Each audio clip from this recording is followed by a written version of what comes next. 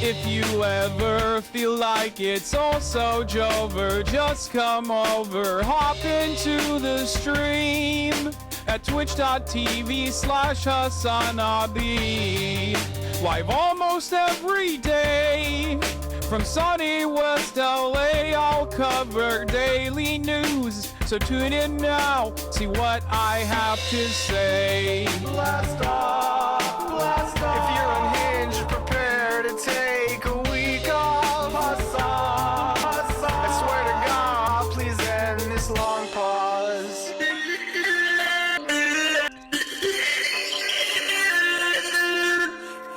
Boss makes $1 and I only make a dime.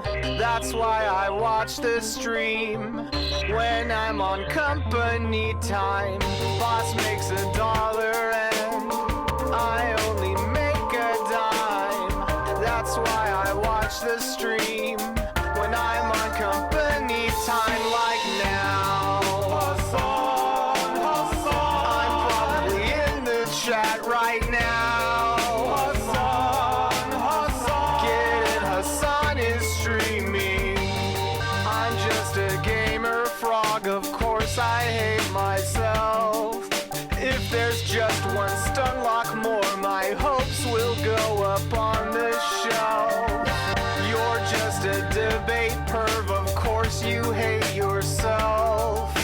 Every thought to justify your own self-worth to someone else.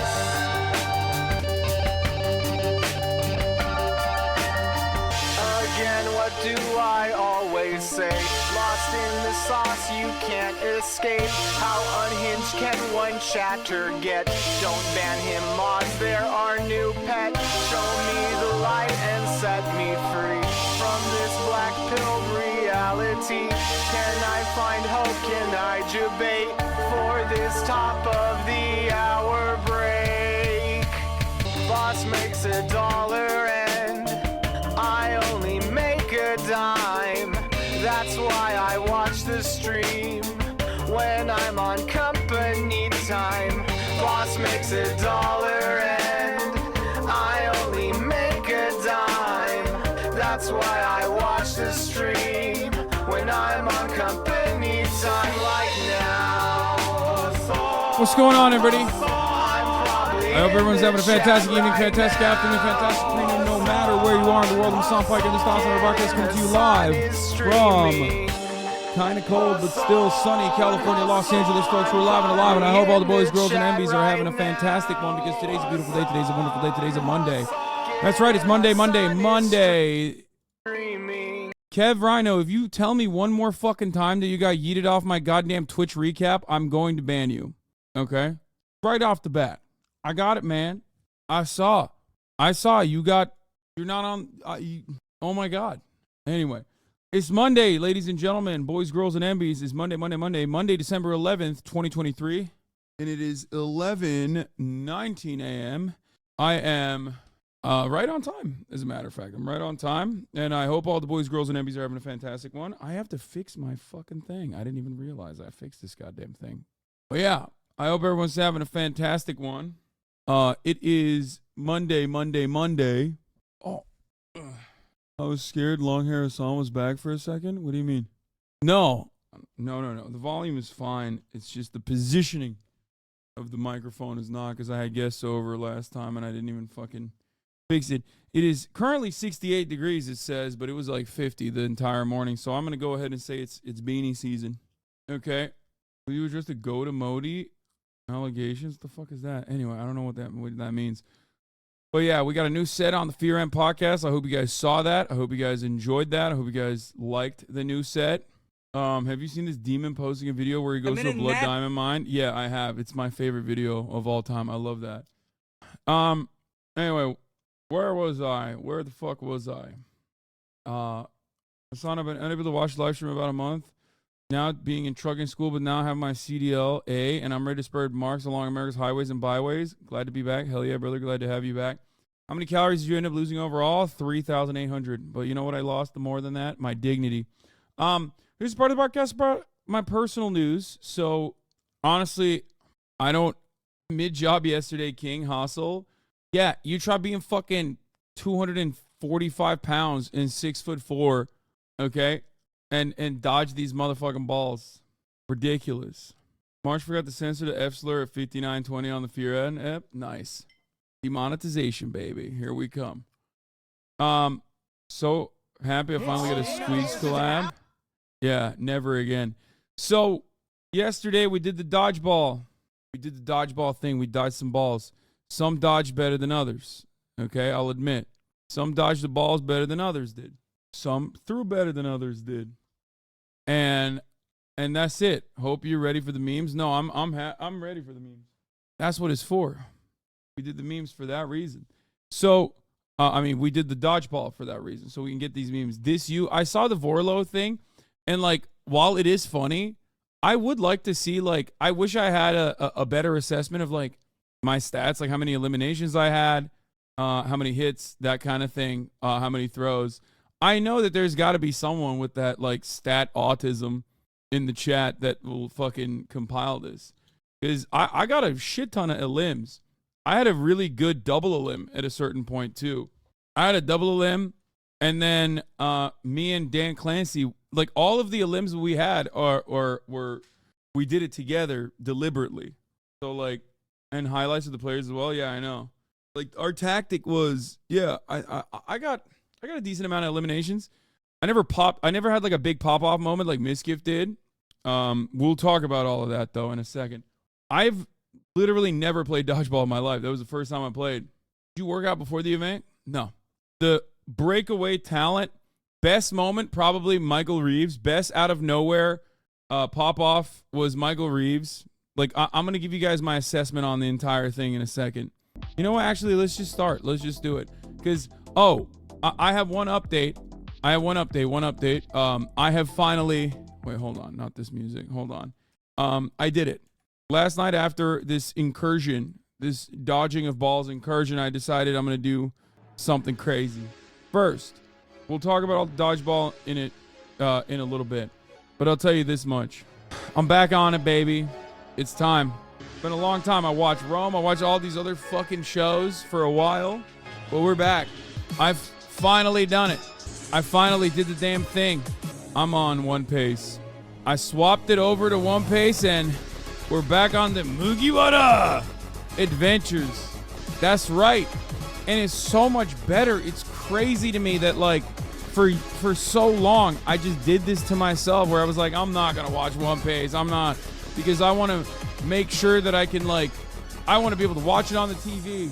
And then I found a website that streams One Pace, as a matter of fact. So I could finally watch these goddamn episodes in a way that it's supposed to be watched, okay? One Piece is a beautiful journey. It should not be a torturous experience. But it was. It was a torturous experience. Even Dressrosa, where I was actually very excited about the Coliseum stuff, because I do fuck with the Gladiator stuff heavy. Even that was legitimately hard to keep up with, because god damn it, dude, Toei, they fucking really just ham it up, ladies and gentlemen. It's crazy. But it's subs, for those of you who are wondering, and I have some opinions on the sub versus dub debacle as well, and I'll give it to you. Controversial shit to say. I think Frankie is better in the dub. Frankie's dub is superior. However, Doflamingo's sub, incredible. So much better. But the real controversial one is, I think Zoro's dub is also pretty good. Luffy's sub is better than the dub, for sure. I think Zoro's dub is pretty goddamn good. I'll tell you that. Doflamingo's dub is incredibly better. A lot of the laughs make more sense when it's Japanese. Laughter that would be normally incredibly annoying to me is not as annoying to me when it's actually sub mode, and that's it. You should refund the day before if you haven't played it. The studio shut down. Wait, really? I downloaded it. I didn't even get to play it. Okay. So yeah, let's blast off, and I'll talk about dodging balls, baby. Let's do it. It's dodgeball time. Hope you guys like the new Fear and set. I see some of you appreciating it. We'll do a Twitch recap. I don't even know how to get to my Twitch recap. I don't think I got an email on my Twitch recap. I you have to remember, I don't know how that shit works at all. I'm not a big Twitch watcher in general. Like, I've never gone to the Twitch homepage. I don't go to the Twitch homepage. I go to my dashboard. That's my most time spent. Okay. It should be in your Twitch notifications. I don't even know how to fucking get to my Twitch notifications. Anyway, set looks like my high school bedroom. I like it. Good. Talking about my dodgeball losses, Twitch recaps, Gaza updates, Trump immunity, SCOTUS decision, Ivy League donors pulling out over Palestine activism, and more. All right. So first, we're going to start out with dodgeball. Okay. First order of business. The set could be better if you replace the chair with another couch. I don't know how we're going to do that. We're working with like very limited room. By the way, you were right about Dan being surprisingly good at dodgeball for some reason. Yeah, I told you guys, Dan is like one of those like in shape ass dudes for his age. Like, I knew it. I knew he was going to be decent. He was great. There were times when he carried. He was a good tactician. He was a good strategist. The issue is we don't have like, at a certain point, like a lot of people are like, oh, Will and like someone in the chat said Will and Lud smoked you 100%.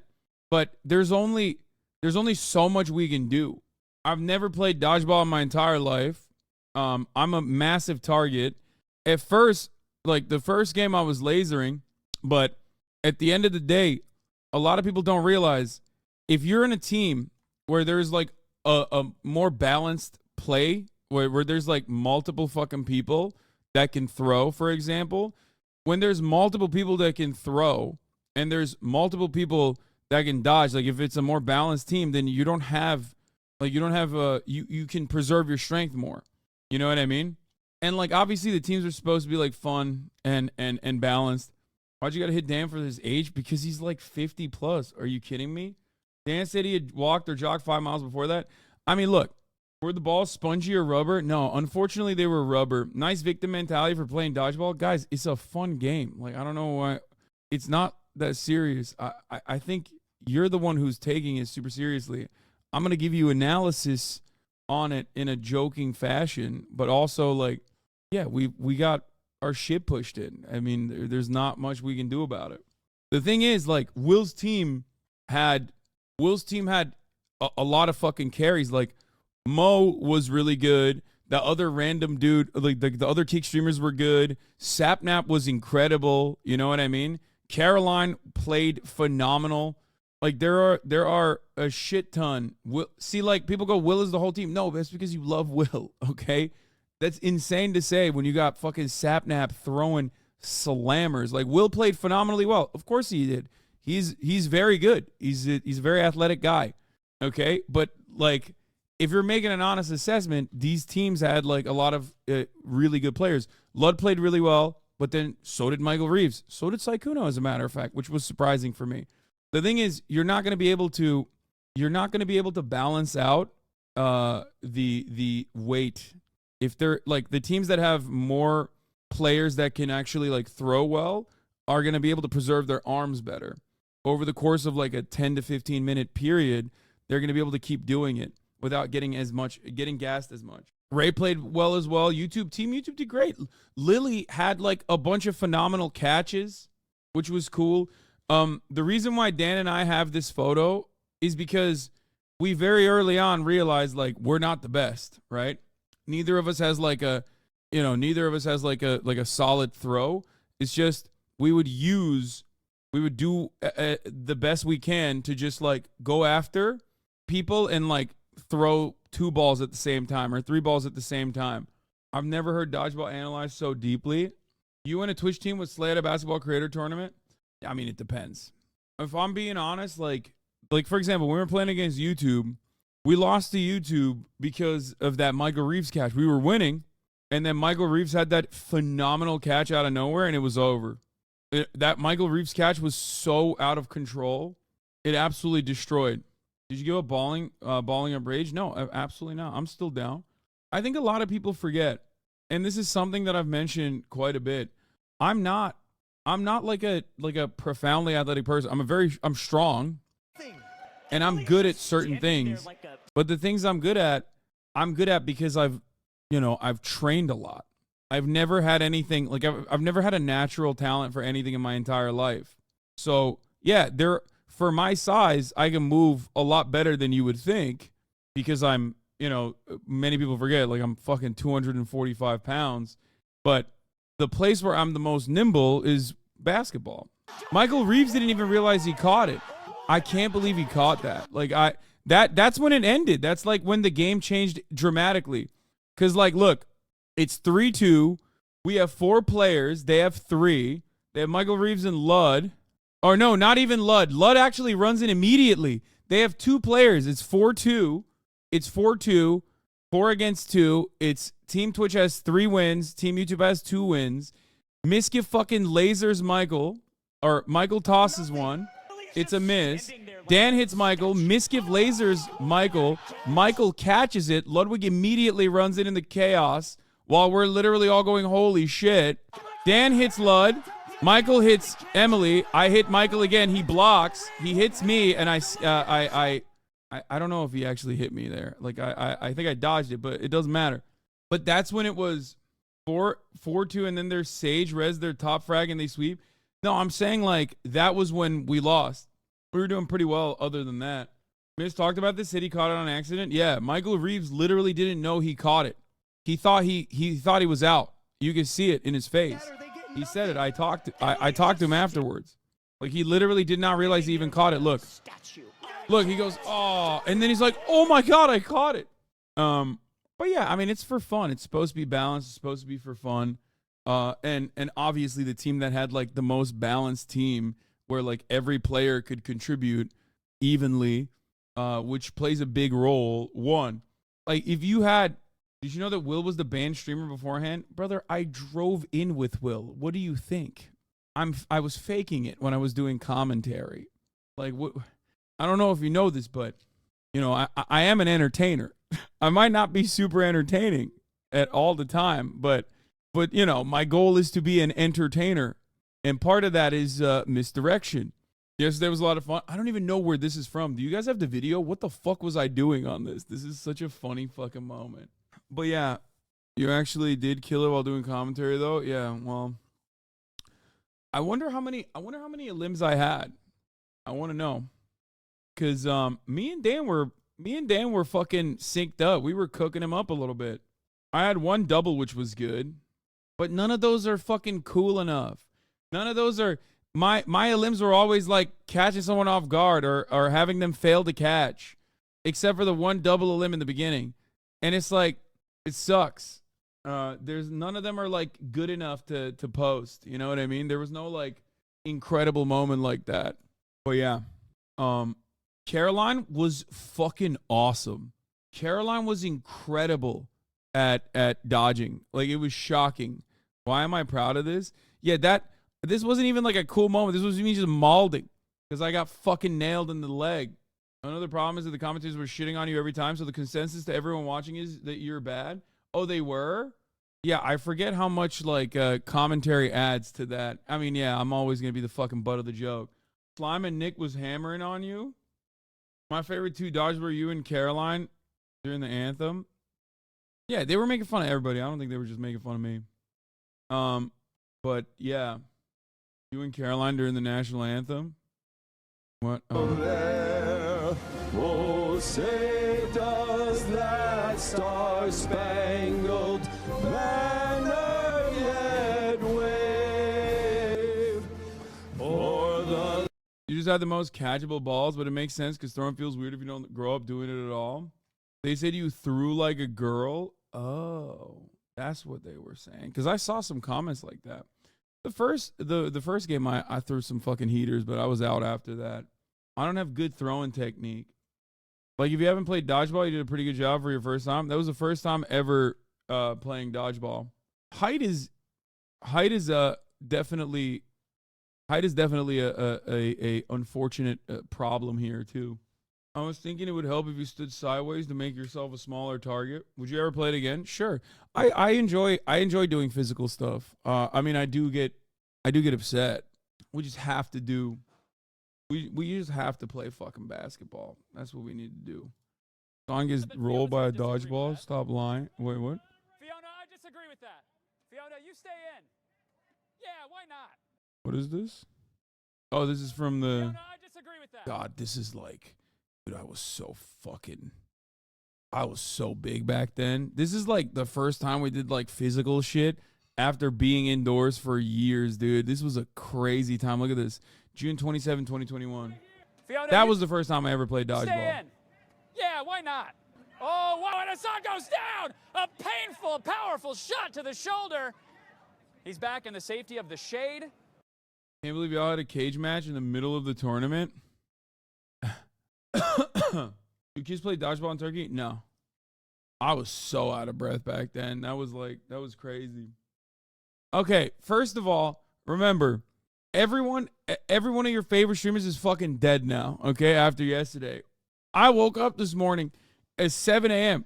and I went and I worked out, okay? Just like I worked out the day before and I worked out the day before, okay? Squatted, did some fucking back workout. I actually kind of tweaked my left rotator cuff again, but not from dodgeball, but from before. It's fine. It's not the end of the world. It's a little bit of pain, but overall, you know, I'm fucking grinding. I'm grinding out here. David Goggins ass, like, yeah, someone's got to carry the boats. You know, who's going to carry the boats? Stance takes an arrow to the knee. Oh, God, you're old. Jesus Christ. Millennial, put him on imploded. Facebook. Yeah, that is horrible. Holy shit. I'm trying my best, Yeah, guys. that was tough. When you throw the dodgeball, you should go grip on the ball like a loose hand job to get the fast throw. Not as accurate, but as speed. That's really messed up. Can I have the cheeseburgers next for Hasan? Oh, Austin, is that a dodge? Notice, I just kind of dropped it in there. You didn't have to I sit know we're on total it. assholes here. You didn't have to sit We on just it. turned on Hasan. Oh, feel like a bit of a Trololo performance Yeah, for Team Chess Boxing. Okay. Wait, they hit Oh, stance. no. Miskip was really good, unsurprisingly. He's a typical fucking wrestler. He did his best, but there's not much. He did his best, but there's literally not. There's only so much you can do. When he was like the hard carry in that situation, and they targeted him aggressively from the jump. And when they targeted him so aggressively from the fucking jump, it's impossible to dodge as many. It's impossible to dodge so much. You know what I mean? You can only dodge so much. Like, Team Fury said, looking like the Nathan Fielder man zone, by the way. Okay, guys, I know you guys all had a day off from streaming, so you had all your fucking memes ready. But goddamn, stop sending me the same shit over and over again. But yeah, probably the best picture of the event. No, not this one. The one where she's on her knees on the ground with her hands up like that is the best one. Do you guys know it's getting canceled for making fun of the campus anti-Semitism brouhaha? No, but I do love the word brouhaha. It should be used more, I think. But yeah, Will played phenomenal. I can't believe Lud stole Will from me. That was really fucked up. Caroline played phenomenal. Everybody played really well. Stop sending me the Hamas joke, please. This was a really good meme as well. Look at this one. This one's funny. Team Twitch almost had it. I love my favorite Twitch guy mentality is like, yeah, everyone played really well. Everyone did a really good job. We had a great time. And someone has to go like, you sucked though. Dude, you sucked. Yeah, dude, I didn't play well. Okay. I was not good. NMP Law played great too. I'm coming to the next OTK game day. I also have never played football though. So I'll definitely get my ass handed to me on that front too. He's mad he wasn't invited. That's a good meme. Anyway, you're built for football. I mean, not fucking flag football. Flag football doesn't require you to like actually physically hit someone or take hits. So no. And neither does dodgeball. I'm not built for any of these fucking sports, okay? Hasan can't move at all is not this is not correct. I will take offense to this. You're not God, I hate fucking couch potatoes on stupid ass fucking Twitch being like, Hasan can't move at all. Bitch, for 245 fucking pounds, I move Way better than you would expect, okay? Bro, I played baseball high level. Your only issue is that you didn't grow up playing it. You look normal for not throwing since you were a kid. Yeah, I've never played baseball. I've never played dodgeball. I don't know how to throw fucking, like, the only way I know how to throw a ball is shooting it. I've only played basketball. Anyway, which we will eventually do as well. You had serious potential for some heater throws. You just need to work on technique. Your grip was so aggressive that a lot of them sank way early. You got to work on finesse, bro.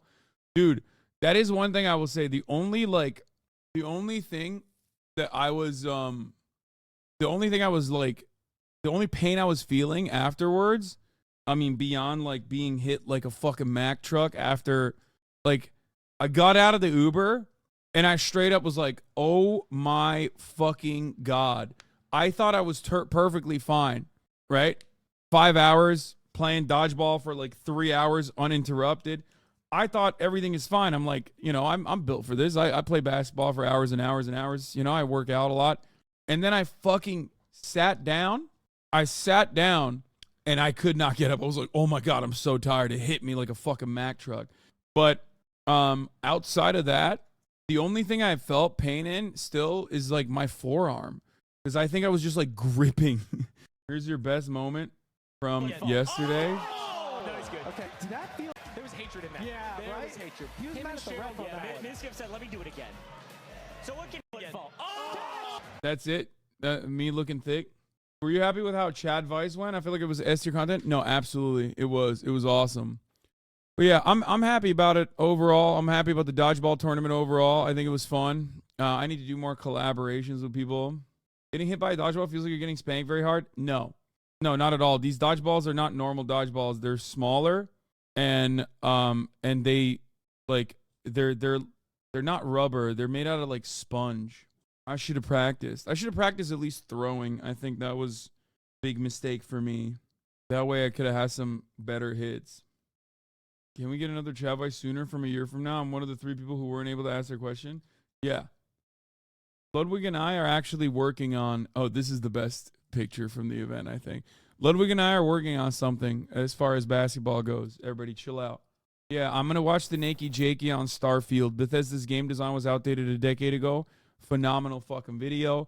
But before we do that, Macy's, do you have a playlist for us or what? Oh, also, here's the new Fear Ansett. Little sneak preview. Yeah, it was funny as fuck when Yasuo hit you a second time on the ground. The chat was memeing how it was required by his kick contract. Yeah, you got 3 elims in the first round, which was your team's average. You literally did the average hustle. Your fitness and basketball skills made a lot of difference. It was only the ad breaks that hit you the hardest. Oh my God. Fucking, I can't even dodge a ball and I can't even dodge a fucking ad break debate over here. What is happening? Are you happy with the new set? I think it looks much better. The new set, I think, looks much better on camera than I thought it would. So I'm kind of happy with it. At first, I wasn't. At first, I was not. I was like, oh, man, I don't know. I don't know how I feel about this. I don't know how I feel about the set. But honestly, it's pretty good. It's much better when you are subscribed at the top of the hour, for the record. Here's the 3-minute ad break now. It's great, but the lighting being top down could use work. Yeah. Some of y'all are fucking haters, man. Can my stands be fucking lovers again? What's happening? Every other goddamn streamer has like actual stands that hype them up. Okay? Every single one of my friends has communities that fucking hype them up. I'm the one guy who already has enough haters, dumbasses. Be fucking nice. Oh my God, immediately. Oh, this is like trash stays at home. I got it, man. Set kind of mid hustle. Thanks, dude. Never try.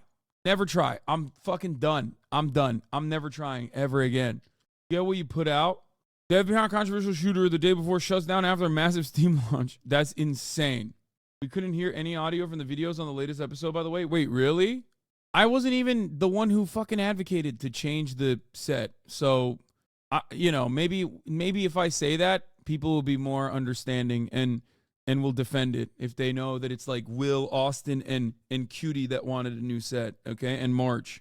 So you're not even shitting on me, you're shitting on them. So maybe you'll fucking say it was a great idea now, but dude, the set is awesome. I think it looks good. It looks a lot better on camera than I thought it would. But yeah, I think it looks pretty good. Kaya was classic Kaya. trying to fucking be a part of it, trying to be a part of the content as always, you know, playing a very active role in the content creation process. But I'm happy with it. Maybe since it has the same vibe as Trash Days, Connor will come on over. It does have the same vibes as Trash Days. I didn't really realize that like the purple looks very similar to the Trash Taste set for sure. I think this is nice. This is like this is a professional fucking set. That's what you guys wanted. That's what you got. You guys wanted a professional set. You got a professional set. You're still fucking complaining. How's everyone gonna eat during the podcast now? We might not be able to. We'll see. The chairs definitely are not very comfortable. The couch is not even comfortable. How come you only have the comfy seat out of your co-host? Is not comfy. We will only have a situation where we have 5 people. We won't have like more than 5. I wish I could send y'all some set pieces. I'm an old, so I have some really awesome posters on some peak 90s. I was a nerdy ass goth kid, so I have a ton of amazing stuff. I love to donate. Oh, you have my Twitch annual recap? Okay, I'll look at it. It's Kitschy. Thank you for the 25. Get the subs. Oh, they made a new Israel-Palestine middle ground video? Oh, my fucking Lord. This is going to kill me. It's going to shock me to my core. I will complain about this motherfucker. All right, we'll do the Twitch recap later. I think we should start with the playlist. We have a lot going on that we need to get to. It's Monday News Day. So, yeah, that's what we're going to do. All right? Yeah, this is good meme from Instagram. All right. This is huge. CNN reporter reacts to Jack Smith's Supreme Court request. Jack Smith, special prosecutor, has demanded that the Supreme Court respond to whether or not Trump has any immunity from criminal prosecution for the alleged crimes he committed while in office. This is the first time that the High Court will weigh in on the historic prosecution of the former president. Let's take a look. Special counsel Jack Smith is asking the Supreme Court to decide whether Donald Trump has immunity from criminal prosecution for alleged crimes he committed while in office. CNN's Paula Reed and Joan Biskupic join me now. Paula. Why the fuck would he have immunity at all? He's the president. And while we like to claim that we have a democratic process where every man is equal, that's not the case in the way that things are supposed to work. Especially, like the president is kind of like a god. You know, it's just you have to kind of be like a god. Or at least that's the mentality. And that's what we're looking at right now. Is he above the law? Yeah. No, is Animal Farm, some are created more equal than others? Yeah, all men are equal, except some are more equal than others, you know? Explain what Jack Smith asked of the Supreme Court exactly. This is huge. This is the first time the special counsel is going right to the Supreme Court, and he is asking them to decide the question of whether former President Trump is immune from criminal prosecution. Now, this is a question that Trump has been litigating. He lost at the district court level. I do love this argument because it's basically like, oh, can the president come fuck my virgin wife on the day of our marriage? Can he do that? Is he allowed to do that? Will the president come fuck my virgin wife in the village on the day of my marriage with her? Maybe. I mean, he's got the right. It's his right. If he wants to do it, he can. You know, we haven't really advanced all that much. We think because we have like iPhones and all of these like amenities and technology and shit that we're like above the idiotic former ways in which we operate. This is awesome. Historia Civilis did Can Monarchs Commit Crimes 1648 to 1649 video. I thought Nixon kind of changed this. Not really. Did he go to jail? What did he change? Think about it. Yeah, exactly, dude. He was pardoned. That's what I mean. What do you think? It's a continuation of the same process. He said he intended to appeal, but usually an appeal would at least first go to the Court of Appeals, and then, depending on what happens there, possibly go to the Supreme Court. But the special counsel here is saying, no, just you guys take this up now. Because, yes, this is an interesting constitutional question, but the special counsel is mindful of the calendar. This is all about timing. So here the special counsel is saying, look, we need you to decide this now. Is this not giving carte blanche? US v. Nixon kind of said the president is not above the law. It would be a dangerous precedent for SCOTUS to basically overrule this. Yeah, like a super precedent, you know. I mean, good thing our Supreme Court of the United States currently has no super precedents that they that have overwhelming favor in the public for decades. Good thing that they've never actually turned around and you know, overruled stuff like that. From an incredibly biased perspective, Miss Talk shit talked you right after the tournament. Misgift Hate Watcher 1, most normal dude. At least he fucking identified himself as like a normal guy. Hello, I'm Misgift Hate Watcher 1. Well, time to move on to my other account, Misgift Hate Watcher 2. We already have rules about prosecuting presidents in office, so the answer is no. He has no immunity. My friend, I don't know how to describe this to you, but like all of this stuff is fake. I don't know how else to talk about it. Like, constitutional law, for the most part, is an entire fucking field that is dedicated to like normalizing reactionary, psychopathic ideas under the auspices of like some kind of intelligent analysis, some kind of critical thinking. The entire purpose of like of strict textualists and their like legal constitutional analysis is a way for those guys to be able to just like drink cocktails with the liberal intelligentsia and act like they simply have an intellectual disagreement, and not one that is just a reactionary, incredibly biased, conservative agenda that they're advancing. That's where this comes from. It's silly. It's made up. Here, I'll use smaller words for you. Right-wing Supreme Court justices and their analysis of the Constitution is not a real interpretation, is not a real disagreement. It's simply them pointing to the trying to find something in the text that goes, no, the founding fathers would agree with me, okay? But it's not actually something that the founding fathers would agree with them on. It's just simply stating whatever the biased conservative argument they have, and then looking for a supposedly intellectual and operating in an intellectual framework, a framework that didn't necessarily exist all that long ago. Okay, it is, yeah, a good word would be a veneer, I guess, but that's a big word too. I like to say the intellectual patina, but it's not. They're just looking at it and going, I don't think women should have bodily autonomy.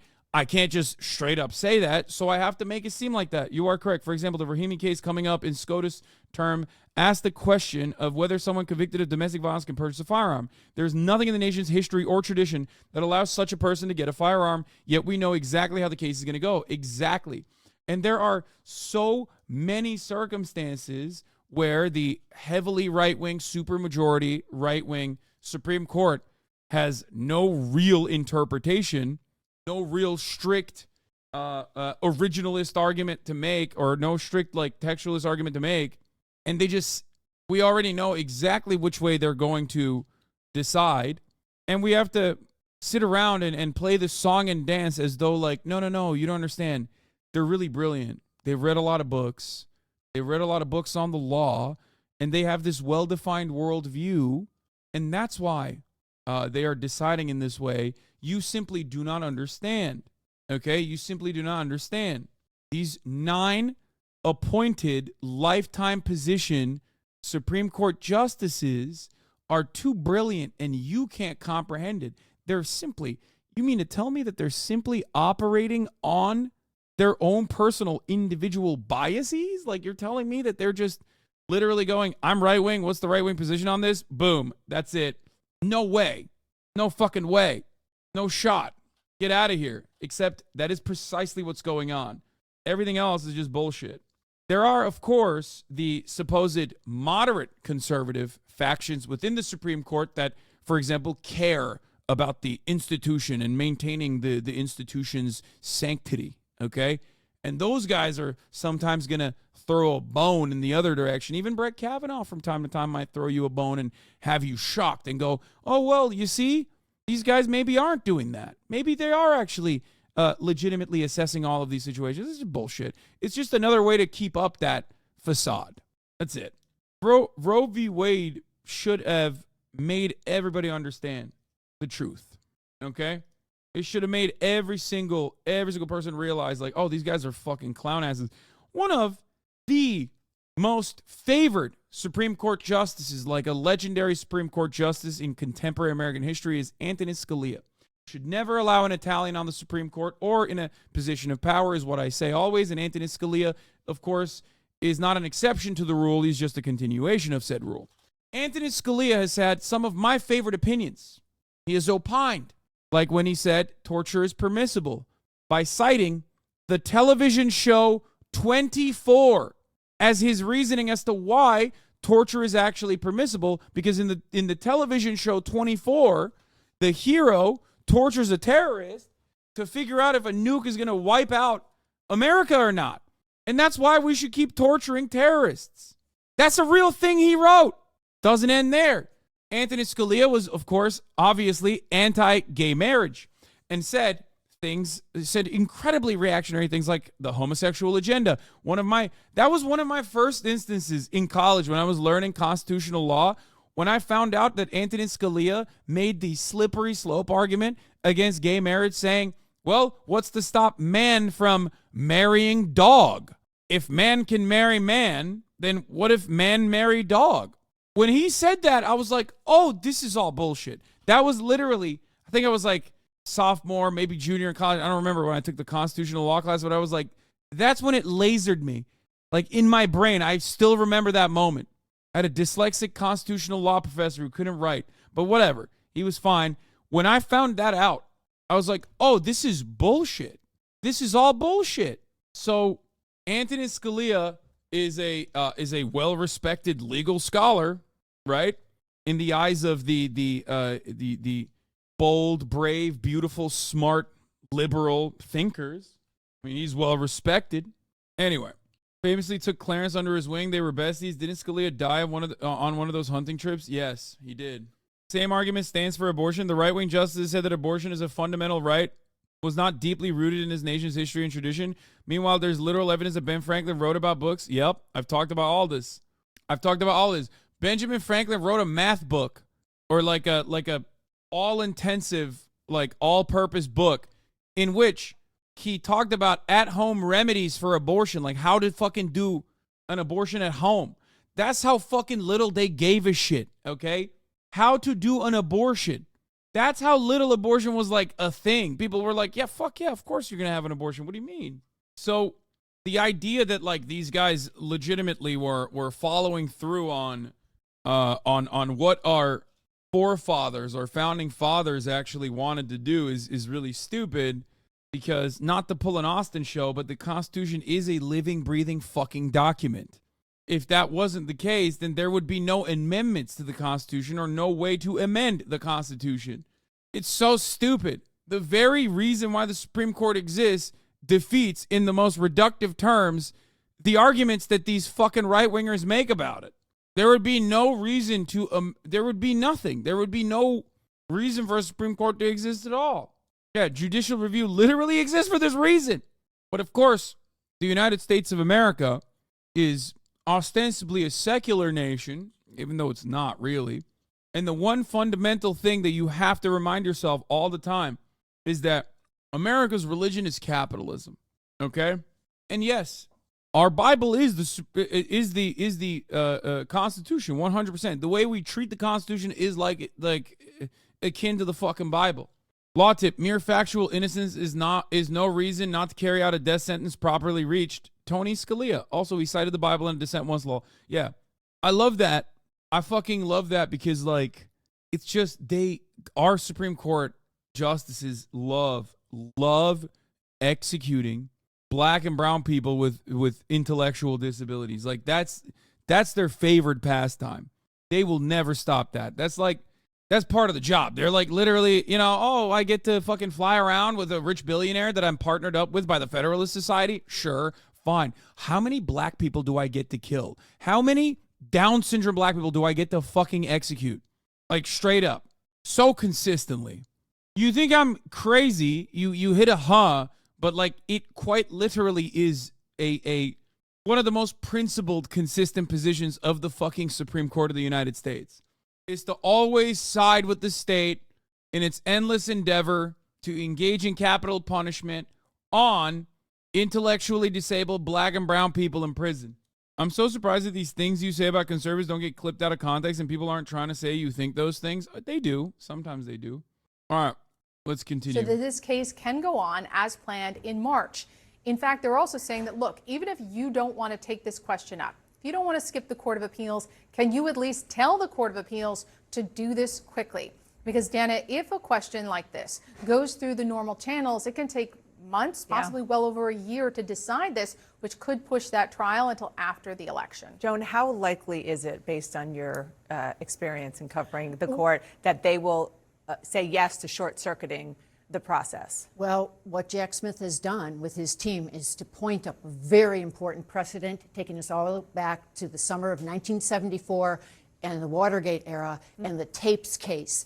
And what Jack Smith is saying here is that this court was able to handle that kind of urgent question back in 1974, heard arguments. I think they got the petition in the summer, June, July. They heard arguments roughly July 9th, if I'm remembering right, and they issued an opinion on July 24th. This was all in a matter of days, and we know what the consequence there was. The court said unanimously that Richard Nixon did not have absolute privilege to withhold those tapes. This kind of question is exactly of that magnitude now.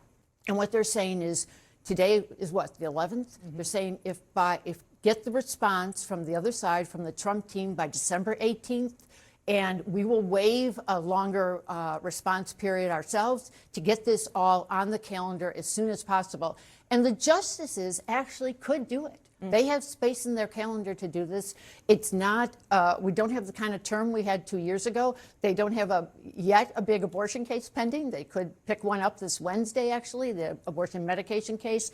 But what Jack Smith has tried to do here is say, whatever else you have, this is so important. It involves obviously things stemming from January 6th, the imminence of the trial coming, and the need for the Supreme Court to step in and resolve this immunity question is so important. Yeah, what you just said is well, all of what you both said is very important, but the precedent, the fact that Jack Smith is pointing to Watergate. Yeah. And not only is that critical for president, it also reminds all of us how, to use your word, huge this is and would be when it comes to the HasanAbi says, here's how I see this going. SCOTUS distinguishes this from Nixon and holds that the president is immune from any federal prosecution for actions during their time in office.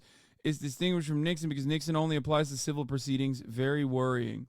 But that doesn't, I mean, that means the president can do federal crimes while in office, which is insane. Which, I mean, I guess technically the president does do federal crimes while he's in office. Let's be fucking real. They already do that. But it's like wild to just be like, no, it's totally valid. You can do it, King. You have the go-ahead.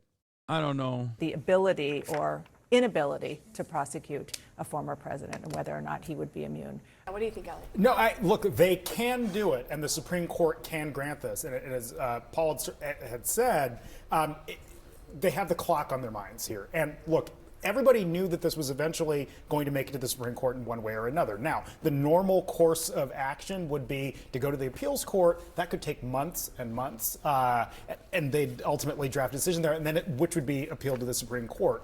Parties are allowed to go straight to the Supreme Court. This is an important constitutional question. It's never been resolved, and that has nothing to do with Donald Trump. It is just a... I mean, I feel like Jack Smith's a pretty smart guy and plays by the book. So I feel like if he didn't have at least some semblance of confidence that this would not, that like he probably looks at the Supreme Court, recognizes that it's a very political decision here.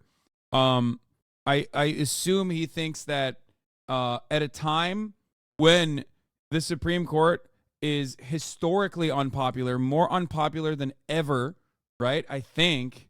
I would have to look this up. I'm not entirely sure, but I think the Supreme Court is, I know the Supreme Court was very unpopular immediately after the Roe v. Wade decision, but I would suspect that considering what the Supreme Court's decisions have looked like over the course of the past couple of months, where like every now and then they throw a bone in the other direction, they're certainly scared of the way they're being viewed, right? They already handed like somewhat of a dub to the Democratic Party by acting out the 35-year, 40-year agenda of the Federalist Society against the will of the majority, the overwhelming majority opinion that the last two Supreme Court justices that were appointed the last three Supreme Court justices that were appointed straight up said they would never overturn because it's a super president. On the record, they said this. And then what did they do? They immediately overturned it. So that was a major blow to the confidence that people have within this institution, which they should. They should not be confident in this institution. I don't believe that this is a real institution that cares about the humanity of people or not Ketanji Brown Jackson. I'm talking about the three Trump appointees. They did not give Republicans a dub. Politically speaking, that decision was deeply unpopular. That decision was so unimaginably unpopular that it led Joe Biden in a relatively hollow defeat in the midterms when it was supposed to be a devastating red tide. It's also changed the dynamic of the American voting demographics. Joe Brandon is killing it with white voters now, just eviscerating the remaining college-educated Republican voting bloc, just completely fucking destroying it for the Republican Party. Now, of course, Joe Biden is also very old and deeply unpopular due to how old he is. Let's be real. It's mostly because of how old he is, okay? However, like I said, views of the Supreme Court, according to this Gallup poll from September 29th, is near record lows. 41% approve the Supreme Court jobs performance, close to 40% record low. 49 have trust and confidence in the Supreme Court, near 47 historical low. 39% say the high court is too conservative. 42% say it's about right, and 70% say it's too liberal. I hate this country. The fact that it still says 42% still say it's about right is mind-numbing to me.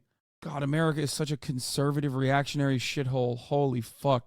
It really makes you think when you look at like Israel and their public polling, and like you think to yourself, how could they be so right-wing? And then you realize, oh shit, we are just like Israel for real. Israel is just like us, as a matter of fact. When you have a nation state that does not address its former scars, and you increasingly go right-wing, you know, it's going to continue being that way. We're going to get more and more right-wing. The public's opinion is going to be more and more right-wing. HasanAbi says, I think Jack Smith is backed into a corner. Trump will raise this regardless, and it would go through all the appeals process and would gradually get to SCOTUS. That would push the trial away past January 2025 for sure. I think this is the only way Jack Smith makes sure that these trials possibly end before the election. Trump knows the only way he gets out of this is if he pardons himself. This just speeds up the process. I mean, this would be a ginormous dub handed off to the Trump presidential campaign. Not letting this play out in the courts when there's a mountain of evidence as to the shit that Donald Trump did by simply just going, yeah, no, he has immunity in this time frame, so he can do whatever fucking federal crimes he wants to. When there is so much evidence, like an unimaginable amount of evidence, when all of that is said and done, and the Supreme Court, which is incredibly biased in favor of Donald Trump, goes, yeah, no, he is the God King, actually. When you're the president, they let you do it. It's just crazy. I think the Supreme Court kicks this can so that this does play out in the courts. Complex question. It has to go to the Supreme Court. Who knows what they're going to do with it? They may, as Paul said, they may kick it back down to the appeals court and either say expedite it or simply just answer first this question of immunity. There's other claims that Trump's team is raising, but the immunity one, is he immune from prosecution, is really the big one that has to be resolved pretty soon. The reality is these are majority conservative justices, several appointed by Trump. I mean, the reality is they could say, yeah, he has immunity. You can't move forward with his case. They could, but even before you get there, the very question of whether the Supreme Court takes this kind of case on is itself an open question. The court has been, since 2019, far more frequently granting these emergency requests to go straight to them. Now, that may be a function of the justices who are on the court, or something's changed in their heads. We don't know because we're never in that room. But they've been doing it more frequently. They might do it now, and we just have to wait and see pretty quickly how they're going to resolve it. Yeah, and just reading through the filing that just came in this afternoon, the special counsel is arguing nothing could be more vital to our democracy than that a president who abuses the electoral system to remain in office is held accountable for criminal conduct. I know that I like to place this under, like, this is even too offensive for liberals category, right? Like, because liberals put up with a lot of shit. They put up with a lot of shit. They don't really care if the country is, like, more reactionary. Ultimately, they care about it because they make the mental calculus that, like, will we have another Democratic reign in which, you know, we get to hurt the Republicans a little bit. We don't really care. They're very cynical about a lot of things. But this is, in many instances, a bridge too far until the media, of course, until the decisions come, and then the media has to play the role of normalizing this decision because that's their job. That's their role. Their role is to look at all of the fucking psychotic shit that you experience, try to push against it, and then once it is, once the decision, when it's all said and done, and the decision takes place, then they normalize it by being like, well, you know, maybe it's just fine. They have to spin it. But until that moment comes, they are going to say that this is completely offensive and unacceptable because it destroys the norms that you are supposedly defending. Ban me from this moron's chat. No, you're going to stay. this is just coming out, Kristen, but are you hearing anything from the Trump camp? They haven't responded yet, but I do think that we should pay attention to, as Elliot said, looking at the timeline. And that's really what it is about for the Trump people as well. When I talk to them about when this trial is going to happen, they do believe that the March trial is going to happen before the election, that of course being the special counsel's investigation into his overturning or attempting to overturn the 2020 election.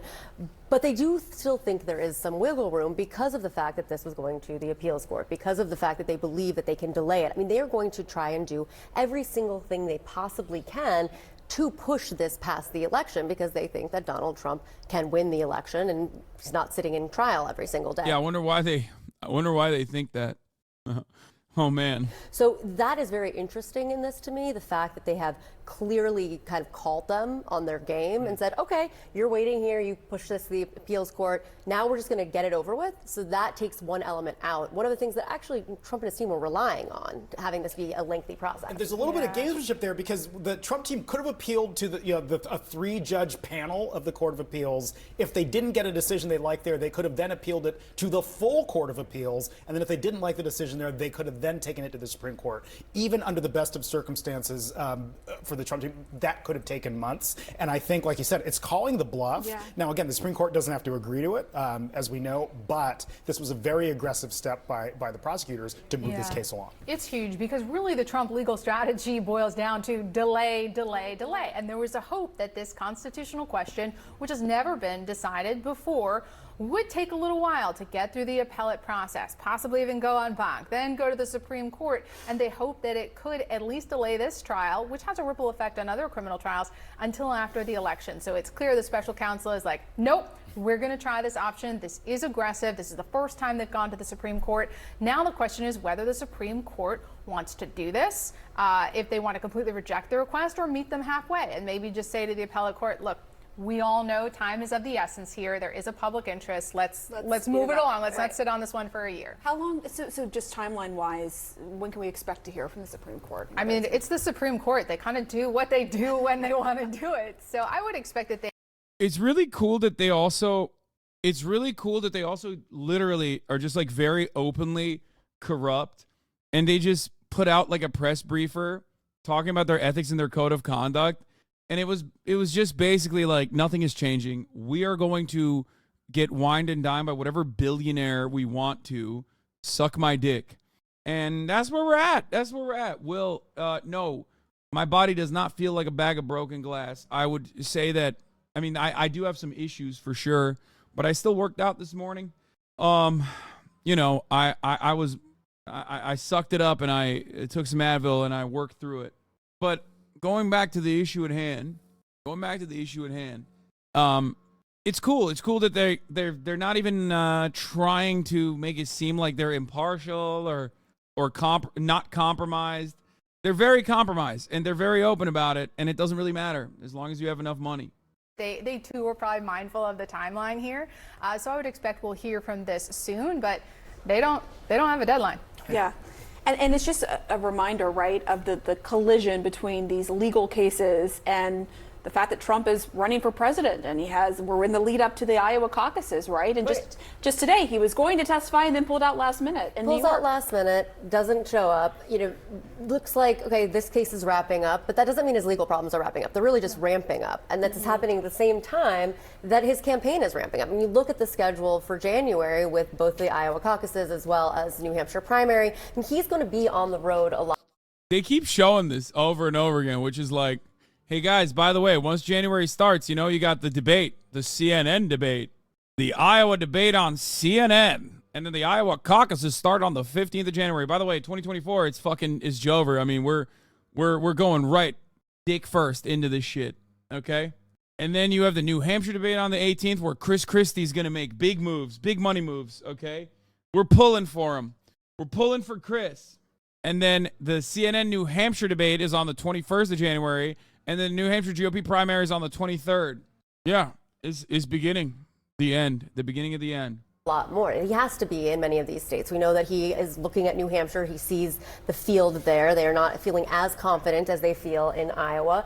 So he has to be traveling. Well, when they're trying to plan, it's actually been very difficult, according to the people around him, because they can't plan that far ahead. Even if they think that they know the dates of the hearing in March that's going to be here in D.C., they don't think they're set in stone because of these various legal maneuverings that his lawyers are doing to try and get those dates delayed. And, I think a lot of folks don't realize that these are two completely different government systems that exist independently of each other. And yes, we have these elections every 4 years, but it's not, many judges regard it as not their responsibility to time their proceedings to accommodate other things in government like elections and so on. And they take a long time to get to trial sometimes. And we've seen that argument. We've seen that argument that judges shouldn't have to worry about the election, but that's exactly what Donald Trump wants to do. He wants to tie the politics to the legal, to say, look, they're taking this up because they want to rule against me, and he's going to use that politically. And you guys just had that graphic up with just the month of January and how busy it is with different campaign events. The idea of adding potentially oral arguments at the Supreme Court, even in the middle of January, on this central issue that would really decide whether he goes to trial before or after the election. Again, a massive development. It absolutely is. Thank you for helping us better understand what this means. Thank you. Paula Reed, Kristen Holmes, Elliot Williams. At the latest now on Donald Trump on the campaign trail over the weekend, defending comments he made about wanting to be a dictator in his first day in office, if he's reelected. Chief Washington correspondent John Carl tracking the campaign. Good morning, John. Good morning, George. Now, some of his supporters say he is just joking, but Donald Trump is outright embracing the warnings that a second Trump presidential term could turn America into a dictatorship, and he's using those warnings to rally his supporters as he calls for retribution against his enemies. Over the weekend, Donald Trump once again said he wants to be a dictator, but only on his first day in office. You know why I wanted to be a dictator? Because I want a wall, right? I want a wall. That's it, dude. I mean, why wouldn't he? Why wouldn't he say it? And I want to drill, drill, drill. He's like, come on, I want to do all the good things. That's why, let me be it. Some of Trump's Republican supporters have dismissed the comments as a joke. But Trump went on to promise to use the power of the presidency to go after his political opponents, including threatening prosecution, saying it is justified because he now faces multiple indictments. They've opened up a Pandora's box, and I only can say to Joe is be very careful what you wish for. As Trump allies outlined specific plans for retribution in a second Trump term, one Trump ally recently saying journalists will be targeted too, the Trump campaign has pushed back, saying no proposal should be considered official unless it comes directly from Trump or his campaign. As Trump builds his campaign around calls for retribution and revenge, former Republican Congresswoman... I do think that is, I guess it's one angle that he could take. When you think about it, like, he no longer has the outsider layup, right? In the past, he could have just claimed that he's an outsider, right? Like in 2016, he was the guy who was uncorrupted by politics, okay? And that was pretty good. He went up against Hillary Clinton, who was the most corrupt figurehead, right? Of like American elitism and institutional rot. Donald Trump, on the other hand, can't do that this time around because he was the president. He was the president for 4 years. And we all know what that looked like, so much so that the American population decided, oh, yeah, we don't want that. We actually don't want that. We want something else. We will vote for a carcass. We will put a carcass, a hollowed out shell of a man by the name of Joe Brandon in the interest of stability. That's what they said. Now, obviously, there were some factors that for some reason everybody always fucking acts like was not a big deal. This is my designated HasanAbi Piker analysis that I brought up at that time, and I've talked about it over and over again. And I've seen some people say that this was not that significant. This was not a big mover or a shaker, but I've talked about how Donald Trump got COVID right before the election. Something that we've memory hold for some weird reason. Okay? That was a major reminder for every single person that, like, COVID can fucking kill you. COVID can actually ruin you. And that, you know, Donald Trump is not taking the necessary precautions for the American public. That swayed a lot of voters last second, in my opinion. It definitely gave a major layup to Brandon. It was a big Hail Mary. Why am I bringing that Hail Mary up? Because the election wasn't that far. Like, Brandon won in the margins. So any amount of, like, massaging the numbers in either direction was going to contribute dramatically. Remember the other day you said everyone has a delusion? This is yours. See, look, I think that played a big role in reassessing how big of a deal COVID was at a time when people were not really thinking about COVID that much. Or they were thinking about it, they were living through it, but it really just like made the media cycle hyper-focus on it. Why are you calling him Brandon? Is that funny? Yes, it is. So for me, I think that played a role, and the only reason why I'm mentioning that is because in the absence of that Hail Mary, who knows? Who knows how the election would have looked? Obviously, it was still slated in Joe Biden's favor, but it could have been even closer than that, okay? I'm not saying that's the single most important thing that happened. I'm simply stating that the election could have even been closer, and it's supposed to be a blowout, right? You have the stability candidate. He's supposed to blow Donald Trump's back out. Now, we've moved far beyond COVID at this point. In the minds of the American consciousness, we've moved beyond COVID.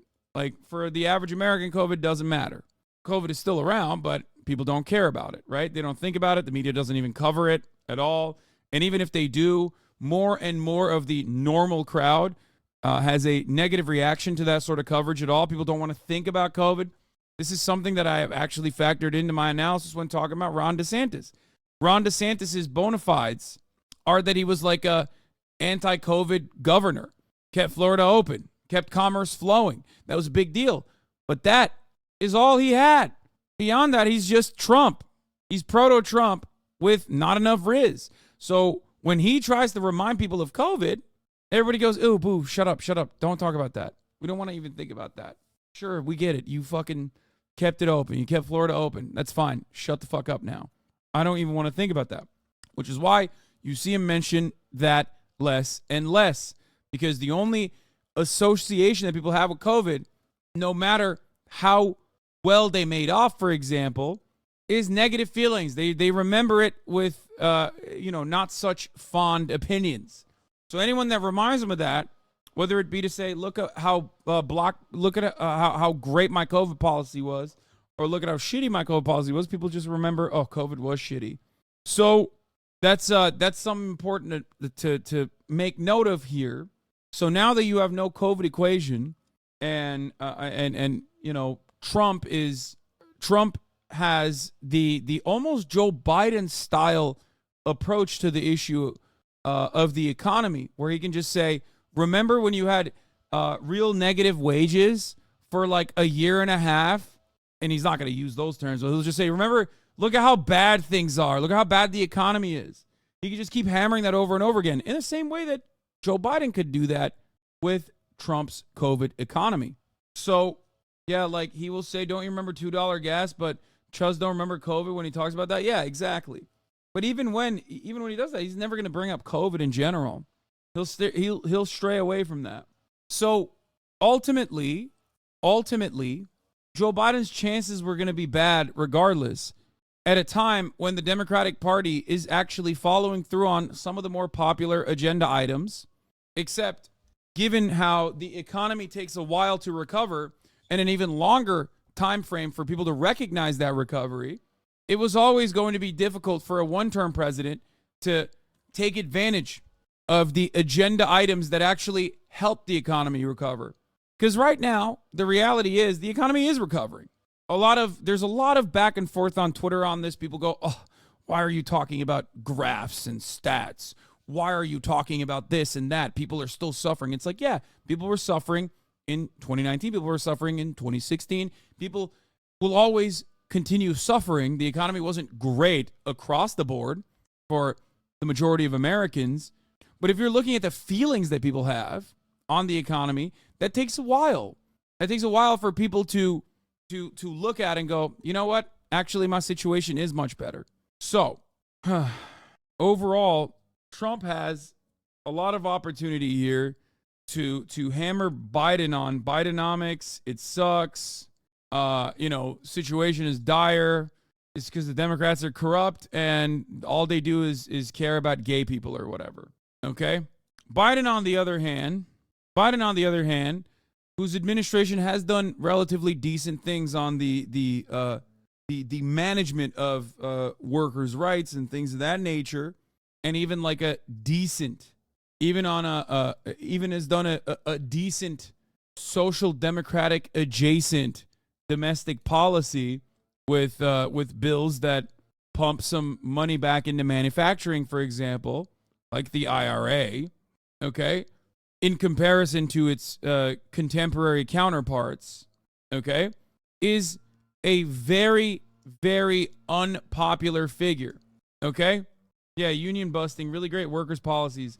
Chatter, I don't know how many times I have to remind people of this. I don't know where a lot of this information is coming from, but Joe Biden's NLRB is better than every other prior Democratic president since, like, I would say, since the beginning of NLRB in general.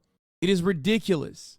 Not even fucking Carter. No, Carter is the start of, like, the evisceration. Carter is the start of the neoliberal evisceration of, it's not the beginning of the labor protections, but the acceleration, I would say. You're setting the bar on the ground, under the ground? Yes, I am. Because when I put my electoralist hat on, I look at the situation and assess it not on simply what I think should be done, because I talk about that almost all the time, every single fucking day, but I talk about it from the perspective of, like, what the Democratic Party's performance is in comparison to prior Democratic Party presidents in at least recent history. Okay? Big Diesel says it's the best NLRB in the history of its existence. Chatters have no clue because they have never probably ever worked in a union workspace. I've been a union steward for 10 years. Trust me, life was awful for workers under Trump. Exactly. So the real problem here is that it's obvious. It's obvious to me that right now, especially with, like, the gutting of civil liberties for Americans and how, like, the Republican Party has to take ownership over that, and with, like, decent workplace protections being offered, and with, like, with a shit ton of money flowing into American manufacturing, could be better, but, pretty good in comparison to prior governments. The American population is not necessarily upset with the Democratic Party. Okay? They're not. That's why a Democrat, a faceless Democrat, performs 18 points better than Joe Biden. The problem is Joe Biden and Joe Biden alone. The problem isn't even the fucking Democratic Party right now. Because people look at him and go, dude, you're dying on camera. And that's impossible. That is impossible to avoid. It's harder to avoid than the top of the hour ad break. The reality is, every time you see him, he looks like shit. Every time you see him, he looks old as fuck. Now, the problem is the generic Democrat doesn't exist. As soon as you pick an actual Democrat, those numbers go down. Yes, I agree with that. American people have historically loved progressive, social democratic ballot measures More popular than literally fucking a Democratic Party candidate or a Republican Party candidate consistently, no matter what deep red state you go to, and they fucking despise the Democratic Party's leadership or the members that they are presented with. And, you know, they hate the Republican Party too, depending on which state you're going to. But overall, they love the policies. They hate the people associated with the policies. Okay? Anyway, here's the 3-minute ad break now. That's a policy that you would hate unless you were a subscriber, in which case you won't hate it because you won't see the ads. Here's the 3-minute ad break now. It's going to take years for people to forget that shit that used to cost like $5 2019 cost like $8 or $9. Wages have not increased that much. No amount of graphs will make people ignore that. I think it's out of touch to suggest that the economy is doing okay. No, the economy is objectively doing okay in comparison to how it was in 2019. That's the problem. In 2019, the economy wasn't doing okay either. Hello? If you're comparing it to 2019 versus now, it's doing the same. The issue, however, is that in 2019, it wasn't good either. That's why you're a fucking leftist. That's why you literally wanted Bernie Sanders to be president, right? Do you understand? That's the issue. People only have this like short term, I think it's out of touch, absolutely. No, it's not. This is not an out of touch take. You guys are wrong. If you think that the economy is like doing worse overall than 2019, you're making a stupid argument. You're making the incorrect argument. The correct argument is to say the economy doing poorly is the standard. So going back to 2019 doesn't change that fucking reality. Do you get it? And the reason why you are still feeling like it's doing even worse than 2019 is because it takes a while for you to start recognizing that it's getting better. It takes a long time. Let's look at this Matt Brunick piece, because Matt Brunick is like the guy from the People's Policy Project. He's the guy. He's the leftist numbers guy, right? Let's read this article. He says, I've been closely monitoring the recent discourse on the goodness of the economy, 1, 2, and I think I've fully mapped it out and understand why it keeps breaking down. What is being presented as an argument about one question is actually about an argument about 3 different questions. The economy versus the economic system. Wait, that's the same article that he linked to. Okay. 1, is the economy good? 2, did Joe Biden do a good job with the economy given political constraints? And 3, why do people say the economy is bad when asked by survey takers? Okay. Each of these questions is interesting when analyzed separately, but when you mush them together without realizing you are doing that, you end up in a rhetorical quagmire that causes frustration and confusion. My interest in the debate, see, like, this is what I mean. Look, this is what I mean. You just said Biden added double the amount of jobs he was projected to add last month. Brother, what was unemployment at in 2016? The stock market doing well, or unemployment numbers looking the way they do, or our GDP does not reflect the opinions of the broadest majority of workers in the United States of America at all. That's the real economic issues that they are experiencing. Overall, it doesn't matter. Doesn't matter. Shit's still fucked up. You got hella people doing Uber and like multiple jobs. It doesn't matter. Those numbers are to massage the narrative ultimately, but it completely loses sight of the way people feel about the situation. And a lot of like New York Times adjacent article heads fail to recognize that for some reason. And I think a lot of people, even in this community, are making the analysis from the opposite direction when they make the analysis from the opposite direction to the New York Times guys by looking at 2019 and looking at now and going, no, shit is actually fucking much, much worse. You are forgetting that as far as economic growth or your wages going up or unemployment numbers, like even when unemployment is down, it doesn't matter. Your shit still sucks, right? Anyway, and that's because the system is broken fundamentally. I think a lot of people forget that reality for some reason. Here's a TikTok about the vibe secession. Is the vibe Okay, let's get back to this. Each of these questions is interesting when analyzed separately, but when you mush them together without realizing you are doing that, you end up in a rhetorical quagmire that causes frustration and confusion. My interest in the debate is mostly on the question of number 1, i.e., whether the economy is good. When I was introduced to this discourse, this seemed to be what people were arguing about, with the consensus sentiment from liberal thought leaders being that the economy is not only good, but it's extremely good, and that any viewpoint to the contrary is bad faith, borderline insane, or factually bankrupt. I found this peculiar because whether the economy is good or bad is, at minimum, a highly contestable question that turns as much on your ideological views about what makes an economy good as it does on various factual indicators. If we take a snapshot of the current economy and ask whether it is good or bad, certainly anyone with a conventional leftist views on economics would say that it's bad. The welfare state is bad, unionization is low, public ownership is low, inequality is high. My point precisely. The negative assessment is not based on some pie-in-the-sky baseline for a good economy either. We hugely trail many of our developed nation peers on those metrics, nor is this baseline being opportunistically selected. The left spent 5 years lining up behind a Bernie Sanders campaign that had it at its core premise that an economy that looks like what we have right now is really awful. This is exactly what my framework is as well, just like Matt Brunig is saying here, which is that my baseline is that 2016 sucked dog shit for many fucking workers, and you have these blinders on, or I guess these like rose-colored glasses on when you look back at 2016 thinking that it's much better, but it's not. It's not. If we look only at the recent changes in the economy, what we see is a very mixed bag. On the one hand, the recovery in the COVID recession has increased employment and compressed the wage schedule, both good things. This is true.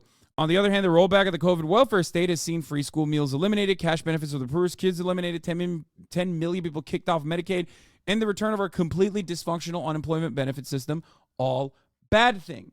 The question of how exactly to combine these conflicting developments to generate a net assessment of recent changes presents the usual incommensurability problems and therefore heated debate. My simple attempt to net this all out by looking at recent developments in disposable income is presented in a graph below. This disposable income concept includes labor market and welfare state developments in it, but it does not fully settle the debate either. Here's the percent of individuals whose real disposable income increased or decreased from prior years. Okay? Since 2020 onwards, you have what, 55% or almost 60% of individuals whose whose real disposable income has decreased. This, by the way, is reflected in the K-shaped recovery that you saw in the midst of COVID, even with all of the money pumps that people got in the form of unemployment insurance, additional unemployment insurance, and many other ways of taking off some of the financial burdens, like the freeze on student loan debt. Lol, so this is the political version of girl math. You think that, like, factoring in the American welfare state is girl math? It's just like, when you look at every other OECD nation and you look to their their confidence in the government, you look at their social mobility, all factors that you have to consider, like neoliberal economists consider when looking at the American economy. Okay? And the fact that Lamau, no, like, that's how they're doing it. No, they're not doing, even the fucking even the right wing or conservative or capitalist pro-capitalist guys, they're not even doing girl math. They just have a different metric of success, one that actually makes it seem like the situation is fine, no matter how dire it seems for many others. I think it's perfectly valid to make this assessment off of putting in labor market, welfare state developments, and adding in social safety nets and like what goes away from that social safety net, because ultimately that shit does factor into your calculation in the real world, just like student loan debt relief, or rather a payment pause factors into your disposable income. If you were paying $200, $300 a month to your student loan refinancer or whatever, and you no longer had to pay that for 2 years, you all of a sudden have $200 extra in your fucking pocket to spend on other shit. Make sense?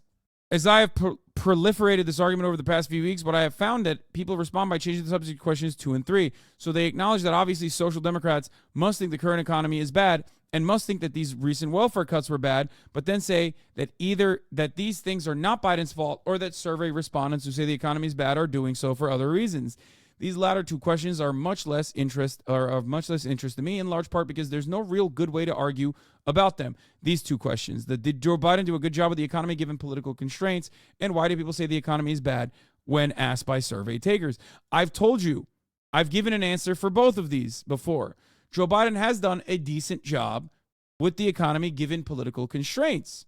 This much is true, but it's not enough. Because what needs to happen is a seismic shift. That's precisely the reason why a lot of people wanted to vote for Bernie Sanders, and a lot of Bernie Sanders supporters who then became like Elizabeth Warren supporters or whatever, don't recognize that and have become like Democratic Party loyalists for some fucking weird reason, without ever like really making an internal assessment of what changed in their mentality. If you were an advocate for social democratic principles in 2016, you came to the situation with the assessment that like the current metrics of success that we had at the time were not actually showcasing the situation on the ground. Okay? But this is a major answer to question number 3. Why do people say that their perspective is that the economy is shitty? Because if things cost more and you are not getting as much government assistance and now you have to pay for more things, okay?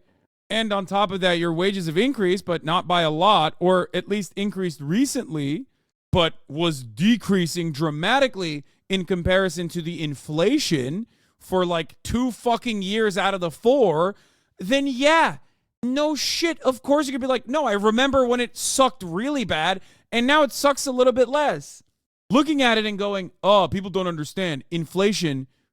People don't understand that like prices don't go down. They always go up. That's inflation. If prices went down, that would be deflation. We would be in a recession. That's significantly fucking worse or whatever, is also a stupid assessment on the matter. Yeah, I mean, it plays a role in explaining why people are always upset about the economy, okay? But it's still, it doesn't matter, okay? I'm making the most money I have ever in my life, and I'm worse off compared to when I was making half my salary. Yes. So just every price is... All right. The way I see how the economy is doing is not looking at the graph, but how often people around me complain about shit like fast food being so much more expensive and not being able to go out and eat and not being able to afford rent. Everything else seems like make-believe. Yes, but you're substituting anecdotal evidence for data in that situation. And there's a better way to explain the data without relying on anecdotal evidence. Okay? That's my issue here. A lot of people do the same shit. A lot of people do the same shit that they used to criticize by pointing to the fucking dollar menu or anecdotal evidence. And then the conversation just gets off of his fucking heels when the real situation is, when the real question you should ask is, don't you think that we were advocating for a better social safety net and a better fucking structure of governance in 2016 for a particular reason, even though in comparison to like inflation and real wage growth, especially if you add on additional social safety, additional social spending, things look much worse right now, way more dire. Anyway, yeah. Also, the raise people are getting have lagged behind inflation and not as a driver of inflation. Yeah, that's the funniest part, is when dumb motherfuckers online will go, oh, I thought you said you wanted the Big Mac to cost more so that workers could get paid more. But now y'all are showing your asses that you don't care. And it's like, hey, you fucking moron. Big Mac costs more. People don't get paid more. And the people that now kind of get paid more are getting paid more now, but inflation happened already. Your assessment is broken. The idea that like inflation happens as a consequence because it's completely fucking married to wage growth is an idiotic assessment by everyone's fucking standards. It's ridiculous. It makes me so mad when I see stupid fucking perspectives like that look good on a meme, but it's like completely removed from reality. Anyway, the genius of a government with so many veto points is that it's impossible to assign blame or credit to anyone for almost anything because no single person or government body is sufficient cause of most government actions. In practice, what this means is that partisans credit the president for everything that passes even though he cannot unilaterally pass anything, but do not blame him for anything that fails to pass because, after all, he cannot unilaterally pass anything. As to what motivates survey response, it's clear enough that a lot of survey responding is expressive in the sense that people don't attempt to answer the question that is presented to them, but instead consciously or subconsciously use the question as a proxy for things like, do you like the president? Or how do you feel about the state of the country? Or similar. The funniest example of this I've seen that shortly after Biden was elected, the percent of Democratic survey respondents said they felt financially comfortable buying a new refrigerator massively shot up. A couple of years ago, it became popular to dismiss polling that showed people like progressive ideas by saying it was unreliable. But weirdly, those talking points that position presented as the alternative other polling that worded questions about these ideas differently in order to generate more negative responses. Now it seems people are finally coming around to the more natural conclusion that topical polling is itself meaningless, not just when it shows support for public health insurance. So his idea is that, you know, people are too stupid to understand, or not even too stupid, but people don't think about it from an educated perspective of like whether the economy is fucking better off or not. And it's just vibes based, and the vibes are not even about like paying for a hamburger, but you can certainly point to paying for hamburger as a reason, as a problem.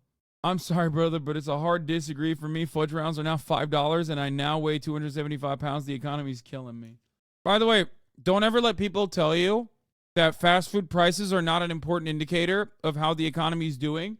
Even economists, like neoliberal economists, look at fast food prices as a good indicator of how the economy is doing. So the idea that like people act like that's so silly. Those I fucking yeah, no. There is like the idea that fast food prices are not like important or valid is silly.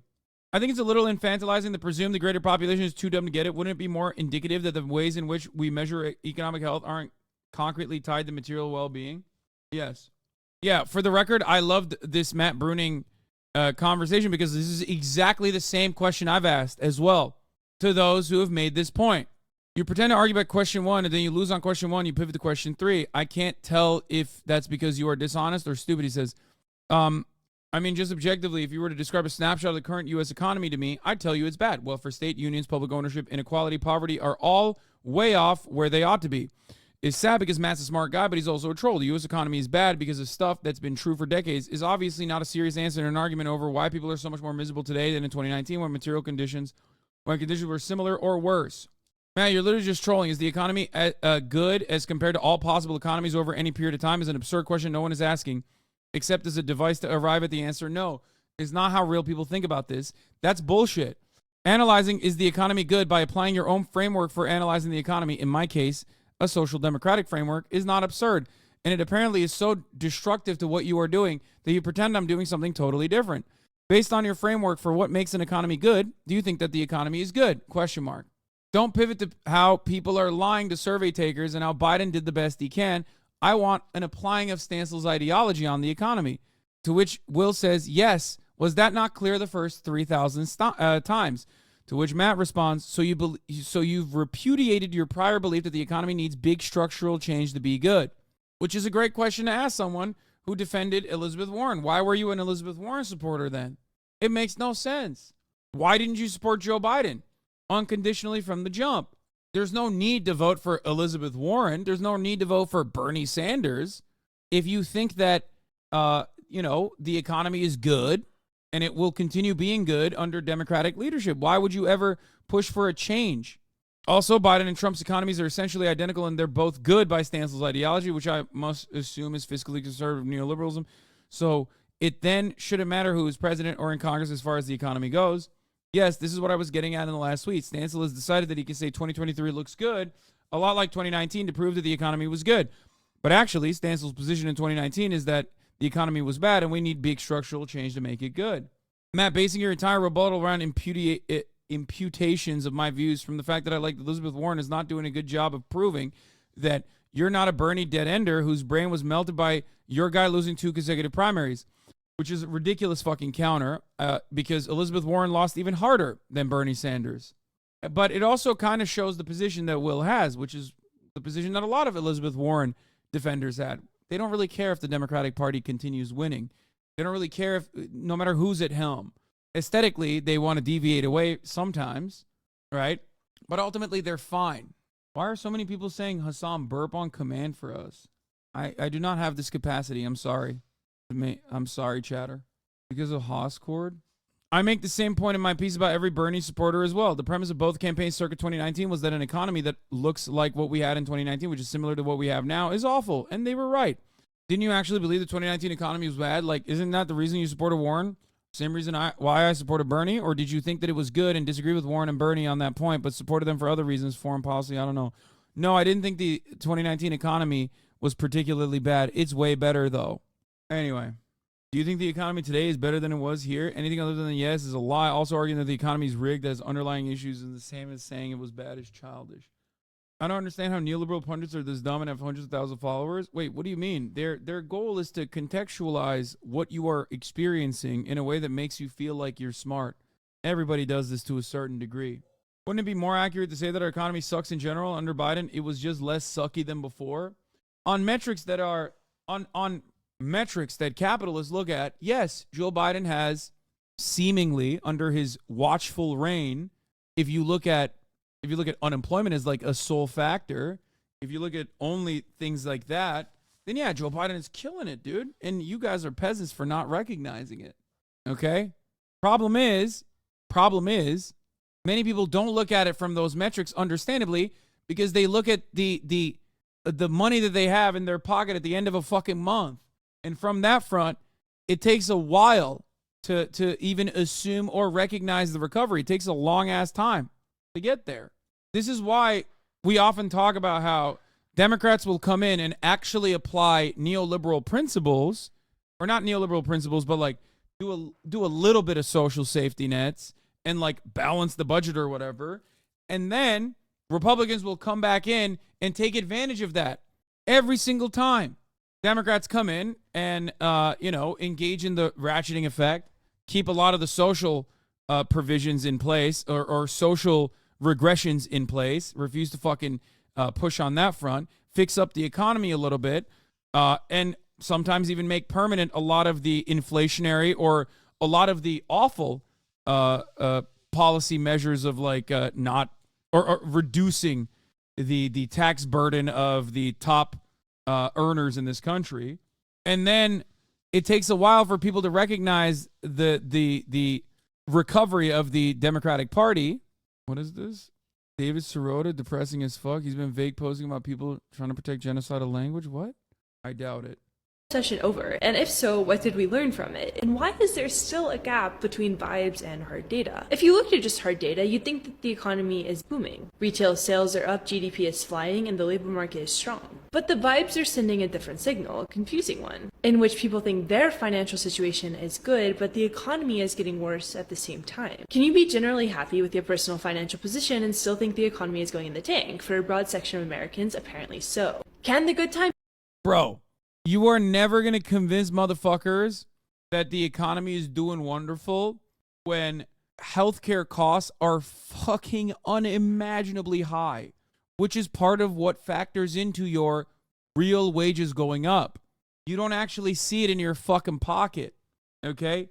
Rent is out of control. Healthcare is out of control. Grocery prices are certainly higher, but that's not the major consideration here. A lot of people hyper-focus on the fucking grocery prices and go, oh, dude, like, this is $90 now. Like, oh, look at my grocery bag. It's so expensive.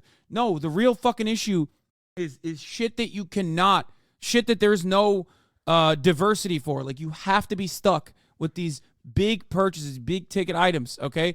Health insurance is unimaginably expensive.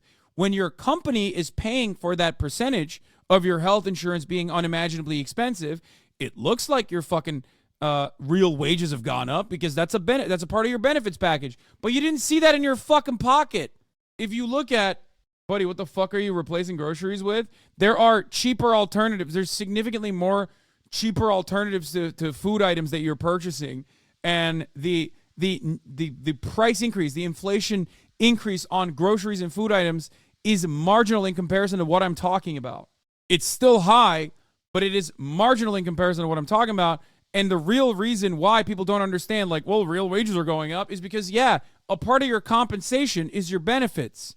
And your benefits package directly seemingly goes up because healthcare prices are higher, insurance prices are higher, and your company is paying for that. So when your company's paying for that insurance price, you don't even fucking think about that because that never comes into your pocket. You never think about that. That's a major flaw in our analysis. My job is not raise our wages since 2019. They're switching our insurance to some shady pre-bill company next year and essentially giving us a pay cut. Yep. There are a lot of deviations in, like, or there's a lot of diversity in like what kind of fucking brand that you can get. There's also like you go from brand names to store-bought prices. You can shift around in a way that you can't with your housing, or in a way that you can't shop around with your fucking in a way that you can't shop around with your health care. It's not like people are shopping for Gucci eggs. You can't find alternatives for the basics. Brother, you are failing to understand. One of the most important factors here is that healthcare inflation, healthcare costs, okay, and insurance costs that contribute to your supposed real wage increase, okay, that is not a thing that you even see. Normally, if it actually factored in to your dollary dues that you see at the end of the day, then inflation on food costs would not be all that significant for you, because technically now you have more money, so you can buy the same exact shit. It's more expensive, but now you're making more money. That's how it's supposed to work. And it looks like you're making more money on the graph, but part of the reason why it doesn't look like you're actually making more money, despite what the graph says, is because all of those real wages and that increase from the real wages are directly going to your fucking rent, which is skyrocketed, and more importantly, your goddamn healthcare costs, okay? Your insurance costs, which you never even see. You never even see that increase. It shows up in the graph because that's a part of the benefits package that you're getting, but it's not the same as you seeing that increase in your salary. You want to know why? Because your company's paying for it. They're reporting it. Your salary is not $100,000 a year. Your salary is $100,000 a year plus benefits, okay? And those benefits are being factored into your like overall your boss's those benefits actually factor into your wages, okay? Your total wage package, your cost to your company to hire you and retain you. It's a much different number. That number is the reason why a lot of our our supposed wage increases is. That's where that comes from. When people go, "Oh, dude, what are you talking about? Everyone's wages are up. What the fuck do you mean?" And it's like, no, it's not. It's not up. Or at least people don't see it as up. And they shouldn't see it as up because you're not doing better. You're not doing better at all in your real experiences because inflation on consumer goods has gone up, and your wages have gone up on paper, but they haven't actually gone up. Your compensation package is more costly to your bosses because they're paying more for fucking healthcare, which is completely unhinged. Times last, can inflation keep on dropping? People are anxious about that. So what's the real story? Last year, market analysts were slow to understand the importance of vibes. People were feeling bad and we weren't paying attention. So what would we think about the economy right now if we got the vibe analysis right this time? Here's what Justin Wolfers thinks. Vibes drove inflation and now they're speeding disinflation. He's right and the signs are everywhere. Household financial expectations. Bro, my wages didn't go up. Some people did, not everyone. Now inflation. If you're a full-time salaried employee at your company, technically your total compensation went up, even if you didn't recognize it. You want to know why? Unless your company changed insurance, which many companies have done, by the way, which is even worse overall. Yes, your total compensation went up because your company's not paying more for your health care. But you don't see that in your fucking pocket. That's the issue. Do you understand? So on paper, it looks like your total compensation went up. What do you mean? What the fuck? What are you talking about? What are people complaining about? Expectations have improved substantially since 2022. There's a reason Jerome Powell likes rational inattention. Expectations matter. Business inflation expectations have significantly decreased to 2.5%. The boom is in the vibes, and some hard data is good. Real wages, rising news sentiment, Taylor Swiftonomics. Driving the positive vibes for sure, and these vibes have real value, but we tend to ignore them. The Federal Reserve is more vibe policy than monetary policy. The sentiment drove the environment, and the data didn't really do that much. Even if there's so many things to improve, like student loan debt repayments starting back. 100% correct. Our bargain raise this year was 3%, but that was eaten up by the increase in our health costs and increase in pension contributions. That coupled with the rising cost of everything, we're basically gotten a pay cut. Exactly. Okay. Under the most reductive terms, this is a very simple way to understand the situation. Okay. Let's say inflation is up by 8% and you that year got a 3% increase. Okay. Got a 3% increase in your salary. You just got a 5% pay cut, okay? Your salary decreased. You understand that?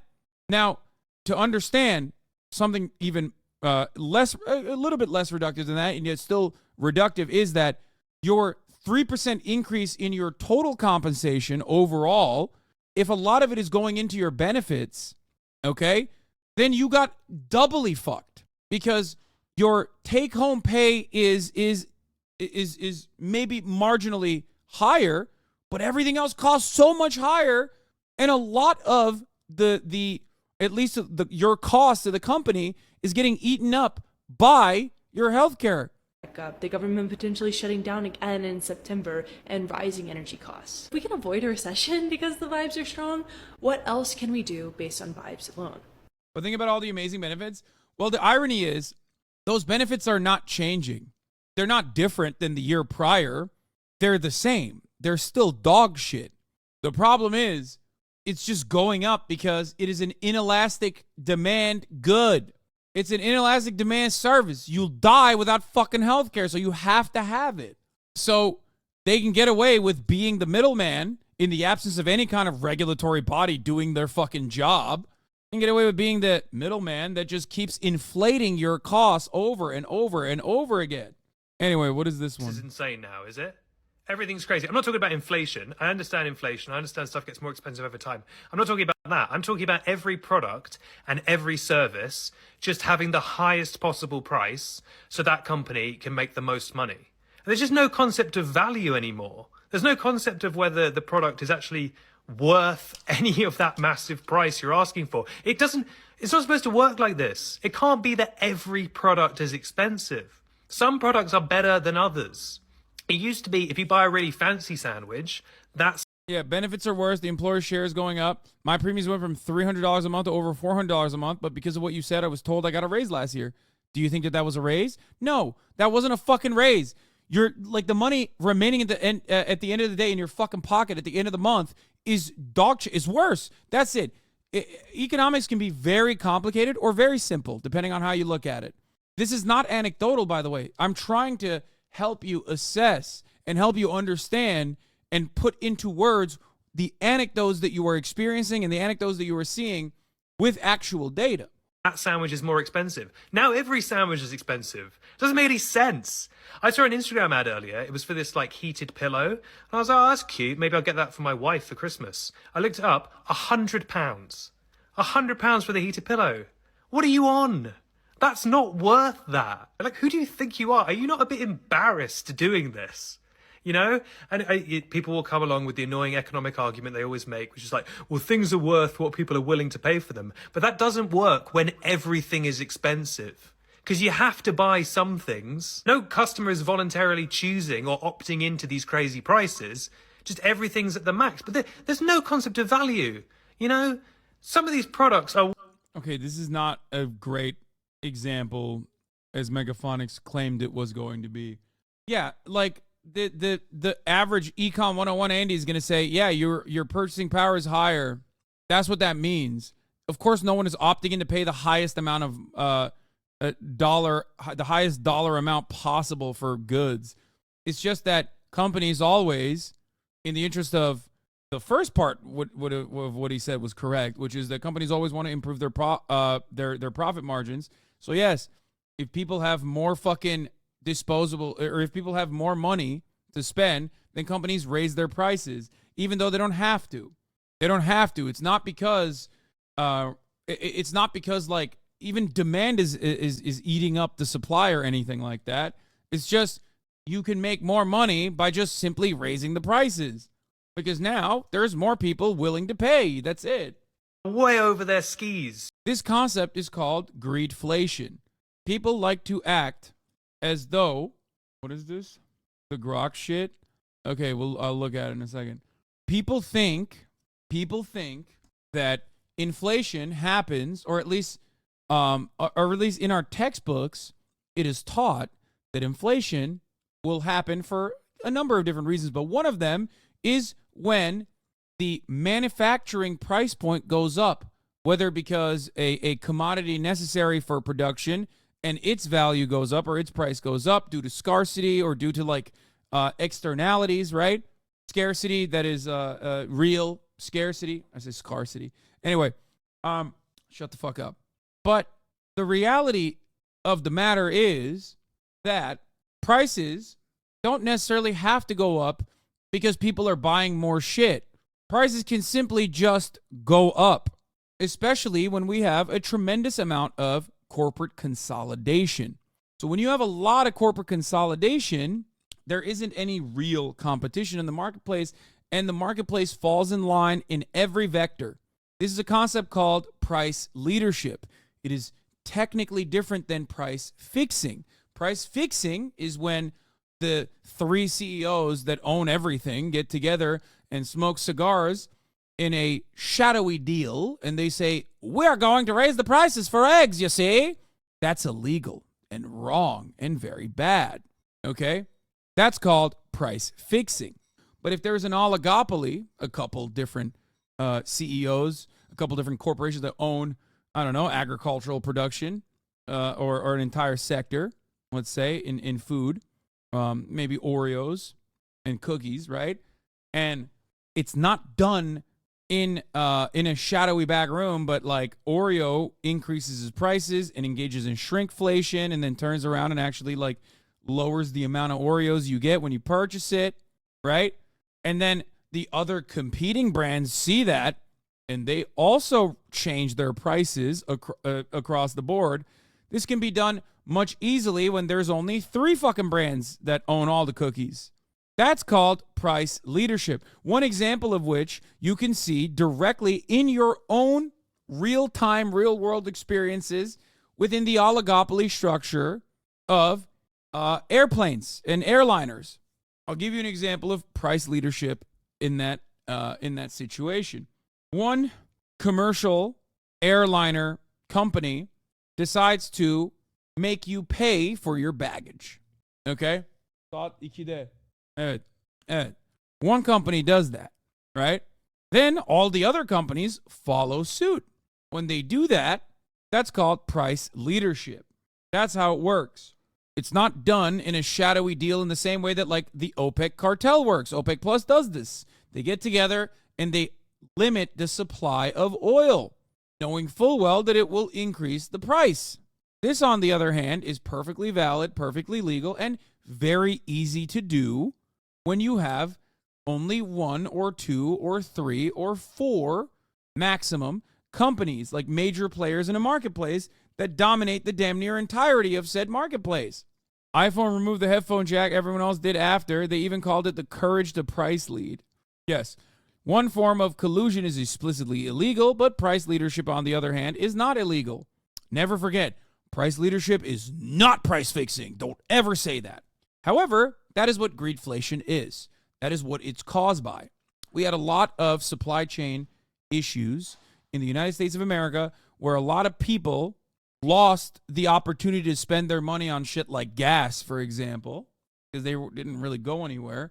And they had more disposable income as a consequence of like a lot of the welfare state happening to kick in, because America is the consumer engine of the world. So we had to give money to Americans to sit at home. And the more you sat at home, the more money you had because you were spending less. You were spending on less shit.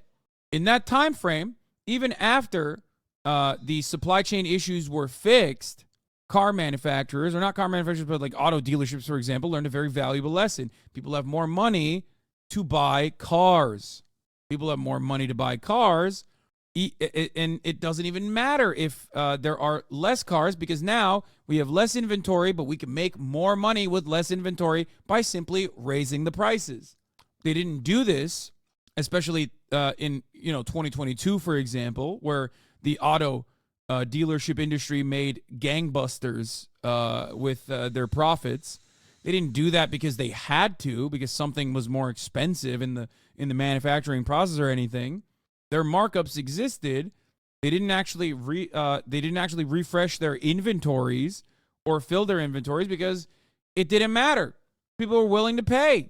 You are not worth that meal deal. Get in your lane. This isn't the diamond business. But everything you buy, it's just like, oh yeah, that's just £40. And it's not even good. And I don't know how it ends. Surely this is a short-term way to operate. We cannot be in a situation where everyone is profiteering now. You should clarify to chatters that price leadership works because for a certain sector, a single firm has the majority of the market share, e.g. Nestle, Coca-Cola Corporation, so smaller firms wouldn't get a windfall from keeping their prices low as they cannot ramp up production. They are directly incentivized to raise their prices along with the leader. This works with no communication between the firms. Yes. And the more corporate consolidation occurs, the more the top industry leaders actually literally do that. They don't even compete with one another. They just follow suit. They follow the leader. Whoever has the courage to engage in shrinkflation.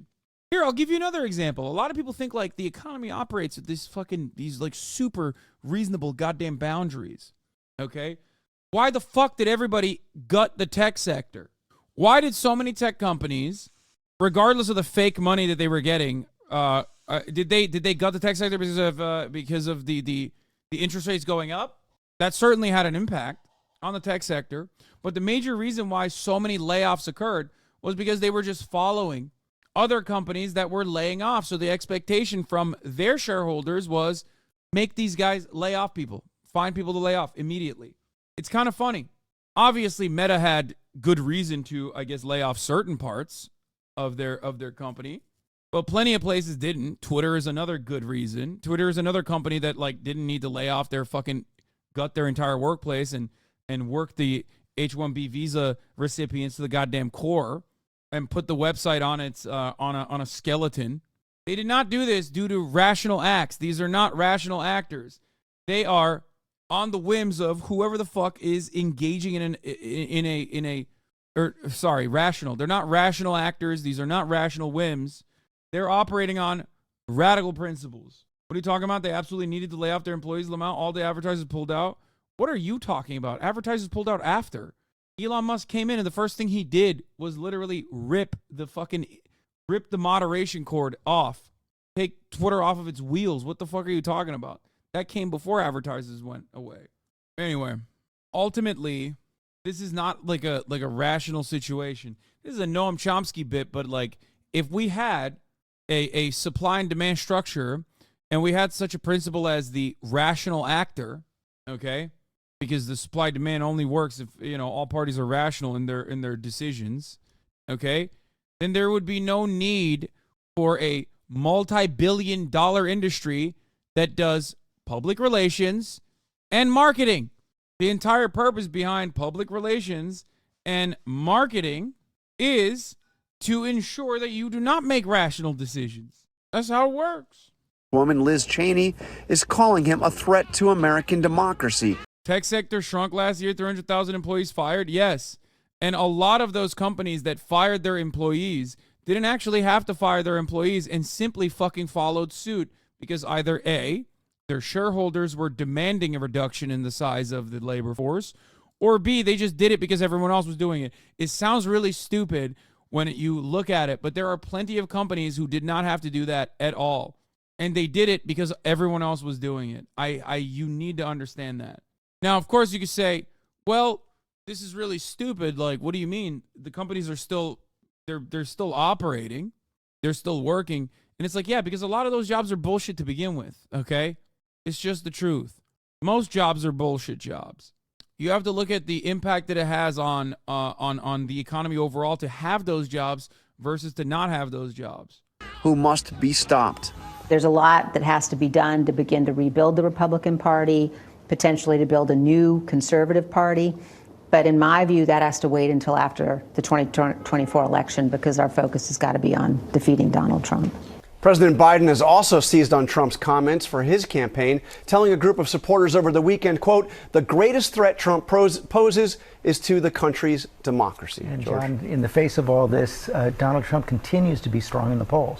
He does. There's a Wall Street Journal poll that just came out that had him with a 4-point lead over Joe Biden. That's within the poll's margin of error. But Nikki Haley in that same poll had a 17-point lead over Joe Biden. But George, also this morning, a poll in Iowa, Donald Trump over 50% winning in that crucial first primary caucus state. Not close. John Carl, thanks very much.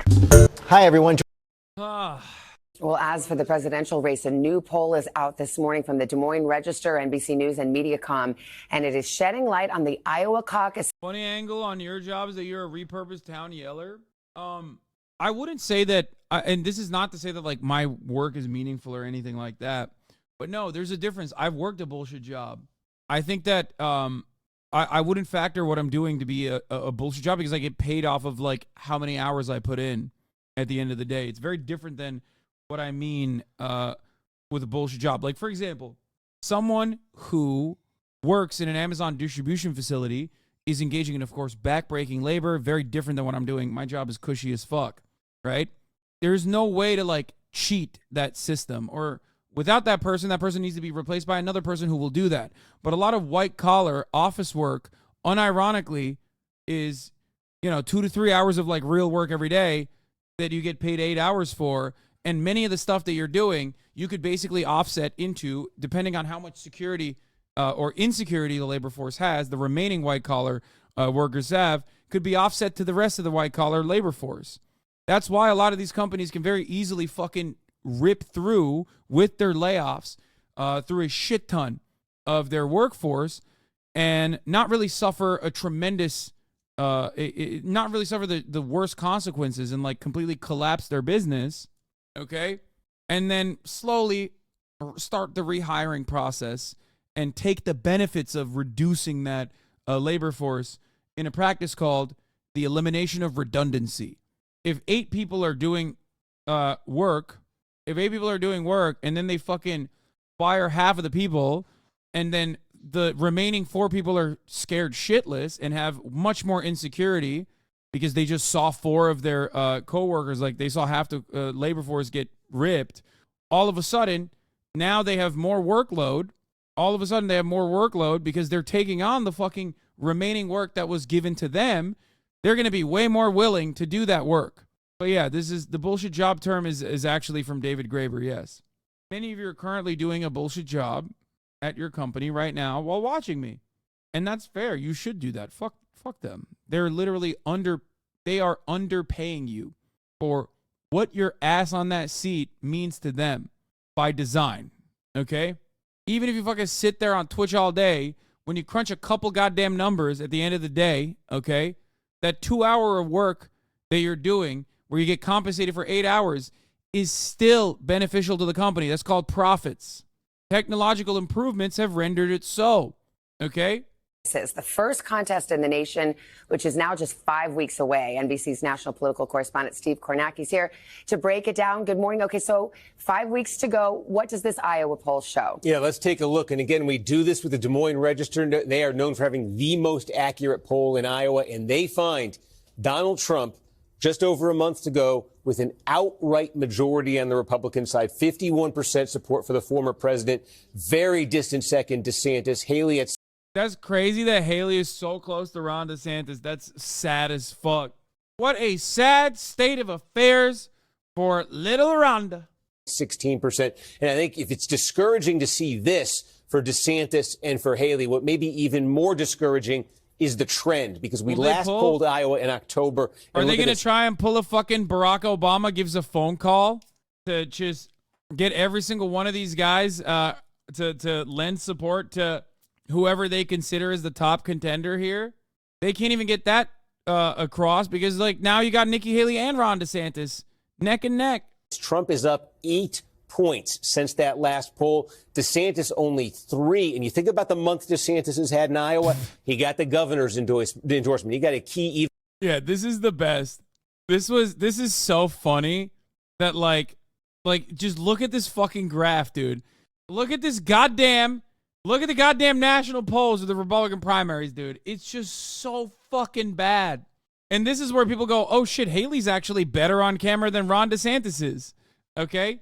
Like, this shows devastating failure for Ron DeSantis, the promised new leader of the Republican Party. Okay? Every moment that he has been on camera has slowly withered away his support. The exact inverse of what happened to Donald Trump. Donald Trump, not as prominent, not as on camera as much. Donald Trump starts doing his fucking rallies. Boom. Slow but sure increase in support for Donald motherfucking Trump. Ron DeSantis, every time he appears in public, people are like, oh, gross. Stop. What the fuck? What the fuck? Oh, God, stop. What is happening? So much so that they got a woman. They got a woman as his replacement. Like the Republican Party's like reasonable voting bloc, the moderates that want to preserve the institutional Republican Party, are literally going, yeah, you know what? Maybe a woman is better. An Indian woman, mind you. Of course, unlike Ramaswamy, she doesn't present as an Indian woman for sure. She is, you know, most people probably assume that she is a white woman, but still a woman nonetheless. Think about that. Think about that. This is Ramaswamy bump erasure? Okay, Ramaswamy's bump is fucking bullshit. Anyway.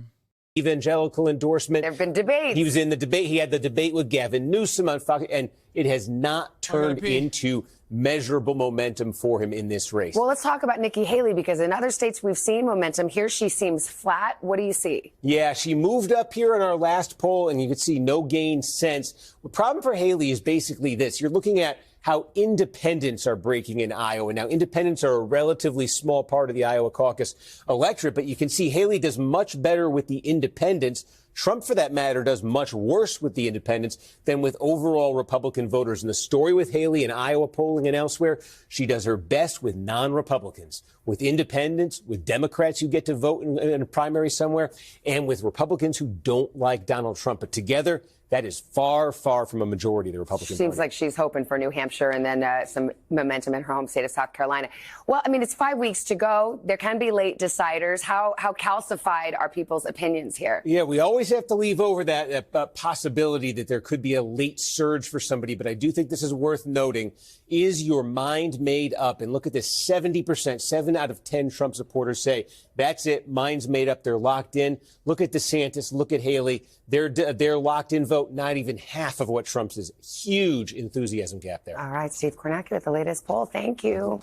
Hey, thanks for watching. Don't miss the Today Show every weekday at 11 a.m. Eastern, 8 Pacific on our streaming channel, Today All Day.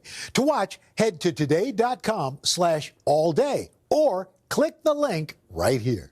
When you buy a home in the U.S., there is a basic promise that home values will go up over time. And that is what you're seeing on this chart. Let's adjust it for inflation. Okay, jerkier, but still basically goes up. Sorry. I had to get my food real quick. I know it blew out your fucking eardrums. It blew out your eardrums back out. Let's take a look at Box.com. Why buying a house in the U.S. is so hard right now. The story goes like this. Money by itself loses value over time. That's inflation. But if you own your home in the U.S., you own an asset that is appreciating in value. Buying it probably required you to save a bunch of money and also borrow a lot of money, which you need to pay back over time, as opposed to renting your home, which basically just requires rent. Now you own it. It could be collateral if you ever need money, like to start a business or to send your kids to college.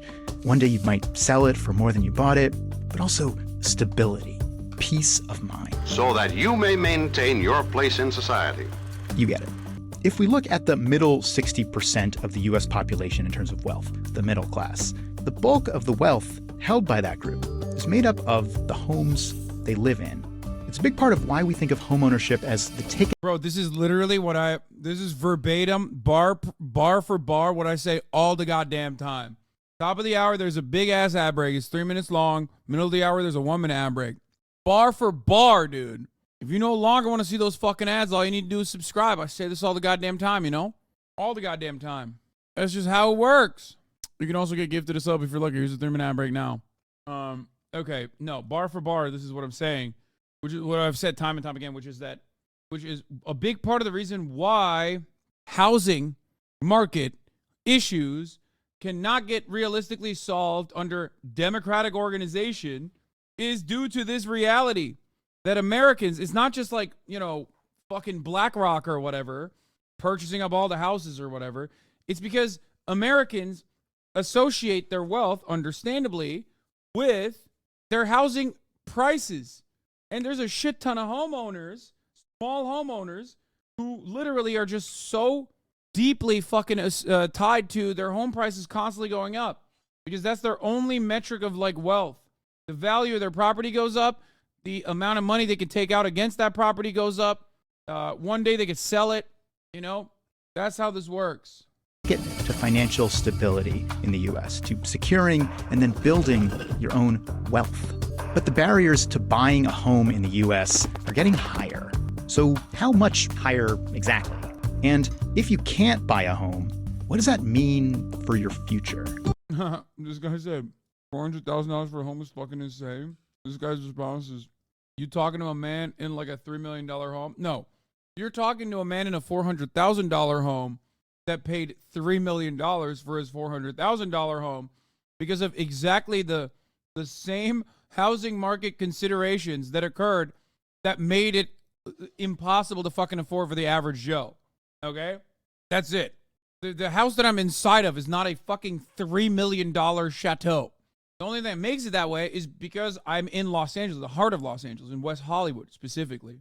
And it's virtually impossible to get a reasonable house because housing is not determined by like the actual size of it or the amount of labor that went into it or the commodities used to make the house.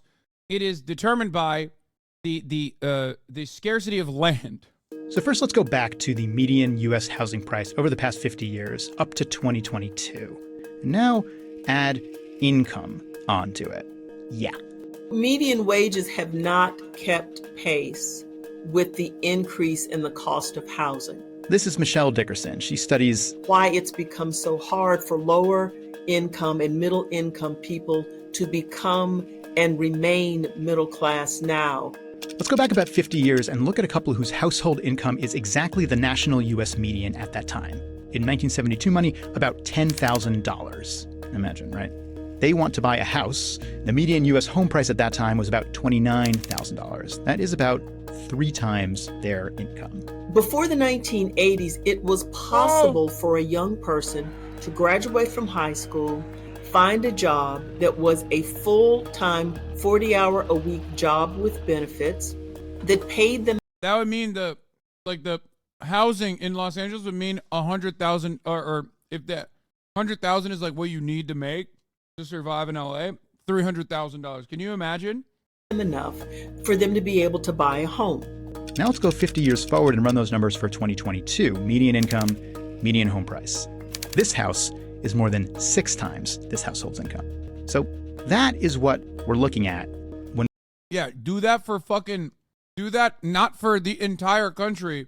Do that for highly dense urban area and let those numbers blow your fucking mind, dog. Remember, this is for the entirety of the United States of America, dog. That's like, you're factoring in places like Arkansas at that point, which is fucking devastating, by the way. It's fucking insane. Okay? It's insane that, like, even in a place like bumfuck nowhere, Arkansas and shit, this is like, prices are going up. West Virginia, like, psychotic places. When we go back to that chart of income and housing prices, again, adjusted for inflation, and compare this gap to this gap. Now, as for the home prices themselves, let's zoom in to make that data easier to see, bring it up to date. You can see that the prices are starting to go down a little bit in 2023, but part of why they got so high in the first place is a lack of supply. This chart shows what's called the homeowner vacancy rate over about 70 years. It's the percent of homes in the US that are actually for sale, and it's currently the lowest since we started collecting data. And that is partly the result of restrictive zoning laws. Locally set rules all across the U.S. that regulate things like where homes can and can't be built, how many units a building can have in it, and how densely housing can be built. It leads to fewer homes getting built, which... It's definitely not the only reason, or the biggest reason even. It's also what kind of housing you're building. They already mentioned what the problem is. Like, one of the major issues is homes are seen as an investment vehicle, the only investment vehicle that has stability. Zoning laws are definitely a part of the problem, except there are places where you see zoning laws get gutted, which I'm in favor of gutting, for the record, and yet you don't actually see the housing prices go down. Why is that the case? Because the type of housing that's being built is not necessarily. Hasan is in favor of deregulation. Yeah, I've said that before. I am. Yes, there are certain aspects of deregulation that is good. Like, for example, not being allowed to build buildings. Are you fucking kidding me? Are you out of your fucking mind? Yeah. Zoning laws are dog shit when it comes to high I mean, densely packed urban fucking areas. What are you talking about? It's ridiculous. But it should also maybe cause you a little bit of cynicism when you see your favorite, like, orange-pilled urban, your armchair urbanist account that you follow from the Netherlands advocating for the same position as, like, fucking Larry Elder. Okay? I'm not even shitting on Not Just Bikes. Not Just Bikes, I don't know what his perspective is. There are a lot of people like that. I like Not Just Bikes. I'm not even fucking attacking him at all.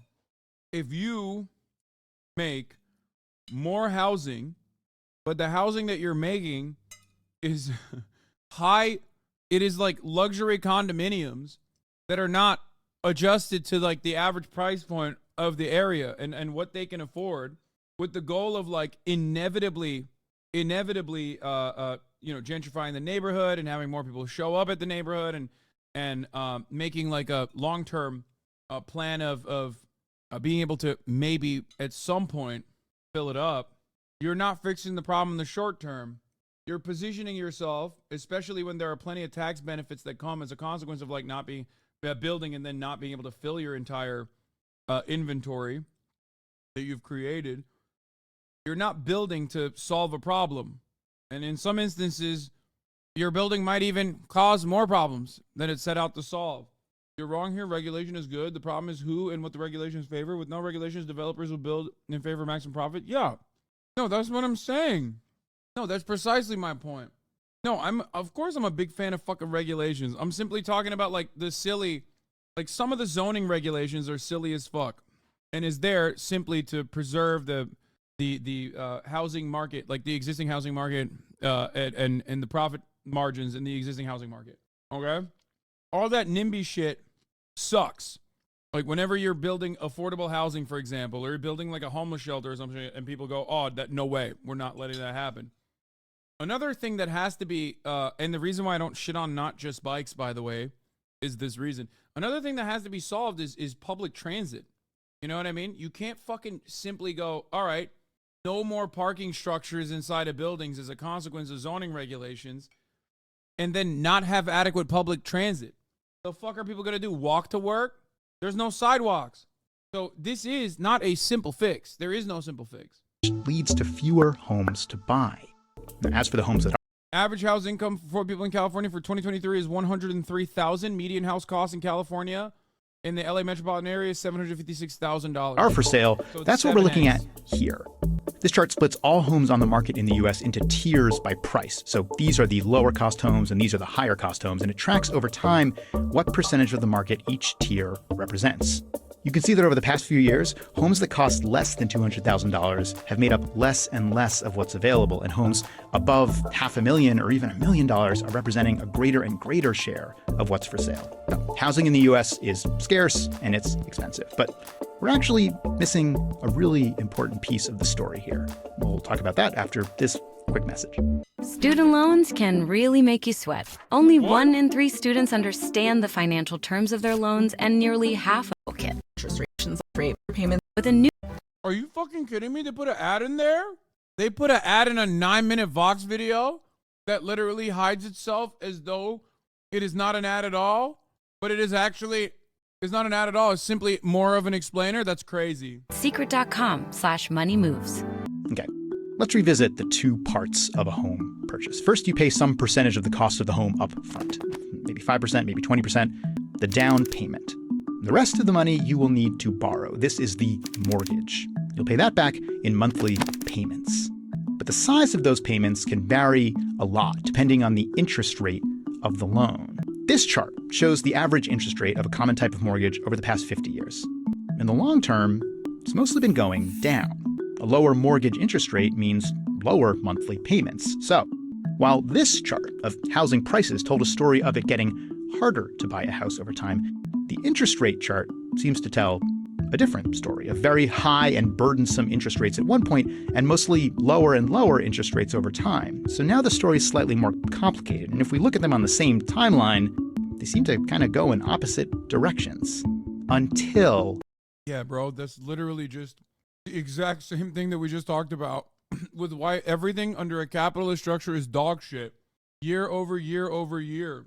Motherfuckers are like, no regulation or no improvements on the housing crisis because it's impossible. It's impossible to fix it. Why did these lines mean in 2008? Yeah, I don't know what's going on there. Does anyone know what happened there? They don't. Let's just look at the recent Not past. 2008. In 2020, a pandemic was happening and lots of people suddenly wanted to move and home prices started to shoot up. In 2022, as the US government tried to slow down inflation, interest rates began to shoot up. And now they're both still pretty high. Not only that, because a lot of current homeowners have mortgage interest rates down in this range, the 3, 4, 5% zone, it means that since selling their home might mean having to buy a new one at an interest rate up here. Chat, I'm not gonna lie, that's me right there. Like literally right there. You know, August of 2021. That shit is right me. That shit is me for real, dog. What is happening? What's happening, Mom? Oh my God, okay. Fewer people are selling their homes. It helps keep that homeowner vacancy rate low, and it keeps home prices high.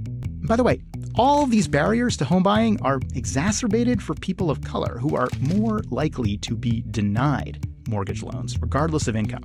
The website Zillow looks at several of the factors we've talked about, including home prices, income, mortgage rates, and it calculates the monthly burden on the average new homeowner. According to them, that burden is close to the highest on record. There are lots more factors at play here, but overall, especially if you're a young person in the US, it is natural to feel discouraged by the housing market. And the question then becomes, can you still somehow have this without this? Can you find some kind of financial stability even if you continue to rent where you live? Well, let's start with the obvious. This is not even always going up. Just for one example, this is the 2008 housing crisis, which was a disaster for home values. Now, they've obviously gone way back up, but we can look at other kinds of investment over that time period too. Here's a common stock market index. It also went down and then up. Now that is an Dog, come on. You can't just like show this graph, and they go, come on, it's not so bad. Sometimes there's economic collapse. There's no way he's going to turn around and be like, you should just buy stocks, right? Like, there's no fucking way. Start with the obvious. This is not even always going up. Just for one example, this is the 2008 housing crisis, which was a disaster for home values. Which is a dip, by the way, but like. Now, they've obviously gone way back up, but we can look at other kinds of investment over that time period too. Here's a common stock market index. It also went down and then up. Now, that is an extremely imprecise comparison between two very different ways to invest, but you could also chart several kinds of investments this way, and they would all go up sometimes, down sometimes, hopefully up in the long term. But in the short term, you do not ever know what is coming next. A home is a pretty unique kind of purchase. It's a necessity that you buy at great cost. But if you look at it as a long-term investment, it's not actually that special. If you want the stable investment, you go out and invest in a nice, government bond mutual fund. You don't have to worry about that. It's most likely, going to go up. And if it doesn't go up this month, over time it will. One thing charts like this show is that the conditions for buying a home change. Recently, they've been kind of bad. They might not always be. But if you're looking for long-term investments to grow your wealth, even if you rent your home, a house is not your only option. This is the worst video I've ever seen in my entire life. What the fuck is going on? I thought I said it as a joke. Dog, he literally looked at a ginormous problem caused by the fact that we see homes as an investment vehicle. Openly admitted that it's like shelter, but it's also an investment. Like, okay, but if you don't have that shelter, then the investment part doesn't matter. It's unaffordable, then you don't have the shelter. What are you saying? And then they go, hey, at the end of the day, just think about it like it's an investment. And, maybe you can't make this big ticket investment, but you can make other investments. It's like, dude, this is not about investments. Buying government bonds doesn't put a fucking roof over your head. What are you saying? I can't wait to fucking, I can't wait to purchase money, mutual funds, okay? Which is going to inevitably, turn into a roof over my head? How does that work? That is, of course, if you even have the money. Many people don't. because of, ironically, the problem that he just presented. The problem he presented is literally why people don't even have money, because housing prices are going up and rents are skyrocketing. Oh my God. If you cannot afford a house, you have to pay someone else's mortgage. How the fuck are you going to buy government bonds? That's exactly the point. Yeah, just rent law so you can pay someone else's mortgage and then some. Like, I'll give you an example. All right. Let's say a house costs $4 million, $5 million.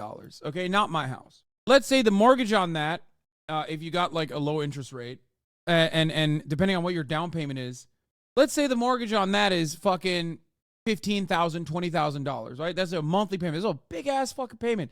A $5 million house. Do you know how much the rent is in that marketplace? If your fucking payment is $20,000 a month on your mortgage, that monthly rent is 40 grand in the market. 40 minimum. At least double. Why is that the case? Because you're not just fucking paying someone's mortgage. You're paying for their mortgage plus their other consumption. What the fuck is 40 grand rent? Yeah, the property that I'm hypothetically bringing up is a $5 million property. Chose the worst example? How is it the worst example? Okay, you fucking have an apartment. The numbers are lower. Your mortgage payments are lower, but the rent is still going to be double the amount of your fucking mortgage payments that you're paying.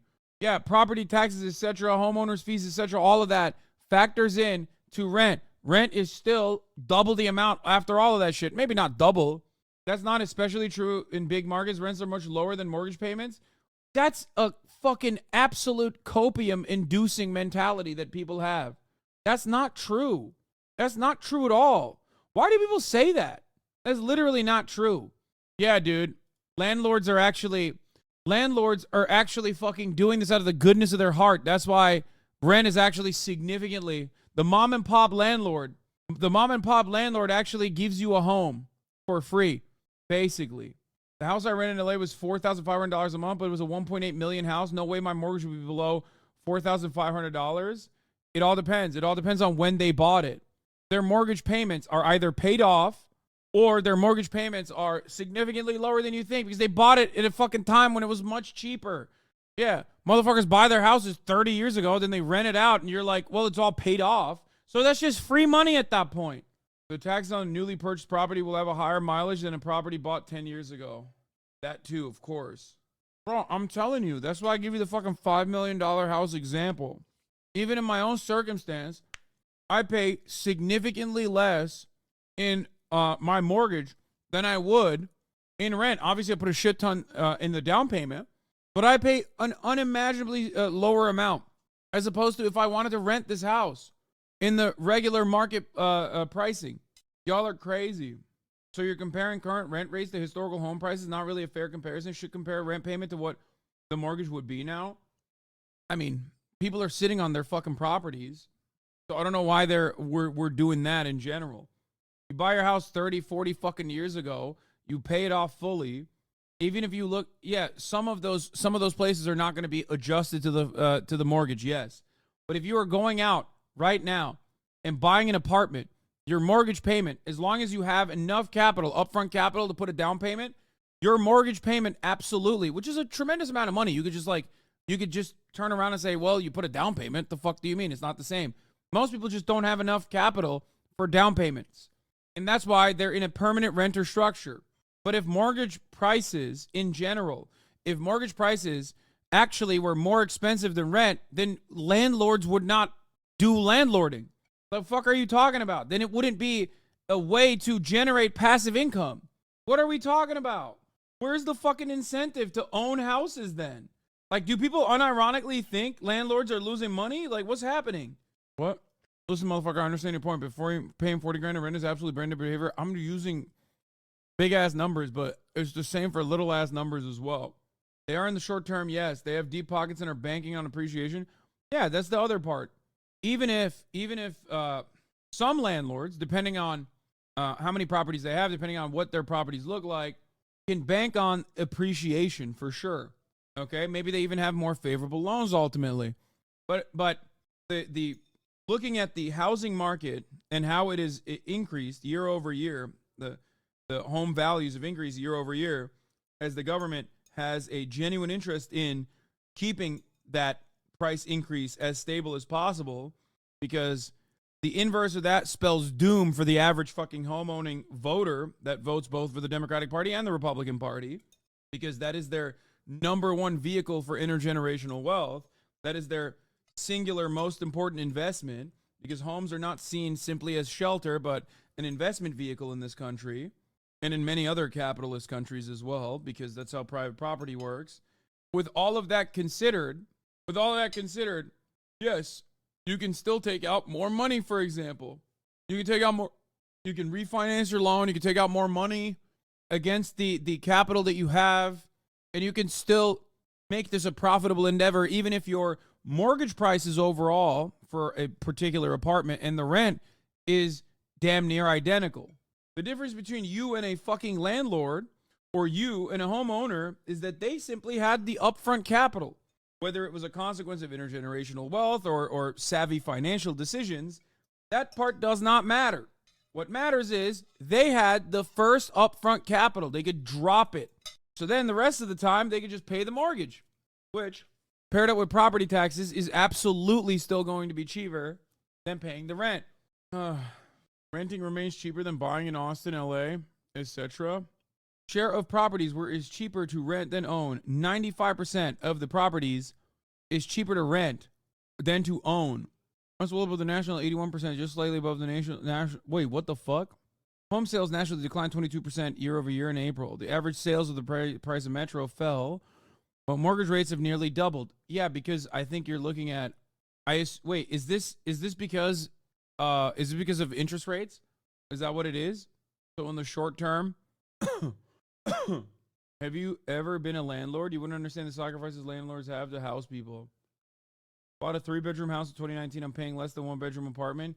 Here it's usually $1,700 for just 1 bedroom. Yeah, the reason for why, if you look at this snapshot now, the reason for why it is more expensive to own a home rather than rent a home, which doesn't factor in the reality that you could take out mortgages now when you have that fucking.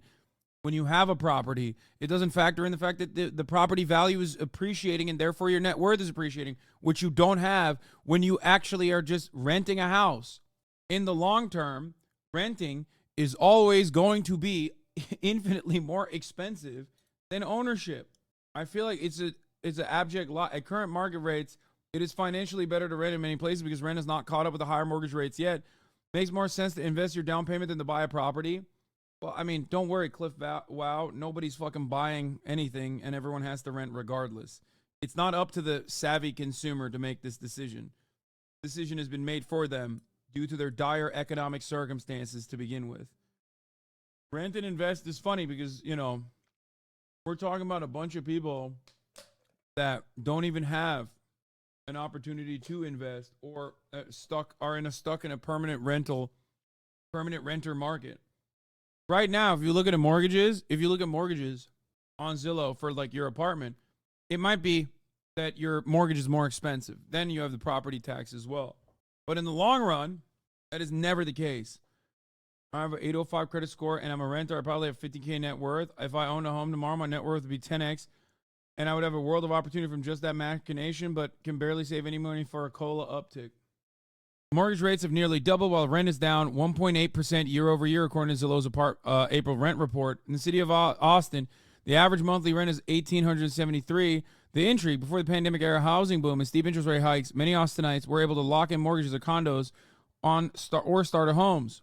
Bottom line, this analysis underscores our increasingly unaffordable housing market. That site assumes 5% down payment. Wait, that's kind of a wild way to do that. Wouldn't it be 10% across the board? Like 10% is like the normal amount, no? Even above. 10% is like a low percentage. 5% is the minimum.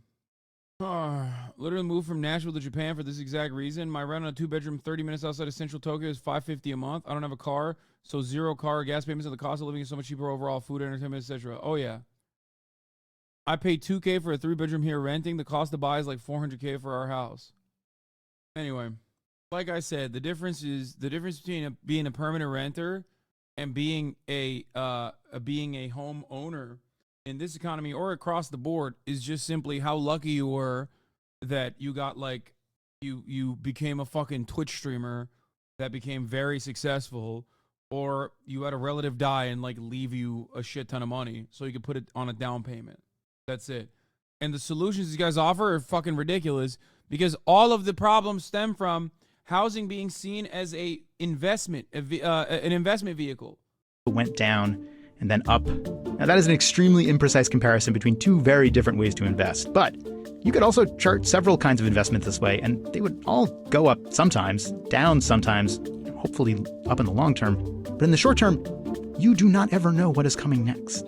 A home is a pretty unique kind of purchase. It's a necessity that you buy at great cost.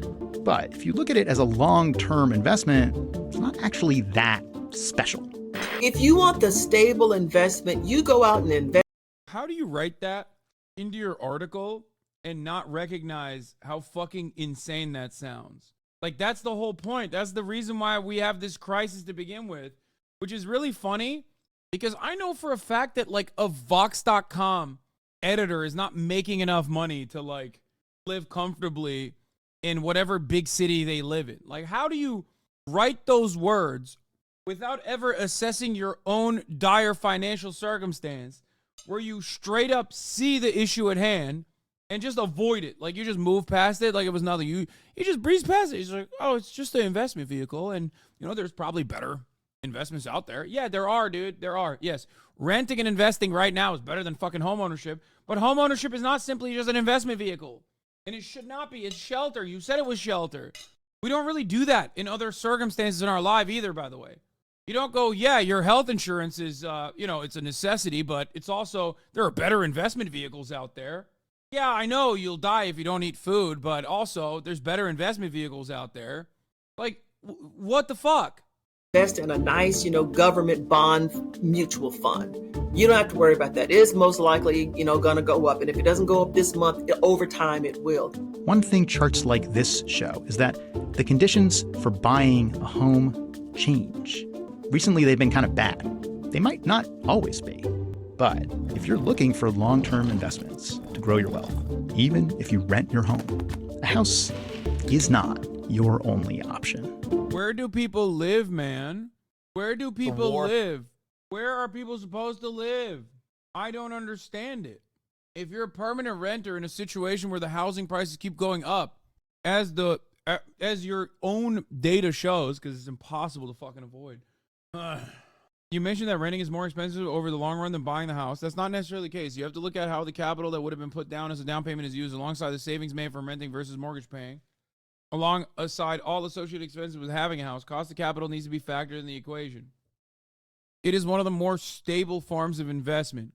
And with that stability, because it's dual use, it's like literally an investment vehicle and it's a shelter, so you can park it, you can sit on it. You can sit on it for fucking decades. You can't do that in a similar for other investments. I agree that houses should be an investment. Wait, what? Should not be an investment. It's basic human right. Okay, good. I'm glad we agree on that. Because ultimately, this guy is simply looking at the situation. The guy who's writing this article is looking at the situation and talking about housing as an investment vehicle. But it's not simply an investment vehicle. It's a necessity for survival. If you spent 100K buying versus 50K renting after 10 years, after 10 years, you have a house you spent 50K on. You have a house or you have spent 50K. Exactly. And the problem is seeing housing as an investment vehicle and making it like not illegal or making it like financially appropriate to continue using homes as an investment vehicle or landlording, unironically, is the reason why this problem persists and that people can't buy houses. That's the major issue here. Because in a world where housing is simply shelter and in very limited luxury circumstances maybe is like an investment, right? In a world where that is the case, you are not going to see housing market problems in the way that you're experiencing right now, where home ownership or housing market prices are not going to keep fucking skyrocketing year over year over year. Between Israel and Hamas is causing political repercussions back here in the U.S. The latest CBS News poll, in fact, finds that most Americans do not approve of President Biden's handling of the conflict, and that number has grown as the war has stretched on. As Ed O'Keefe reports, that could make a big difference in Michigan, a swing state where some 200,000 Muslim Americans live. 23-year-old Adam Abu Salah's concerns about President Biden are an alarm bell for Democrats. He's killing our people.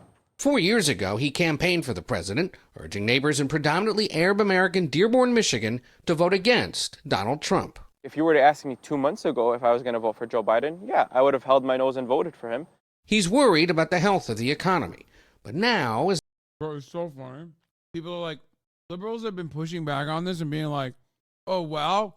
Oh, yeah, you don't want to vote for Joe Biden? Well, have fun getting deported. And it's like, dog, you think these motherfuckers think Donald Trump's going to be better? Like, you think that, I hate this smarmy ass, the alternative would surely be a lot better mentality. One, people don't think like that. Two, many people who do recognize that, myself included, still want to fucking apply political pressure to the goddamn president that we voted for. Shut the fuck up. You should be smiling and dialing, motherfucker, not the other way around. Let's give Hate Watcher 2. Everything is seen through the lens of Democrats. What about people dying, assholes? Holy shit. So much better than Misgive Hate Watcher 1. And a 2-month subscriber. What the fuck? There's got to be a different one, dude. What the or the first ban worked and he's reformed. Misgive Hate Watcher 2 is correct. I can't believe this is something I ever would say. Misgive Hate Watcher 1 was banned for talking shit. I'm not the same person. It's a joke. I'm not the same person. Too late. You are now. Anyway, the fucking smarmy ass bullshit is so stupid. Like, you think people don't recognize that we live in a two-party system? Like, what the fuck? Start applying pressure to Biden if you want him to win.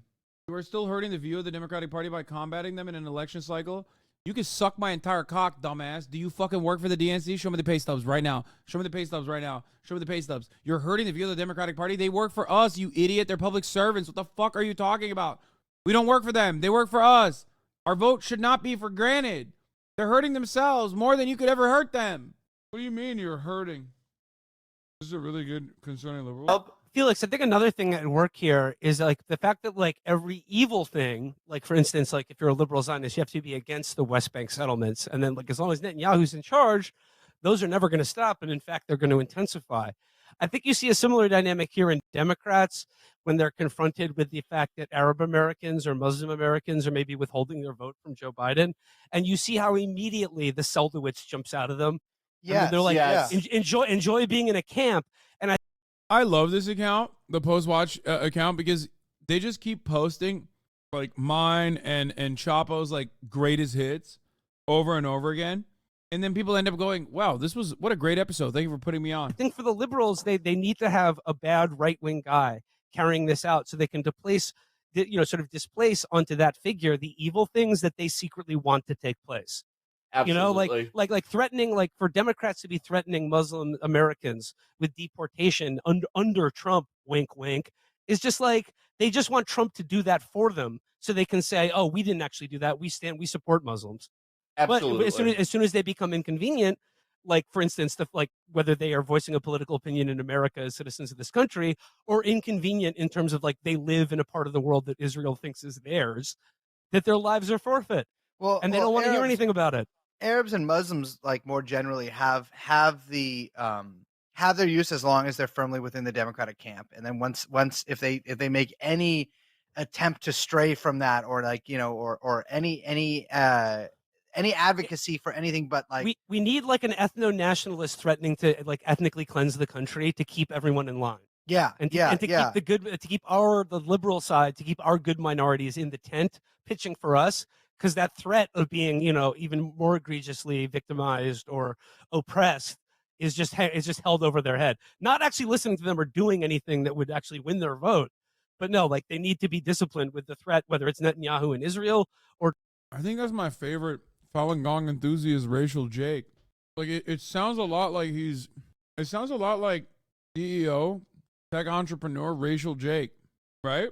For Trump in America. Well, I mean, and like the simple calculation that the White House has made, which maybe makes sense for them, right? Is that there is a much more moneyed and influential block of voters, and those are people who are pro-Israel, whether they're mostly on the Democratic side, Jewish or Christian, that compared to the Muslim lobby and the Muslim voting bloc is completely outweighs them. Yeah. Seems like these boys understand the pain of rage minorities are feeling more than DNC. Yeah, when all is said and done, Democratic Party's policies of this sort, relying consistently on minorities voting for them because the alternative is like an ethnic cleanser, has led to Donald Trump picking up 22% of the black vote, which is unimaginable, dog. And they don't understand it. They don't even look at it. And they just simply go, it's fine. We're going to win the elections, because the real calculation is Republicans have been awful, sure, but ultimately they're like offering some kind of social conservatism that's becoming more and more appealing to people, you know, as they become more reactionary due to the volatility of their own personal lives. Okay. However, wait, Internet Historian deleted his channel? What? That's the archive channel. He deleted his archive channel, not his actual channel. I still think a lot about when you said the Democrats only exist to calcify Republican policy. Yes. Yes, I was fucking brilliant when I said that. Thank you for noticing.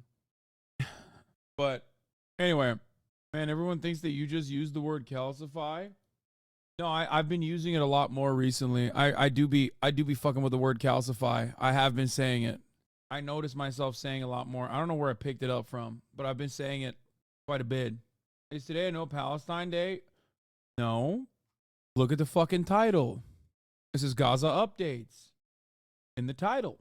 Anyway, so what was I going to say? Oh, yeah. Ironically, we're literally watching a video about Palestine. You found my real dodgeball stats. 13 eliminations, 14 times eliminated, 42 throws made, 31 dodges made.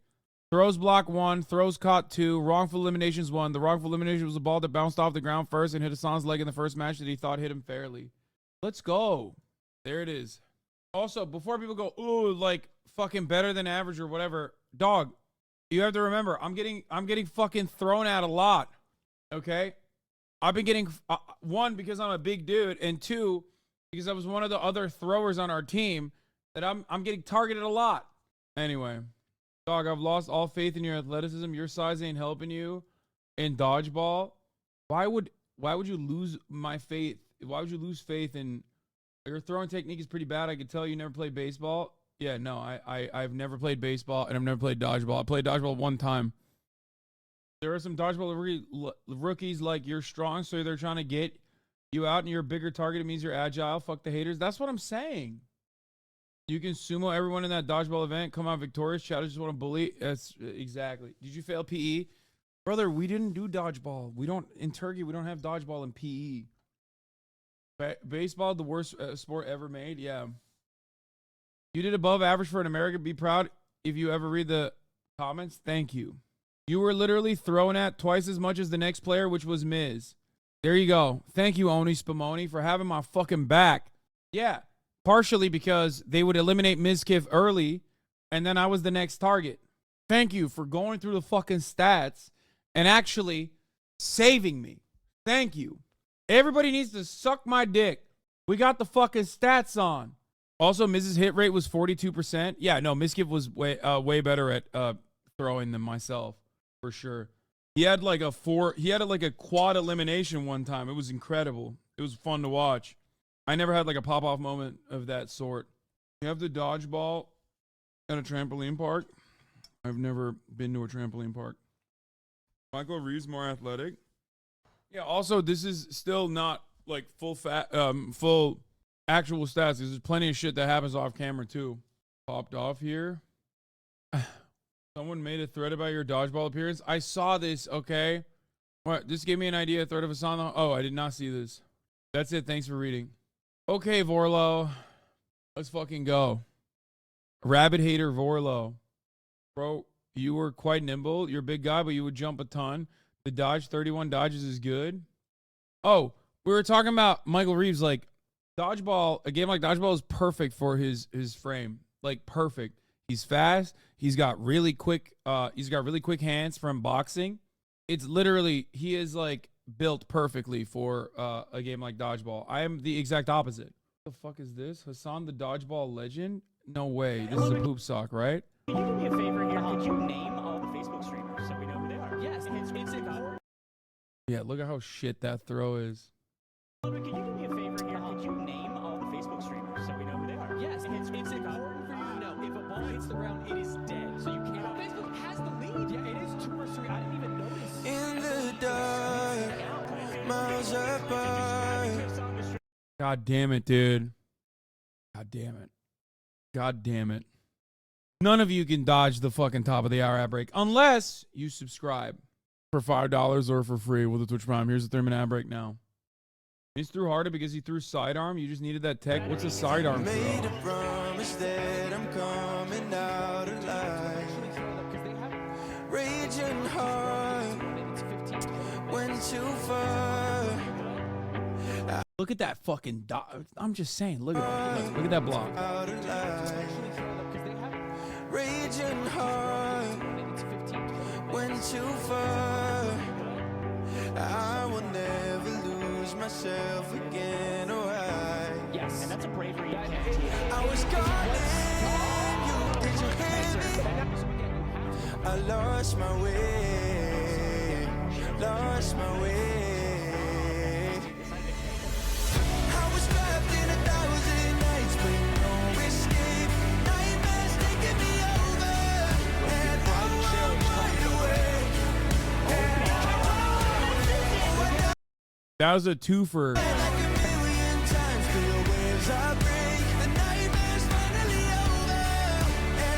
These tosses are shit. Dan was surprisingly good. My favorite stance was how you look like you were playing Dion basketball.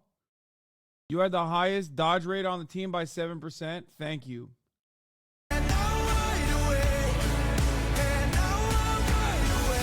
This is where I thought that I was not supposed to go. I mean, I got out because I thought I was out, but I didn't realize it wasn't supposed to.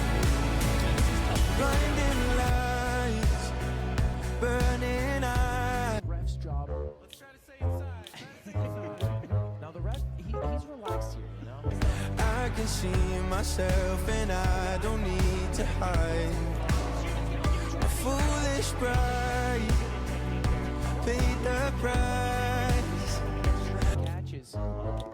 How is Miskiff throwing it? I will never leave again. I'm by your side. I was calling you. Did you hear me? I lost my way. Got his ass. Lost my way. That's it. That's it. That's a hit. Bro, Ludwig was cheating. What the fuck? That was literally a hit. You're all upper body with your throw. Yeah, we had Vivek on our team. I was trapped in 1,000 nights with no escape. Nightmares taking me over. And now I'm away. Oh, I died like 1,000,000 times for the waves I break. The nightmare's finally over. And wide awake. And now I'm wide awake. God damn it. I hate that. The exact throw on the one on Ludwig I had to watch several times. I think it's a hit, but it didn't count because the judges didn't.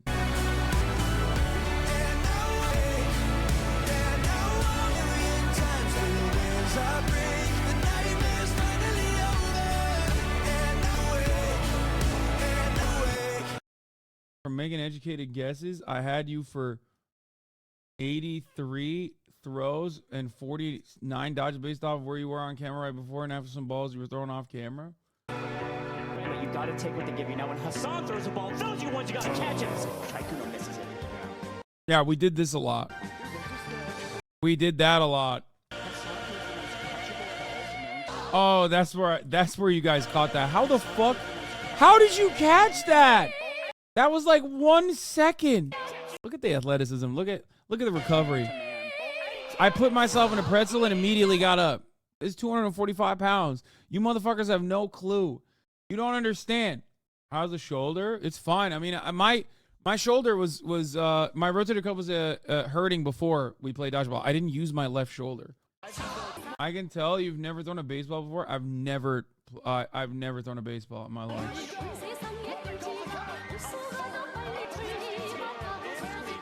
I was trying my best. I've never thrown a baseball in my life. I've fucking played dodgeball one time for funsies. But also, these balls are Like, I have enough pure strength to be able to throw a baseball fast, even if I don't have the best technique, because they're heavy. These are not heavy balls. They're sponge balls. And I'm gassed as fuck by the end of this. At this point, I'm like, yeah, you have to use your hips. I've seen men empty whole clips of dodgeballs into the military.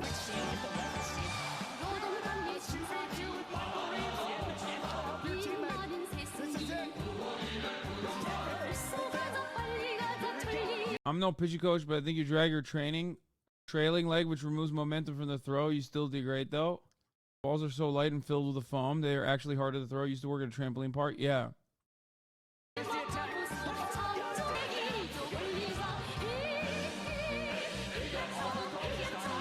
Look at that. Look at that, bro. Come on. That's a big boy.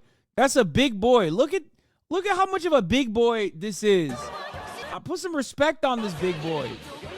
Look at this. I'm a big ass boy. I'm fucking running up, grabbing a ball before Michael Reeves, hitting the red line, and immediately fucking trying to chuck one. I'm just saying. Big boy's getting checked out in dodgeball. Not a valid target. Valid target. Okay, dude. Fuck you. It's such a... This is like... That is an excellent basketball throw. That would be a perfectly fine, like, weird pass to make with a basketball. Just the absolute most dog shit dodgeball throw with those sponge balls. Just that, like I throw that as a pass, like a quick pass, down the court. That's perfectly fine. I throw those little weird sponge balls. It literally, look at that. Look at the ball. It like literally, it just goes, bam. Buy a ball and learn how to throw, man. I should. Oh, those are my fake outs. Oh, they were so bad. I would always go after, like, I would look like I was throwing it there, and then I would try to fucking target him, and then I was just so bad while I was picking up. Dishonorable. Hasan like it's to his little sister. Disrespect.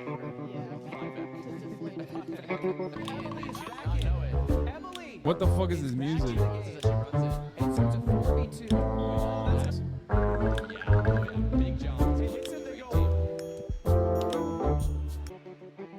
I love that they were not even targeting Emily or Squeaks. Like, they were just like, yeah, whatever. Like, That's what you do. I am rectangular. Feel it, feel no. That was an out. And you are a circle. I am rectangular. Feel no hole. I am. And you are a circle. I am rectangular. I'm lost, so I am rectangular. The world is a circle. I am rectangular. That was a bullshit out. The fuck? What is? Did they even touch me? See how some people throw it kind of underhanded. It lets you put a spin on the ball that makes it hard to catch while keeping it trajectory level. No, I don't.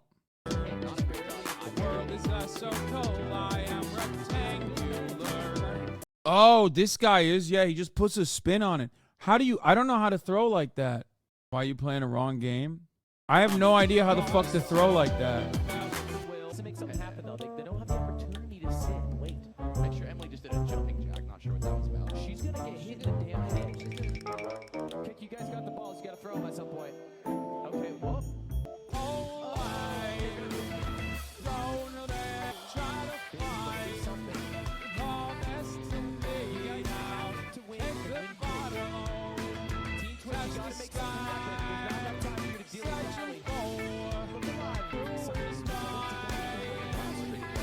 Look at the elbow.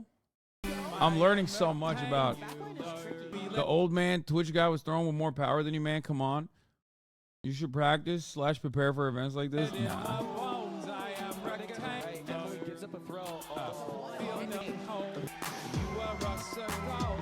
When am I gonna fucking play when am I ever gonna play baseball or dodgeball again? Power isn't the key, it's the spin of the ball. Spinning it as a throw stabilizes it. I don't know how to throw a ball. I was just doing pure power. I was trying to fucking lob it, which I might have had a better shot throwing it like a pong ball at beer pong. Fucking it was a fun event. Fucking try hard nerd chatter. Yeah, Twitch CEO is pretty fit.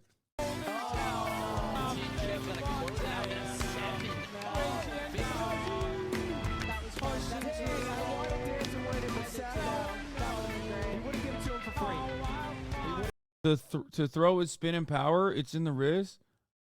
You were letting go too low, probably because you were gripping too hard. Kind of got to let it slip out with the spin.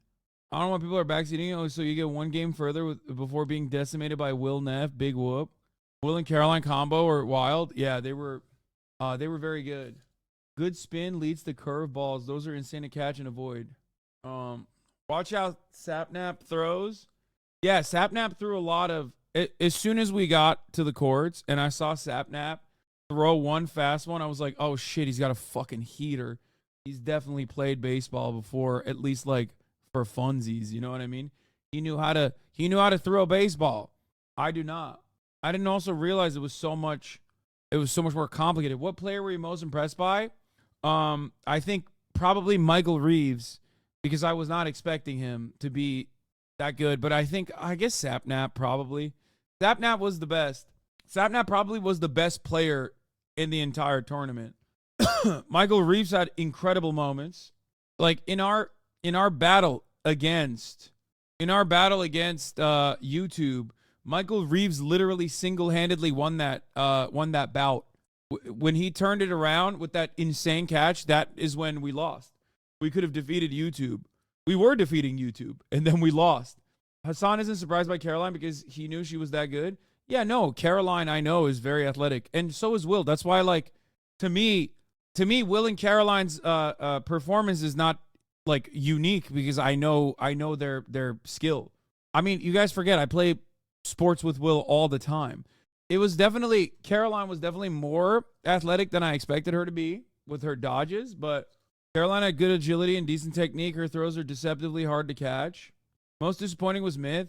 I think Myth was just fucking around too much. Like, I think he just loves dodging, and he just wanted to get, like, funny, clippable dodges. Will Neff playing in that tournament was not fair? No, dude, you're wrong. I think Will could absolutely play in that tournament. You guys are greatly overemphasizing.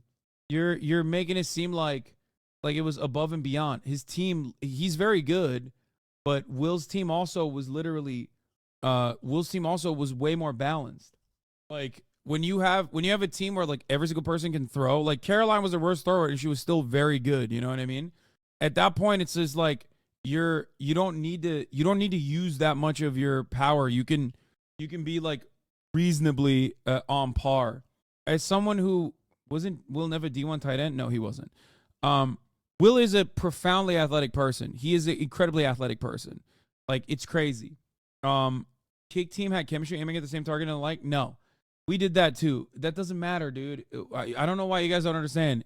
They just had people that were better at throwing and also more athletic overall.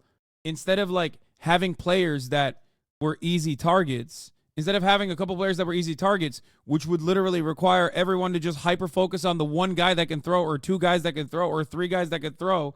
Yeah, every single person on their team could throw, which makes it way more different than any other game. Like in basketball, not every single person has to be an incredible shooter. Some people are going to be good at shooting out of in a 5-on-5 situation. Some people can shoot, some people can drive, some people are power forwards, some people are centers, and some people simply drive up the ball. But in dodgeball, in a 5-on-5 situation, it's like there is no deviation of responsibility. Everyone needs to at least like be able to throw competitively and be able to dodge competitively. So if you don't have people that can throw, for example, then you don't have to focus on them. You never have to focus on them at all. You can just wait until they're at the end. So all of the balls are directed in the vicinity of people that can throw the ball first, so you can eliminate them and then move on to easier targets. Yeah, it wasn't balanced. Kick team was super strong, like you said. Yeah, that's what I mean. Like the reason why when you have a better deviation of like when you have everyone that can throw, then your arm is going to rest more throughout the entire event. You have to dodge less because you're not being targeted as much because all five of the other people can still throw. So it's just like entirely different. So every single player looks much better. Administration continues standing by Israel. Anyway, we're going to get back to Biden losing support in Michigan now. Having said that, I'm not saying my performance was phenomenal at all. I fucking sucked. Israel's deadly attacks on Gaza. Free, free Palestine! Free, free Palestine! Abu Salah says he and his community can no longer support the president. The same way that they're being silent right now in the face of injustices, we're going to be silent in November 2024. Abdullah Hammoud is Dearborn's first ever Arab American mayor and says for many here, the Israel-Hamas. If you were invited to another dodgeball event, would you actually train for it? Probably not. I say I would, but I'm going to be honest with you, I probably wouldn't. I'll tell you right now, I will, but I won't. Hamas war is deeply personal. We have some residents who've lost entire families. A Democrat, the mayor credits legislation signed by the president for pumping tens of millions of dollars of federal aid into his city. The domestic policies that President Biden has achieved have been nothing short of phenomenal. But he has his own strong views on what's happening in Gaza. You cannot overlook the genocide that's taken place. And you Man, these losers are in for a massive surprise when Trump treats them like little rats in 2025. I love that, man. Thank you for your support of like humanity. Really demonstrating that politics is simply about your team winning to you. Like, this is what a guy does when he cares about Arab people. He cares about Muslims, you know what I mean? This is what you say to the people that you care about. I love liberals openly showcasing their disdain for those who even say they might not vote for the Democratic Party due to the Democratic Party's actions. It's always so funny. Arab voters who are abandoning Biden over Gaza when they learn that Trump is Islamophobic. Oh, fuck, man. Yeah, shit, dude. Really? It's so funny that people say this or people operate like this. Like, it's a two-party system, brother. Like, good luck. You're basically voting for Trump then. Yeah, dude. Yeah, they know that. And they know Trump is more racist. They know that already. What kind of dumb shit is this? Like, even if you think about it from an electoralist principle, if you just, like, legitimately care so much about Biden's chances, right? You want Biden to win, then you should be trying to pressure the Democratic Party then. Why the fuck are you trying to pressure your fellow voters in the most arrogant and racist way possible? By being like, yeah, Trump is going to kill you. They're going to put you in concentration camps. It's like, great, man, thanks. Yeah, I'm sure you'll be devastated when that happens. You won't. You don't even give a shit. If Biden put you in concentration camps, you wouldn't fight against it. You'd turn around and say Trump will put you in extra concentration camps. So, of course, vote for Biden even further. Biden only put half of you Muslims in concentration camps. Trump will put 100% of you Muslims in concentration camps. You got to vote for Biden. That's what you would do.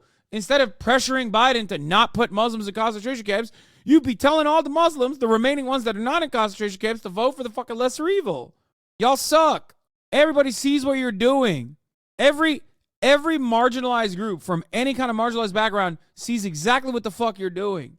It's unironically so infantilizing that you literally think Muslims are dumb monkeys or something, okay? Just like every other fucking minority group in this country and can't fucking think critically. The fuck? What is this? Literally, just like straight up being like, you're a fucking idiot. I bet you have no idea what's going on. Okay, I bet you have no idea what'll happen if Trump is president. It's like, what, dude? Are you stupid? People know. People know already. If Trump wins the next election. It's so dumb. You have to weigh that on a scale. What is your view on how President Biden has responded to what happened on October 7th? I think it has been awful. Holding Michigan is key to a Biden victory in 2024.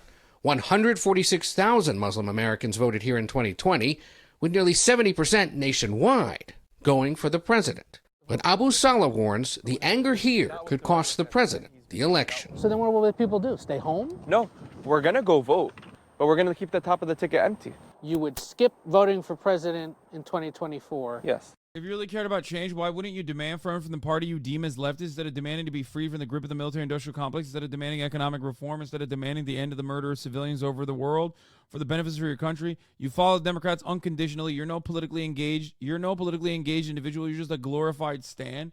Yeah, and not even a glorified stan. Miskiff hate watcher number 2, who quickest recovery of all time, immediately turned into a woke guy out of nowhere, got banned one time. Yes, that is official now. It doesn't matter if you changed your name for the memes. You are now Miskiff hate watcher number 1, who got banned and then became like a woke Stalinist or some shit. Okay? Jokes. Okay. Anyway, it's canon. It's now canon. Yeah, he's like Mr. fucking Party of Socialism and Liberation. I checked their logs. They're a completely different chatter. Yeah, I know they're a completely different chatter. Yeah, you mean like they're a completely different chatter now, right? Anyway. But yeah, this is correct. Also, you're a stand for some dumb shit. That's the worst part. You're a fucking stand for the Democratic Party. You're not even a stand for like Taylor Swift, okay? Taylor Swift at least like makes music that makes people feel like, oh, she's just like me for real. Oh my God, is she talking about my scarf? That's exactly like how I lost my virginity, you know?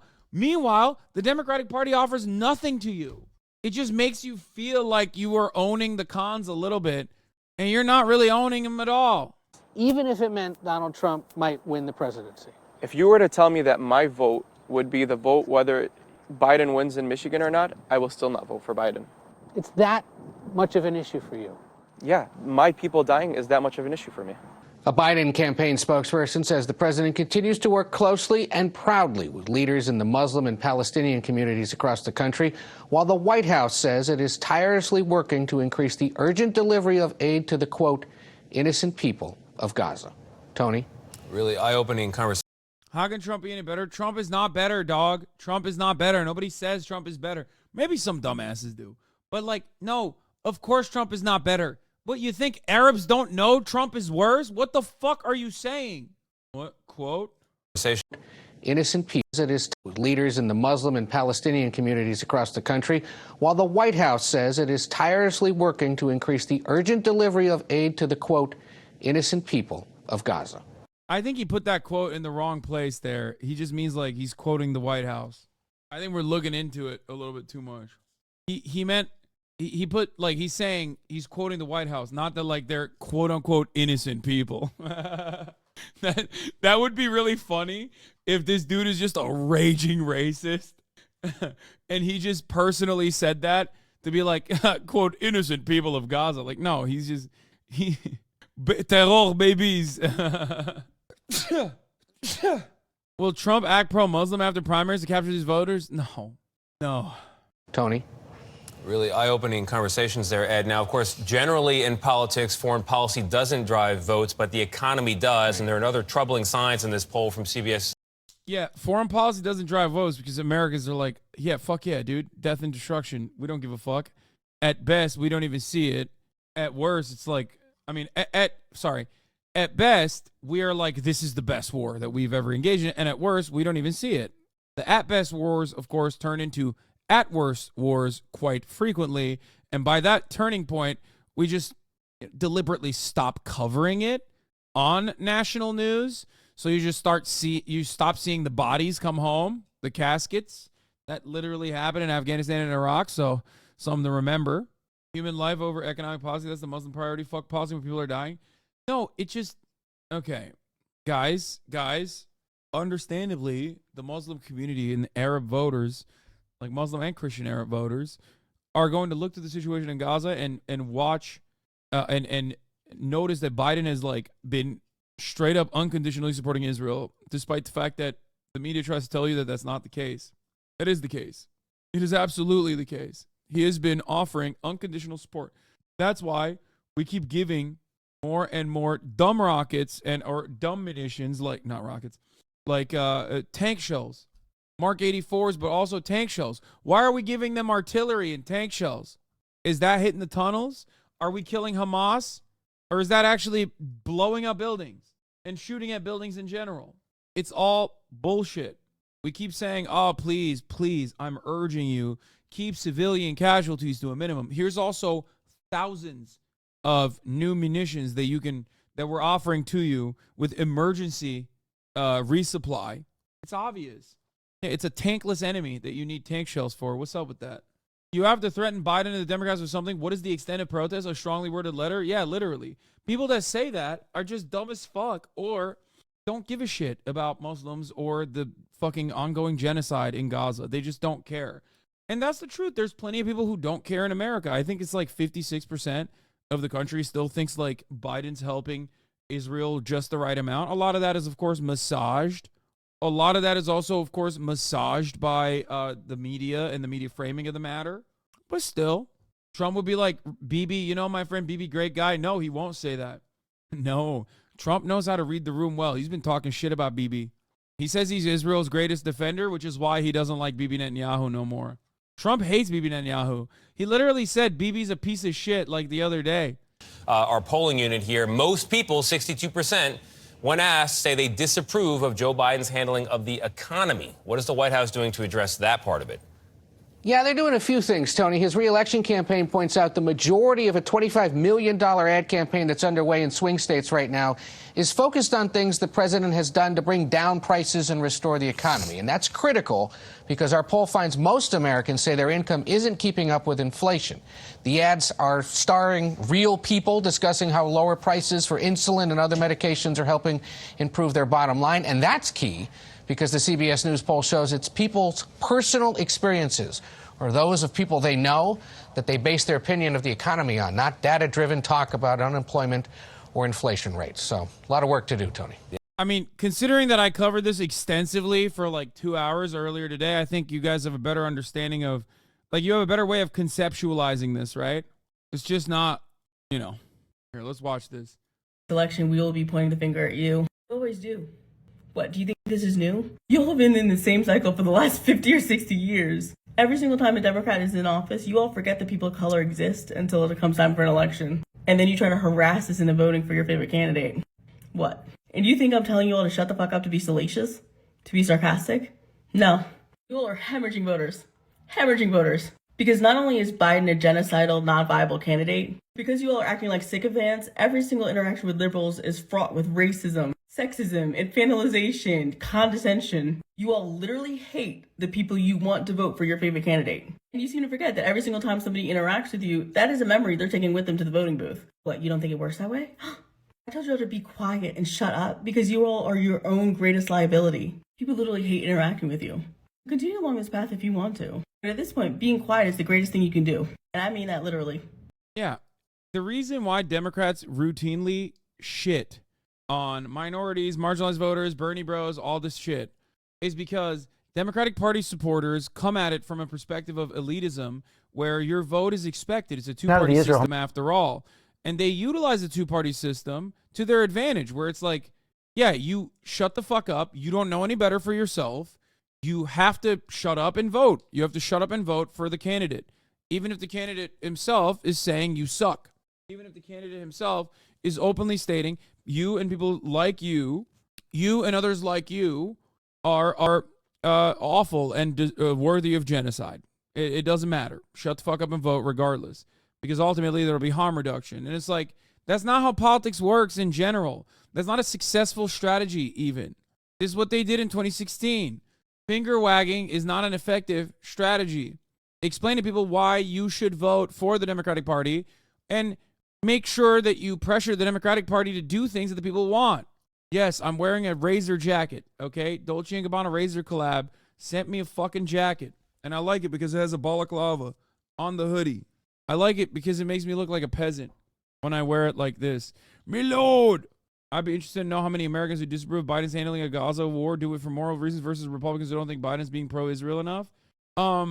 Probably more people who are saying Republicans who don't think Biden is pro-Israel enough. But there are plenty of people that are in the Democratic Party who also do not think Biden is doing a good job. You look like an ancient Chinese civil official. I love that. Yeah, people apparently are changing the billboards. Let's be clear. Zionism is your problem too. Jews for free Palestine. That's kind of cool. What is this? Hillary? Oh, no. Oh, no. Oh, no.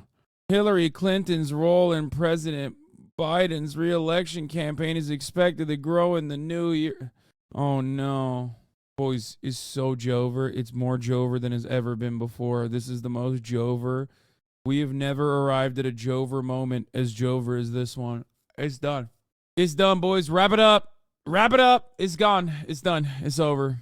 What? You literally look like this? Only a fool makes threats he's not prepared to carry out. Well, let's say I threatened to hit you unless you shut your mouth, but you kept talking. What do you think I'd do? I don't give a rap. I'm here by the king's command to take back this castle. Me lord, you ate me in the fucking face, me lord. Nah, they ate you up, blood? Yeah, no, I agree. That's why I like it. What do you mean? That's why I just said I like looking like a serf. Hamas war and the assault on southern Gaza. UN officials are warning of a dire humanitarian situation as citizens flee to the border with Egypt. Foreign correspondent James Longman is on the scene in Israel. Good morning, James.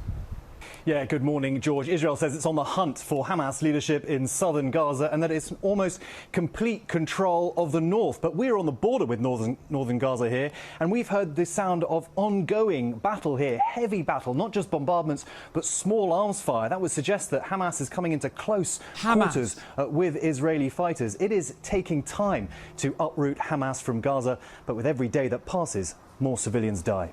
Israel says it's shifted its focus to southern Gaza.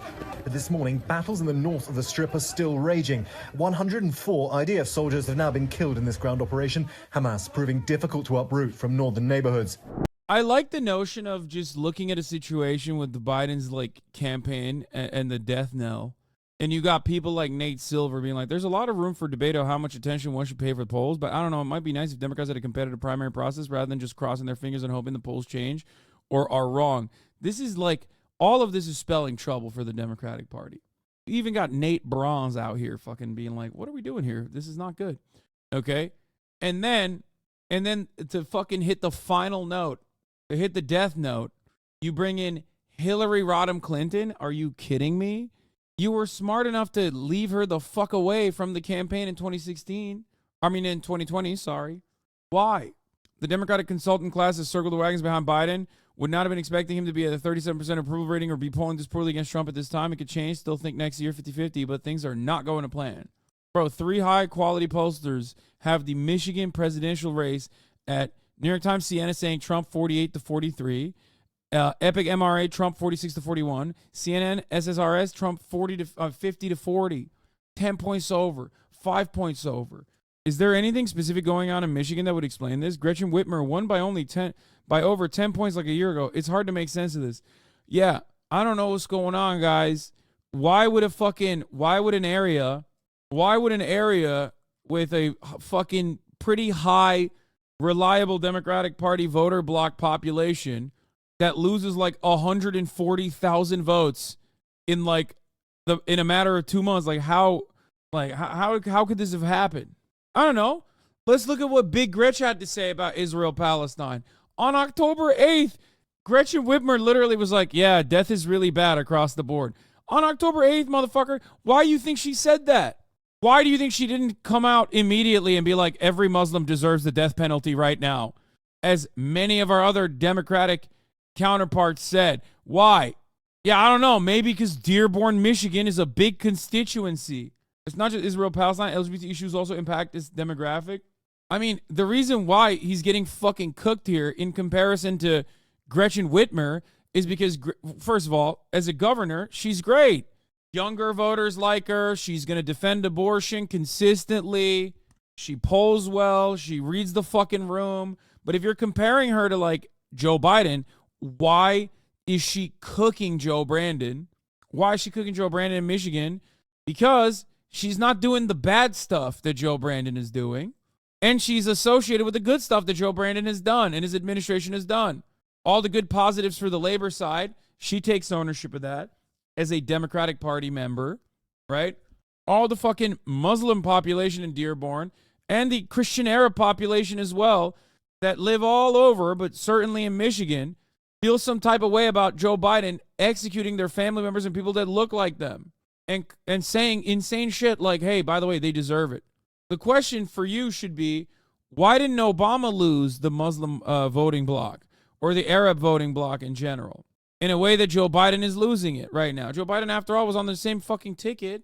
You know why? Or why did people love Joe Biden? Why? Look at his 2020 performance. Look at Joe Biden's 2020 performance in the same area. Okay? The reason is, brother, this was free. Don't fucking send motherfuckers links of how expensive the shit that I'm wearing. I didn't buy this, okay? Y'all were here when they sent it to me.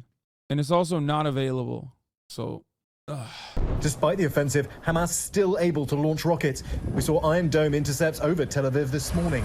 And that is Iron Dome coming into action, taking out rockets fired from Gaza.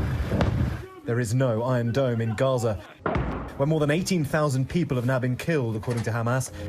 Khan Yunis, where thousands had sought refuge, now a battleground. ABC producer Sami Ziara is there. As you hear in the background, the exchanging of fire, the ground vision continue for the 5 days. Sami has been forced to move his Why did Obama keep the support but not Biden? Why did Biden keep the support but not Biden now? If a genocide is happening and you see it and it's happening in front of our fucking eyes and our friends and family members overseas are getting lasered by our fucking weapons that we pay for with our taxpayer money, yeah, people are going to start feeling some type of way. They're going to be like, what the fuck? Fuck you, dude.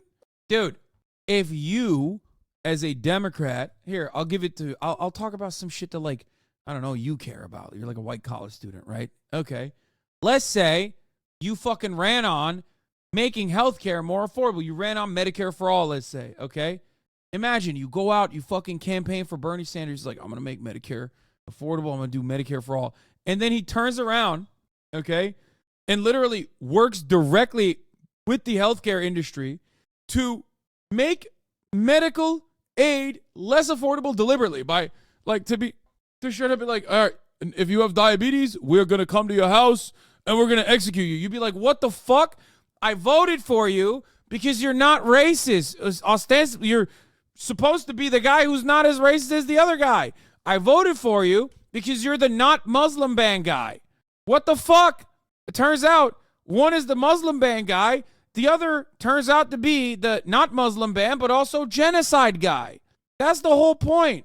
Do you understand? Do you get why people are like, what the fuck? I'm not voting for this guy. This guy's a piece of shit. Change your attitude now. He has the capacity. Oh, now that it's about my niche issue instead of genocide, I totally get it. The white college student. I mean, it's not a niche issue. Healthcare is not a niche issue at all. But it is one that affects everyone. So that's why I used it from the healthcare framework. Yeah. You got Bernie Sanders and you got Donald Trump. Okay. You want to vote for Bernie Sanders. You push for Bernie Sanders. You campaign for him. You go out and you vote for him. You're proud to vote for him, right? Because you want Medicare for all. And then he defeats the I'm going to kill Medicare for all guy, right? But then when he's in office, he turns around and does Medicare for null. Medicare for y'all? Y'all thought you were going to get Medicare? Medicare for nobody. How about that? And he fucking guts it. You'd be like, okay, hello? The fuck? You lied to me. Yeah, Medicare for null. Family 17 times since the war began. He's desperate to keep them alive. My concern only how to protect my family from the war. My kids, they consider me that I'm a shelter for them, and I'm not. Nearly 85% of Gaza's 2.3 million people have been displaced, according to the United Nations, who say there's no safe place to flee. Now, the World Health Organization is warning Gaza's health system is on its knees and collapsing. The Q80 hospital's emergency room now outdoors. In the heart of ravaged Gaza City, drone footage captured. This is a wild thing to just like openly celebrate, by the way. This is literally just like we're doing, we're colonizing. Captures the Israeli flag standing against the ruins of Palestine Square. We pressed the IDF on this. Israel says again and again it doesn't seek to conquer in Gaza, and yet placing flags in Gaza suggests a different kind of motive. The IDF has no instructions to reoccupy. The goal is to dismantle and destroy Hamas and bring home the hostages. And this video circulating online causing outrage. An IDF soldier seen breaking items in a store in Gaza. The IDF says it will review the footage and condemns the behavior of the soldier. Now, the United States vetoed a UN Security Council vote on a ceasefire Friday, but today the General Assembly will convene an emergency meeting on another vote to stop the fighting, get more aid in, and of course get those hostages out. And today, representatives from the UN Security Council will visit the Rafah border crossing to assess the humanitarian situation. It is desperate. Lindsay? Sure seems to be. James, thank you. Hi, everyone. How do we still listen to IDF spokespersons without any credibility? Easy answer. They're our allies, and their enemies are our enemies because they are our allies. And also, you know, if you want to look at it black and white, like their enemies are terrorists. They're Muslim, they're Arab, they're scary. Like, yeah, sure, Israelis are Arab too. Fuck ton of Arab Israelis. I forget what the demographic numbers are, but like millions of millions. And I don't mean like the Palestinian citizens of Israel. I mean like Arab Jews, right? Speculation, Andy? Yeah, dude, that's speculation. Oh my God, I love how fucking baboon-like my haters have become. They just get like, they get dumber and dumber. Nothing I said was speculation. You're just saying that because you're a fucking idiot. Like it's just a buzzword. You just use it as a buzzword. It's just like a signifier that you are an opponent of mine. I did not speculate anything here. It is no different than just going, that's an ad hominem. Is negative IQ hating? Yes, I know. That's the problem. Like 21% of the population is Arab? No, you're talking about the Palestinian citizens of Israel. The population of the Palestinian citizens of Israel, the non-Jewish Arab population, is like around 23%, 21 to 23%. The difference is the Jewish Arabs, okay, Arab Jews do not call themselves Arab in that country because they're Jewish, and it's a Jewish supremacist ethno state. Yeah, that's what I mean. I'm Israeli Arab. Yeah, you're a Palestinian citizen of Israel. You're a part of the 23%. Arab Jews, on the other hand, make up like half of the Jewish population, and they get very mad if you call them Arabs, even though they are. Keep yapping, loser. I will. As a matter of fact, I'm gonna keep yapping. This is what I do. But thank you for your patronage. You're scraping the bottom of the hater barrel. I know. Israel and Hamas agreeing on a deal that will free a number of hostages in Gaza in exchange for a temporary pause in fighting. The release of hostages by Hamas. Their release is part of a deal that's been in negotiations for weeks. Emerging from the darkness of captivity. Carefully loaded into those Red Cross vehicles. Now undergoing the delicate process of reuniting with their families. On November 22nd, Israel and Hamas agreed to a temporary ceasefire. This was more than 6 weeks after Hamas militants killed over 1,000 Israelis and took roughly 240 hostages. And after Israel's relentless bombing and ground invasion of Gaza killed over 14,000. That's where the word Mizrahi was formed, meaning Eastern, making up around 60% of the population. Yep. Mizrahi Jews are Arab. They're Arab Jews. They came from Arab nations in Aliyah's, either due to pogroms or on their own volition to Israel, okay? They come from all around. They come from Yemen. Well, I guess Yemen has a separate designation, but they're non-white. But still, like Yemen Jews from Yemen, Morocco, Syria, Iraq, even some from Iran. They're Middle Easterners. They're Middle Eastern Jews.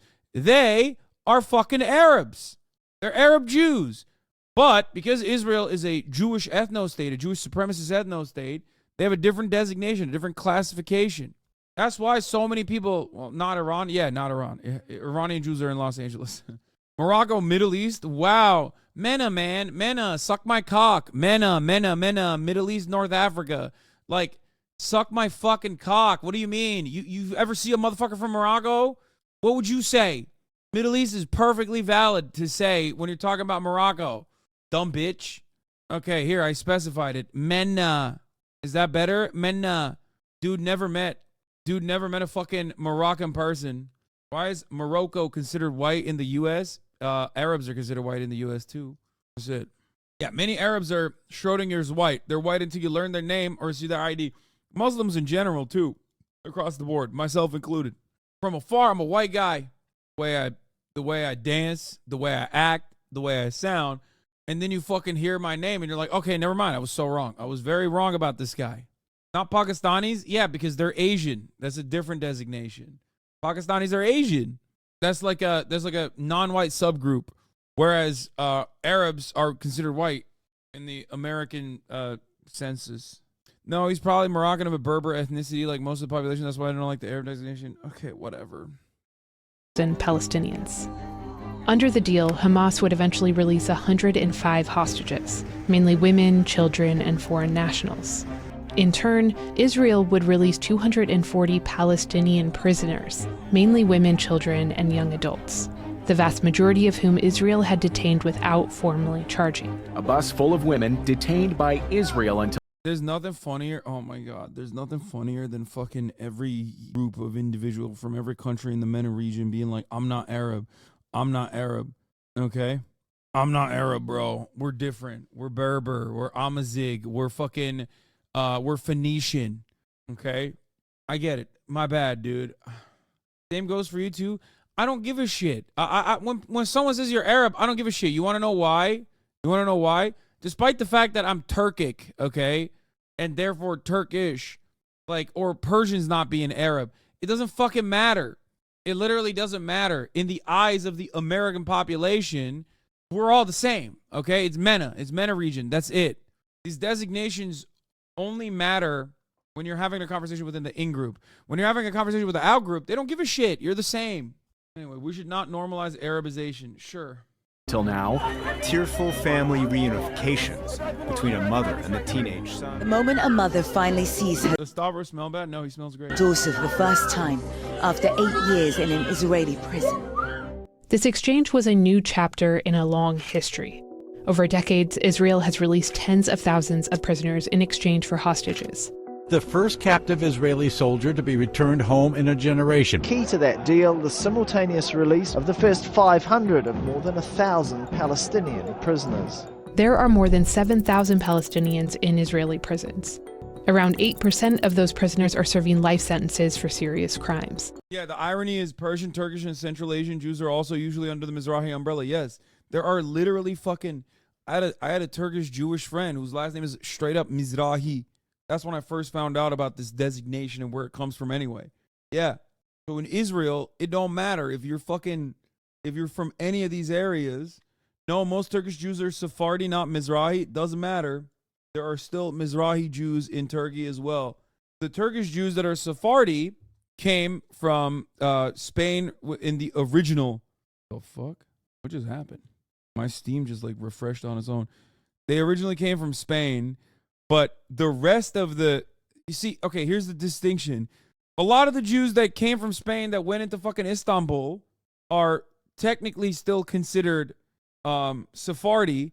However, okay, the ones that came from Europe that went to North Africa, to parts of North Africa, which was still under the Ottoman Empire, they're Mizrahi.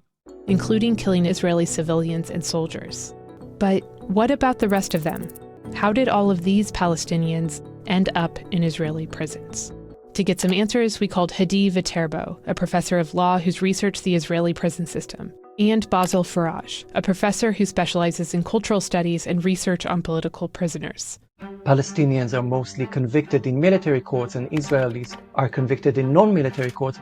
These are two of the main judicial systems in Israel. Yo, okay, I've been disrespecting Vox a lot, but they've been pumping some fucking decent pro-Palestinian content. Like, I don't know what the fuck's going on over there, which is kind of sad, I guess. It's just like, because the bar is in hell.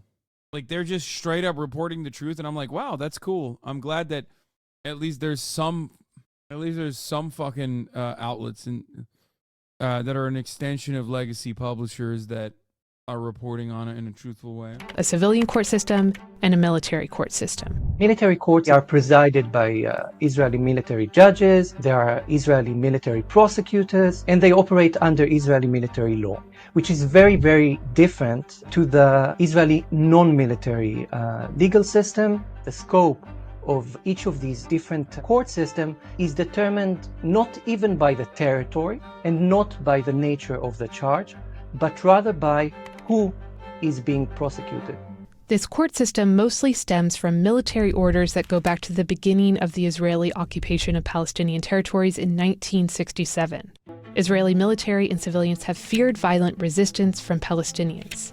So these military orders list rules for public order and security. And we're talking about thousands of military orders that have been published since Israel's occupation. One of those early military orders was Military Order Number 101, which basically prohibited any political expression. It includes bans on gatherings of 10 or more persons for a matter that may be construed as political without military approval. It also bans the display of flags or political symbols, except with a permit. And people who violate the order could be liable for imprisonment for 10 years, or a large fine, or both. Another crucial... I love when these are some of the fucking rules, and then people are like, they're all terrorists. That is why they are in prison, because they are doing terror. Order is number 1651. It's a 108-page document which consolidated a sweeping list of offenses, including a 10-year sentence for anyone who attempts to influence public opinion in the region in a manner which may harm public peace, or potential life imprisonment for any act deemed a disturbance to the security of the area or the... Yeah, after this, we're gonna watch the fucking Jubilee video, and I'm gonna try not to fucking die. Middle Ground Roundtable Israel Palestine by Jubilee. IDF, the Israeli Defense Forces. Get ready for it, quite vague, and that allows for ad hoc discretion by the Israeli officials to decide what constitutes a disturbance of the public order. Here's an example of how the orders are used. In 2016, a lawyer was detained during a peaceful demonstration in the West Bank city of Hebron that called for reopening a main downtown street that the army prohibits Palestinians from accessing. One of his charges was for demonstrating without a permit, and another for attempting to influence public opinion in the area in a manner that may harm public order or safety. In other recent cases, Israel charged Palestinian journalists with incitement, saying news videos they had taken, which were often of confrontations between Palestinians and Israeli forces, political processions, or funerals, constituted incitement. Once arrested, they often end up as what Israel calls security prisoners. It allows for a lot of discretion, but it's overwhelmingly applied to Palestinians. The vast majority of these security prisoners placed in the military system are from the West Bank, and they are largely transferred out of their territory to one of 19 prisons within Israel. And the fact that Israel transfers Palestinians into facilities inside Israel is widely considered a violation of the Fourth Geneva Convention, which is a cornerstone of international humanitarian law. A smaller number of security prisoners are also Palestinians from Gaza, though they are often sent through a different system. Another small number of security prisoners are Palestinian citizens of Israel, though for non-political crimes, Palestinian citizens of Israel are largely sent to the civilian court system. On the other hand, no matter the crime, almost all Israelis are placed in the civilian court system.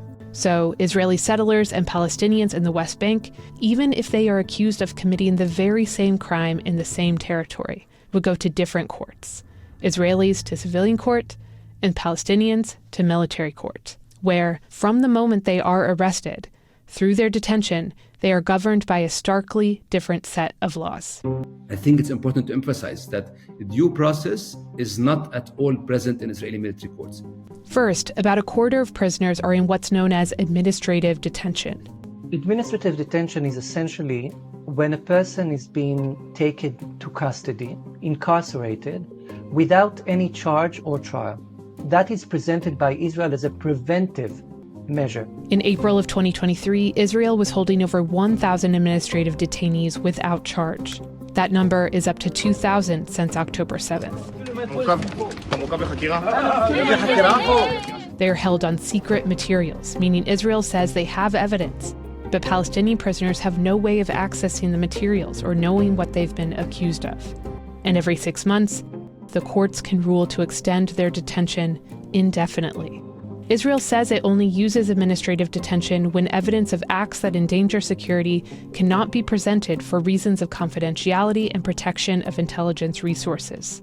It has been used systematically to criminalize Palestinian action, to criminalize Palestinian organizations, to criminalize Palestinian human rights work as well, and also to instill the sense of fear that anyone who dares to speak. I don't understand what these guys are saying. Israel's the only democracy in the Middle East. Like, what the fuck? It's so weird. Such a weird thing to say. Odd. Against the occupation could be punished without having due process. Then there are the 3/4 of prisoners accused or charged with a crime. Some are serving life sentences for serious crimes, including murder. And protecting Israelis from violence is a large part of Israel's rationale for having this military court system in the first place.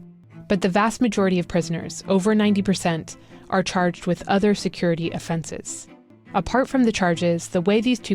Yeah, they're charged with missing the top of the hour ad break, or rather not being subscribed to the top of the hour and getting hit with a 3-minute ad break, which, of course, if you no longer want to see those ads, all you need to do is subscribe for $5 or free with the Twitch Prime. Here's the 3-minute ad break now. Also, like I said, right after this, we are finally going to fucking move on to not so green pastures, but we're going to be moving into the Jubilee video. Two court systems operate is also vastly different. In the military court system, public defenders are not regularly provided, and confessions in military court are often written in Hebrew by an officer, requiring many Palestinian detainees to sign statements or confessions they don't understand, which can then be used against them. Once a Palestinian prisoner actually goes to trial, conviction rates are a staggering 99.76%. So essentially what that means is that once a Palestinian is brought before an Israeli military court, they're as good as destined for imprisonment. In Israeli civilian courts, there's a different standard even when it comes to what it takes to be arrested, let alone convicted. When you look at crimes against Palestinians, according to data collected by one Israeli human rights organization, of more than 1,500 cases of ideologically motivated settler crimes, investigations were closed without indictments in 93% of cases. In another of their studies, of cases that did indict Israeli suspects for violence against Palestinians, only a third of cases resulted in full or partial convictions. They are protected by the law. We have witnessed images of settlers burning Palestinian villages down to the ground and killing people. They were not persecuted or sent to any form of real punishment. And there's major discrepancies in sentencing too.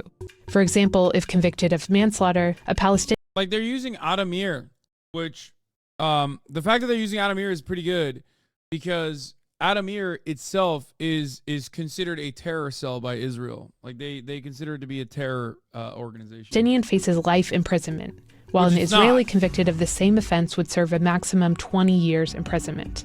In Israeli military court... Bro, get off your phone, this guy says.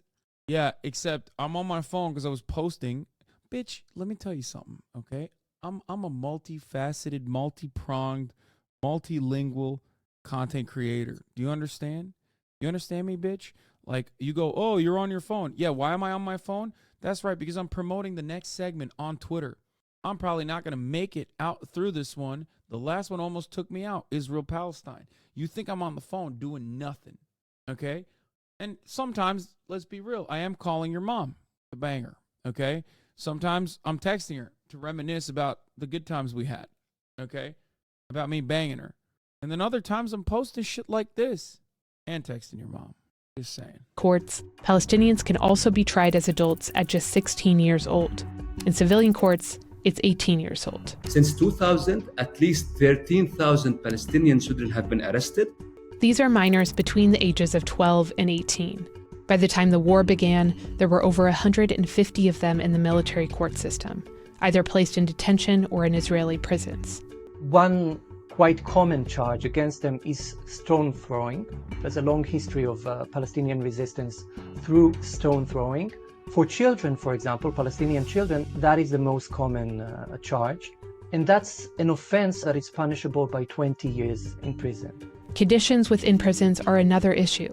Palestinian prisoners are subjected to overcrowding, abuse, torture, repeated denial of family visits, denial of medical care, and solitary confinement. And even if a prisoner dies in custody, Israel often... Bro, I've talked about this so much. And you guys still go, oh my God, 20 years? Yes, terror, terror rock. It's not the regular rock, it's terror, baby. Throwing a rock of terror at a tank. Do you know? Do you know what a rock does to a Merkava tank? You do not know. It does nothing. What it makes the operator feel very bad for killing the terror baby. Often practices a policy of keeping the remains of scores of Palestinians in freezers. Oh my God, they're posting this too. Remains of scores of Palestinians. This is huge that they're posting this. Israel often practices a policy of keeping the remains of scores of Palestinians in freezers and numbered graves. With the end of the ceasefire, Israel's ground invasion of Gaza has resumed. And even though some prisoners were released in exchange for some of the hostages, the population of Palestinians in Israeli prisons has only increased. Officials estimate the number of Palestinians in Israeli prisons has doubled since October 7th. You're talking about a place that's occupied through military force, through decades of oppression, of violence. In this broader context of occupation, I think the prisoners issue actually became very central for Palestinians. So I like the Vox taking the funniest liberal position of being pro-Palestine, but also pro-landlord. Whereas like most American progressives are like anti-landlord, like anti-housing market being fucking devastating. They hate that. But they're also, you know, you would rather, most progressives in America, not younger demographics, but most progressives in America would be like, yeah, I think that the housing market should be fixed, but also I'm pro-Israel. Vox took the exact opposite position where they're taking the unpopular position on both ends, where they're like, yes, we're pro-Palestine and also we're pro-landlord. All the different issues faced by imprisoned Palestinians have been heavily criticized by human rights organizations who call on Israel to address those. The limitation of this framing of the problem is that the focus here is on reforming the system rather than asking whether the system is fundamentally flawed. Sent this video to my mother and father saying it's wild to know that dad was deployed to Kuwait for less than this. Wish me luck. I mean, probably going to be pro-Israel unconditionally. All right. I promoted it already, and you can too if you want. We're doing it. We're doing the damn thing, brother. We're doing the fucking thing. You know, a Palestinian and Israeli would meet each other on the street or in a bar. It's so important to me to constantly be listening and connecting with people who have a different stake in this game from the other side. Sitting in the presence of everyone, you kind of get to feel more of what they're feeling. And I think that it's what we all need right now to humanize the so frequently dehumanized. Obviously, there's two sides to this discussion, and the only way out is through.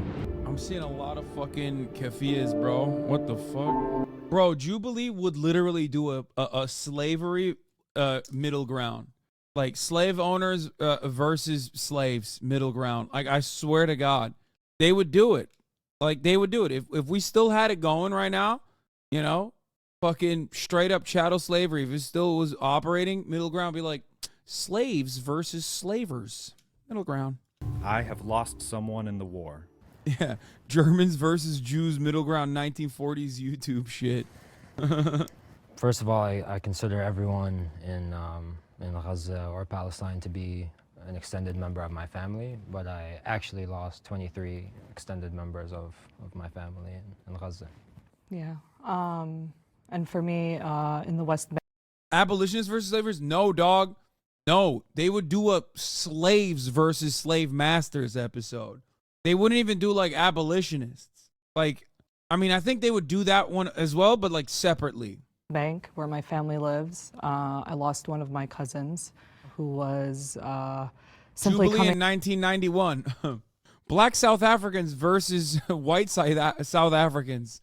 Apartheid, middle ground. Home from work at our family grocery store and just happened to be in the wrong place at the wrong time and ended up getting shot by an Israeli soldier that was posted up on the corner looking for someone and shot him, and he immediately died.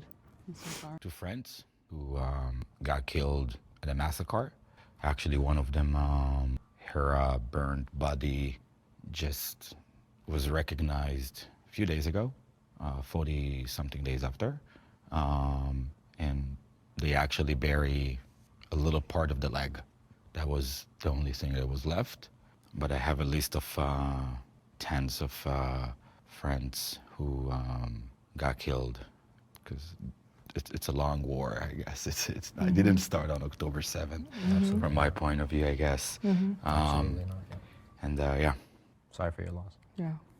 I lost friends at Nova, one of the nature parties that was attacked.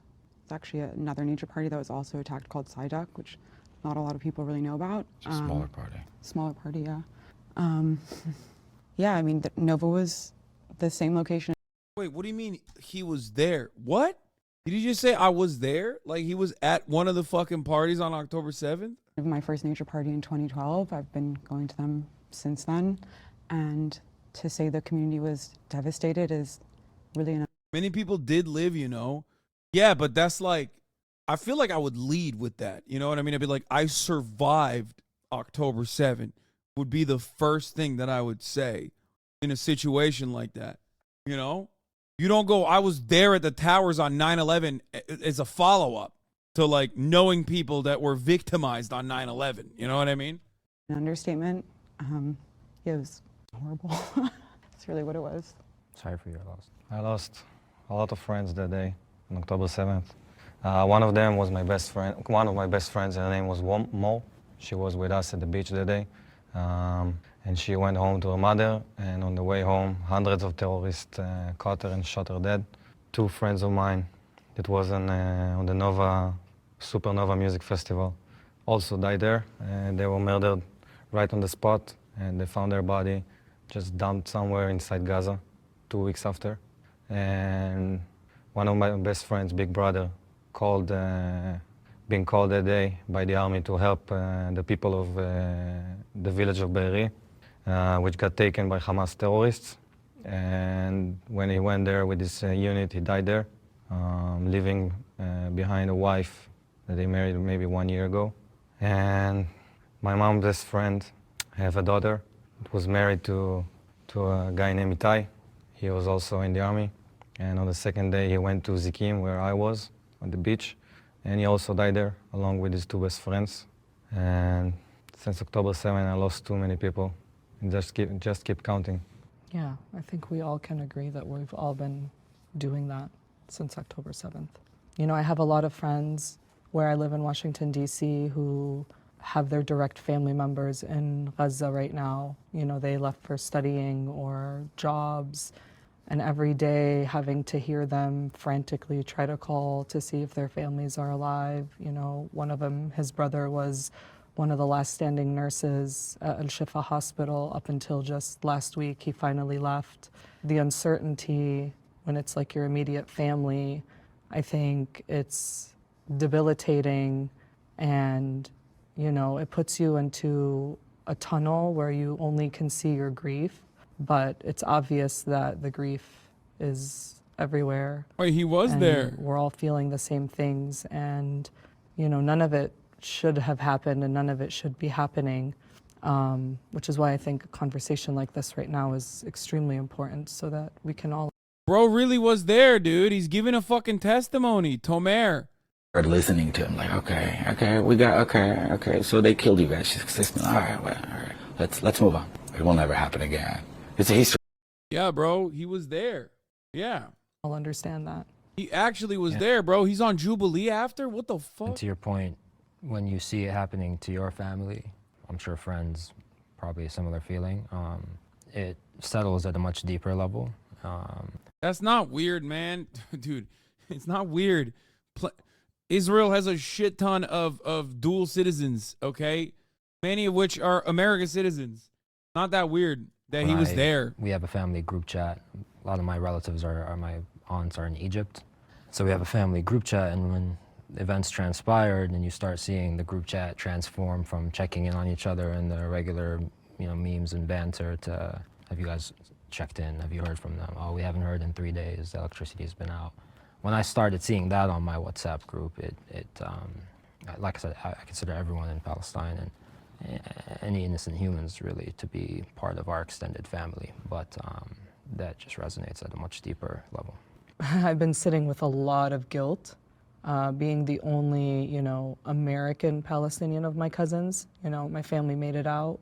My dad wanted, you know, to give us a better life, and so, you know, he brought my mom here. I was born and raised here, but when I was a teenager, we moved back, and I lived in Palestine. So it was a shock to see how the occupation affected our daily lives, you know, and I was 13, you know, but coming from Ohio, from like the Midwest, you know, everything is open and free, and then here you are, like, going to the grocery store and there's tanks rolling down the street, you know, soldiers with guns walking around. Then some days, like, we couldn't go to school because they would close the checkpoints and close the border, like, you're not going today. And, you know, as a child, I thought that was kind of cool, like, oh, I don't have to go to school today. But I look back now and I'm like, that's kind of messed up. How long ago did you move out? Like, did you guys move out from Palestine? It was in the 90s, the mid. Yo, that's how you know this shit in the West Bank is worse, dude. She said Ohio looks good, okay? Just think about that. Let that sit. 90s. I grew up in Southeast Jerusalem, and I remember actually in the beginning of the 90s, we used to go to Kalkilia and Jenin, and we used to do shopping over there because it was cheaper, you know? And we used to eat hummus over there, and good hummus, huh? A lot, bro, a lot. Knafe. My favorite knafe, you know. So I actually even understand some of the language. I grew up in a place with a lot of Israeli Muslims, and you're right. It was. I remember actually it was a great time in the 90s in that area when everything got more complicated into the second Intifada. When I started my military time, I was 4.5 years in the military. I was Special Ground Forces. I know Gaza, like I know my hand, and. That's terrifying, dog. That is fucked up to Jesus Christ, dude. the problems are of closing checkposts and everything. It started only in the end of the 90s. Because I'm talking about dramatically because of a lot of terrorist attack that happened. Yeah, terror. Yeah, intifada. And then in Israel. So in the beginning of the Intifada in 2000. Yeah, they were like, oh, y'all want to do strikes and fucking stone tossing? Yeah, guess what, dude? It's terror time. It was impossible for Jewish people, obviously, to get into Jenin or obviously the entire West Bank. But before that, we could because before that, we didn't have that many terrorist attacks. So the occupation from... Yeah, the difference is like, oh, you can't get into Jenin? Oh, no, you can't get fucking cheap consumer goods. Let's not interrogate at all why the goods were cheaper there, obviously. Adjusted to the fucking living standards, and also because wages are lower too. But like, yeah, that's the only thing you lose out on. You no longer have the grocery trips, which is, you know, from the way we see it, occupation. I don't call it occupation. I call it protect your country from some terrorist organization, extremist. I think you called it right. I will be the last person that will say it's a whole group, because I have a lot of Muslim friends up until today, even from back in the days, and even childhood friends that I grew up with. He's like, I had childhood friends that I grew up with, and some of his family members I might have fucking patrolled in Gaza. So my past is very rich with the Muslim Arabs, Israeli Arabs culture, but in my opinion is super strong, because I felt it different between the 90s and the terrorist attack that happened because of Hamas. Obviously, they woke up the monster. Let's put it out. Okay, so I didn't step up because while my mom and dad know people who have been victims, I had the privilege of being born and raised in Detroit and spending 2-3 months at a time on multiple occasions in the West Bank. So that's why I didn't step up. What was your name? Talal. Talal, what you said when you first stepped down, that, you know, everyone there is your family. I feel that way as a Jew about Israel, but I didn't want to take away from who I'm sure had real personal connections. But we feel it deeply, everything that we see. And of course, I know many people who live in Israel who thank God we're not in the South on October 7th and who are okay right now, thank God, but we're checking in, and everybody knows somebody. It's like we're all 1 degree away from tragedy. So that's why I disagreed. I didn't lose anyone, but I did get married in Palestine. I'm not going to say which village to protect my ex-husband. But before we got married, he was arrested. His village was attacked by the IDF, and he threw a rock this big at an Israeli tank and was arrested for 4 years, where he was beaten, tortured, starved. Yes, but that's terror. A terror rock. And according to his family, I didn't know him at the time. He never came out the same. Like, I wonder, I mean, these are like American Israelis, I feel like. Maybe some of them are they all Israelis? Or are they just like, it's not just Zionists, right? It's just, I think, yeah, Israel and Palestine. I don't know. Like, I wonder if there's any moment here where they just go, okay, well, that's not worthy of a 4-year jail sentence where they're getting tortured. And even after we got married, you know, asking him the questions and, you know, what happened and how was it in jail, and you could see the fear in his eyes and you could just feel his pain. And a lot of people don't realize that a lot of Palestinians that get arrested are never put on a fair trial. That's actually not true, what you're saying here. It's not true. 2/3 of Palestinians are not put on trial. They're not charged. They are. Yeah. They are. No, they're not, bro. Okay. Oh, my Lord. Oh, my God. Oh, dude. Okay, so now we're doing this. We're doing your facts are actually incorrect, because that makes me question everything I know about my own morality versus like Israel's daily maintenance of apartheid. Now, see, you can't do that to me. You can't do that, because on the one hand, I value myself as like a progressive guy, okay? I feel as though I have a moral position on this matter, okay? So when you when you just pierce through that and tell me what it really is, that makes me feel bad. So I have two options to go, maybe it really is like that. Oh my God, I misunderstood this entire thing. Or maybe I'm just gonna say that can't be true. They're just held because I captive just and told you hostage. what happened to my personal. If they didn't a crime, they're going Is to she a trial. lying? They always win. It's always a trial in Is Israel. she lying?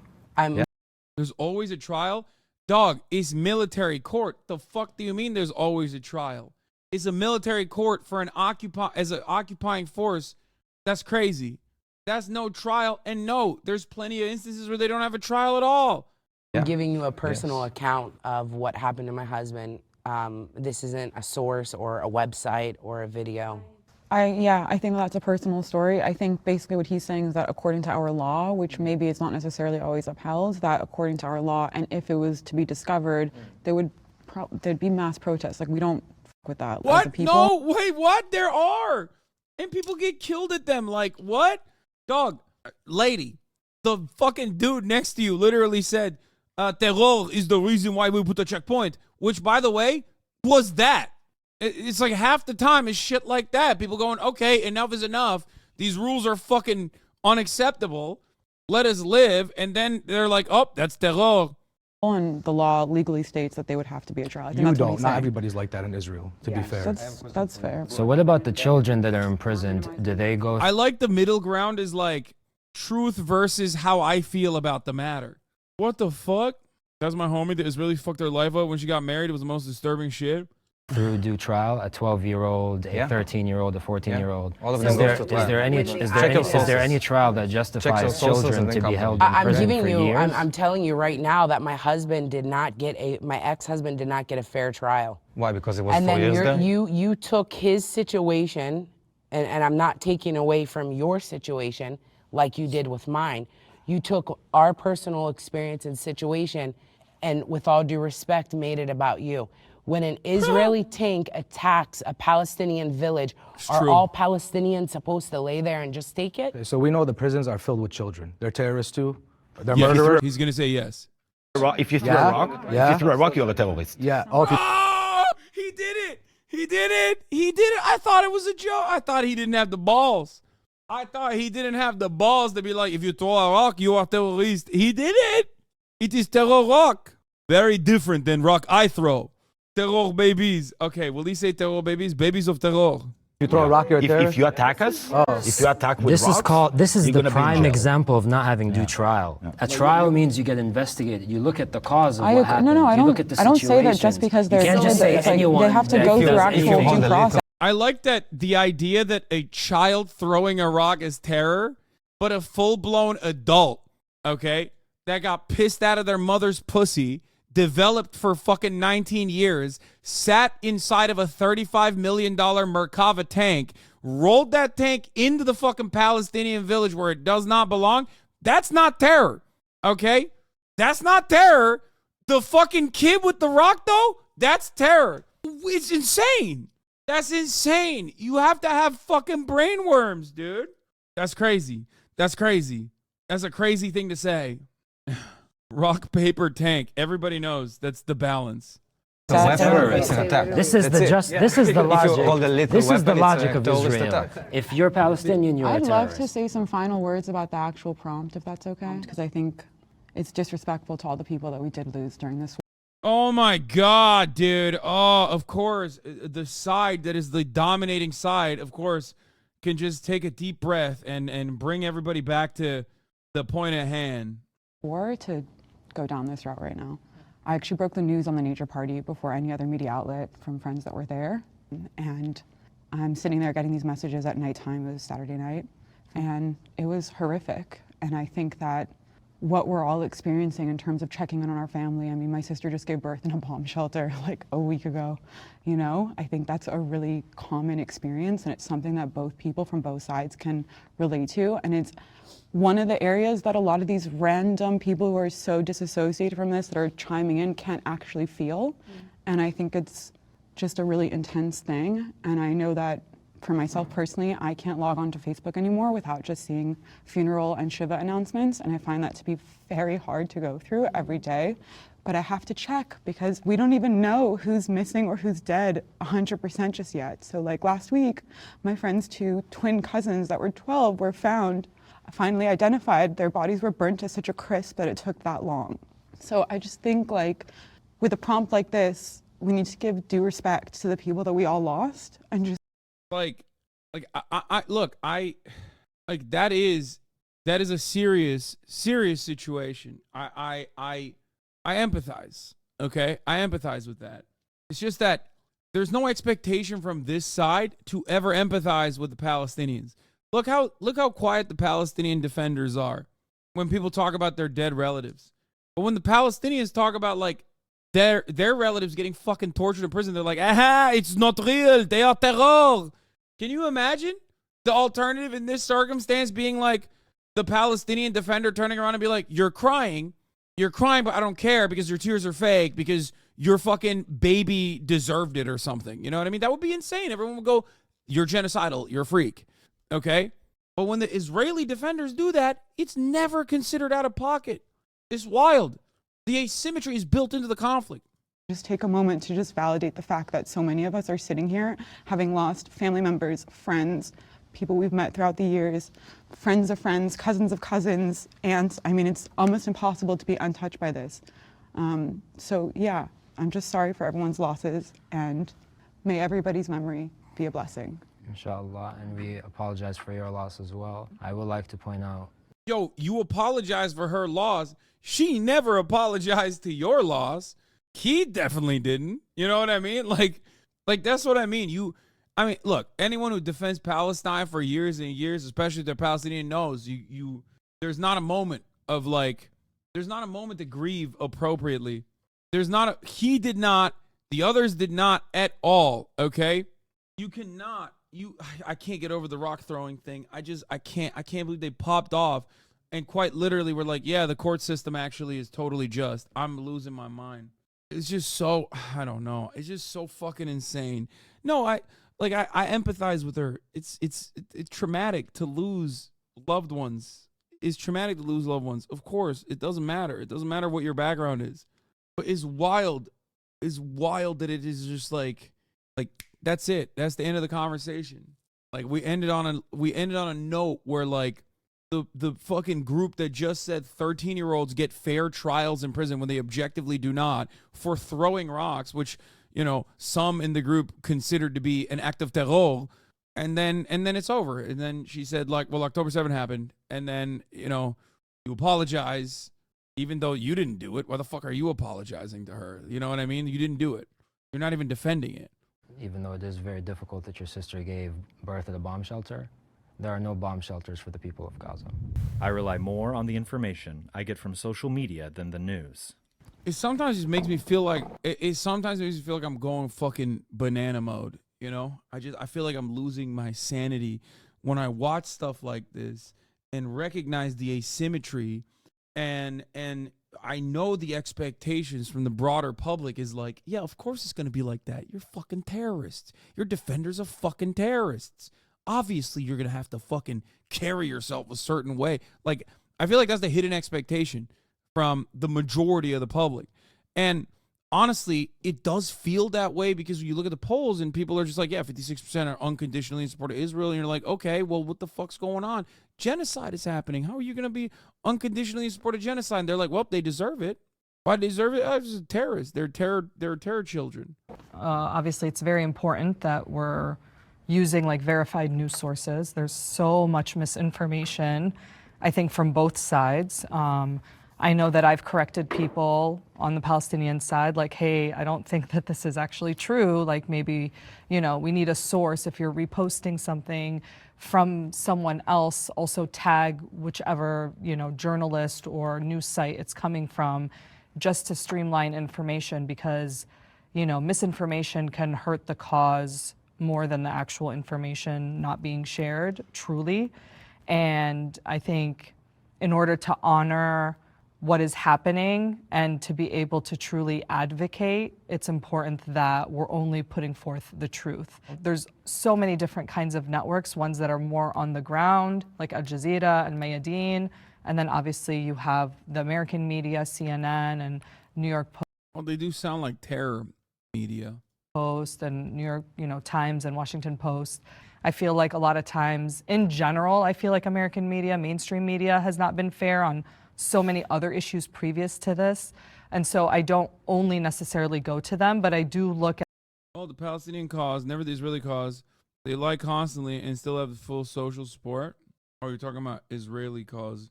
At all sources of media because I want to get a fair view of what's happening. And I also look at Israeli media. Can I ask a question? Because I saw you both not. In your opinion, is the American media bias anti-Palestinian or anti-Jewish bias is what you say when you say that the American media is not? Anti-Palestinian. That's so interesting because for the Jews.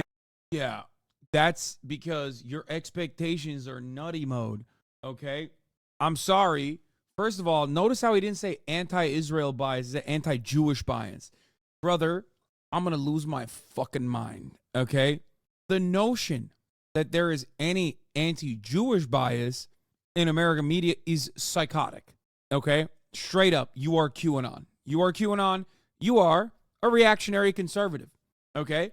If there's any bias against Israel, that's still psychotic, despite being a foreign nation, okay? That's also delusional. And the reason why, and this is what I was thinking about in the shower this morning, these guys are not fucking sicko mode because they're like QAnon anti-vaxxers or anything. They're sicko mode because they're fucking reactionary conservatives. No, not this specific video. I'm talking about like, where does this come from? Like, where does this attitude come from? Like, why is there so much conflation with an anti-Semitism and anti-Zionism? Okay? Why? Why is it that like in our college campuses, people are just like very clearly hitting the, you're doing anti-Semitism right now, you're doing a non-DEI, you're doing a no growth, and it hits. And it's because of conservatism that it hits. That's it. It's straight up no different than when white people talk about how Christians are under attack in America. It's just, it is literally a group that has more power in this conflict, Israel, okay, against Palestinians that have no fucking power, talking about the terms and conditions of how to talk about genocide even. How to even talk about genocide, how to protest genocide. How the fuck do you set the terms over there on how much ethnic cleansing you're going to do? You're going to turn on the ethnic cleansing dial every day, okay? And then you come to America and you're like, also, you can't even protest it. I'm going to tell you how to protest the ethnic cleansing campaign. There is no equivalence here. It's ridiculous. It's fucking ridiculous, man. This is why so many American Jews have shifted over to watching Fox News, by the way, which is like doing the most reactionary coverage of the matter. This is not my assessment. This is what I read in the New York Times. The Jewish American population, okay, the Jewish American population and its Zionism is almost identical to the American population and its Zionism across the board, okay? So that's something you have to recognize. That's it. Like there's almost no deviation.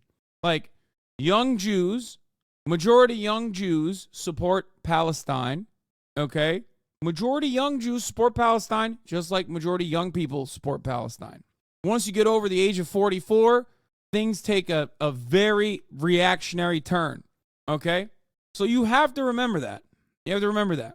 However, the Jewish population in America are a progressive voter bloc.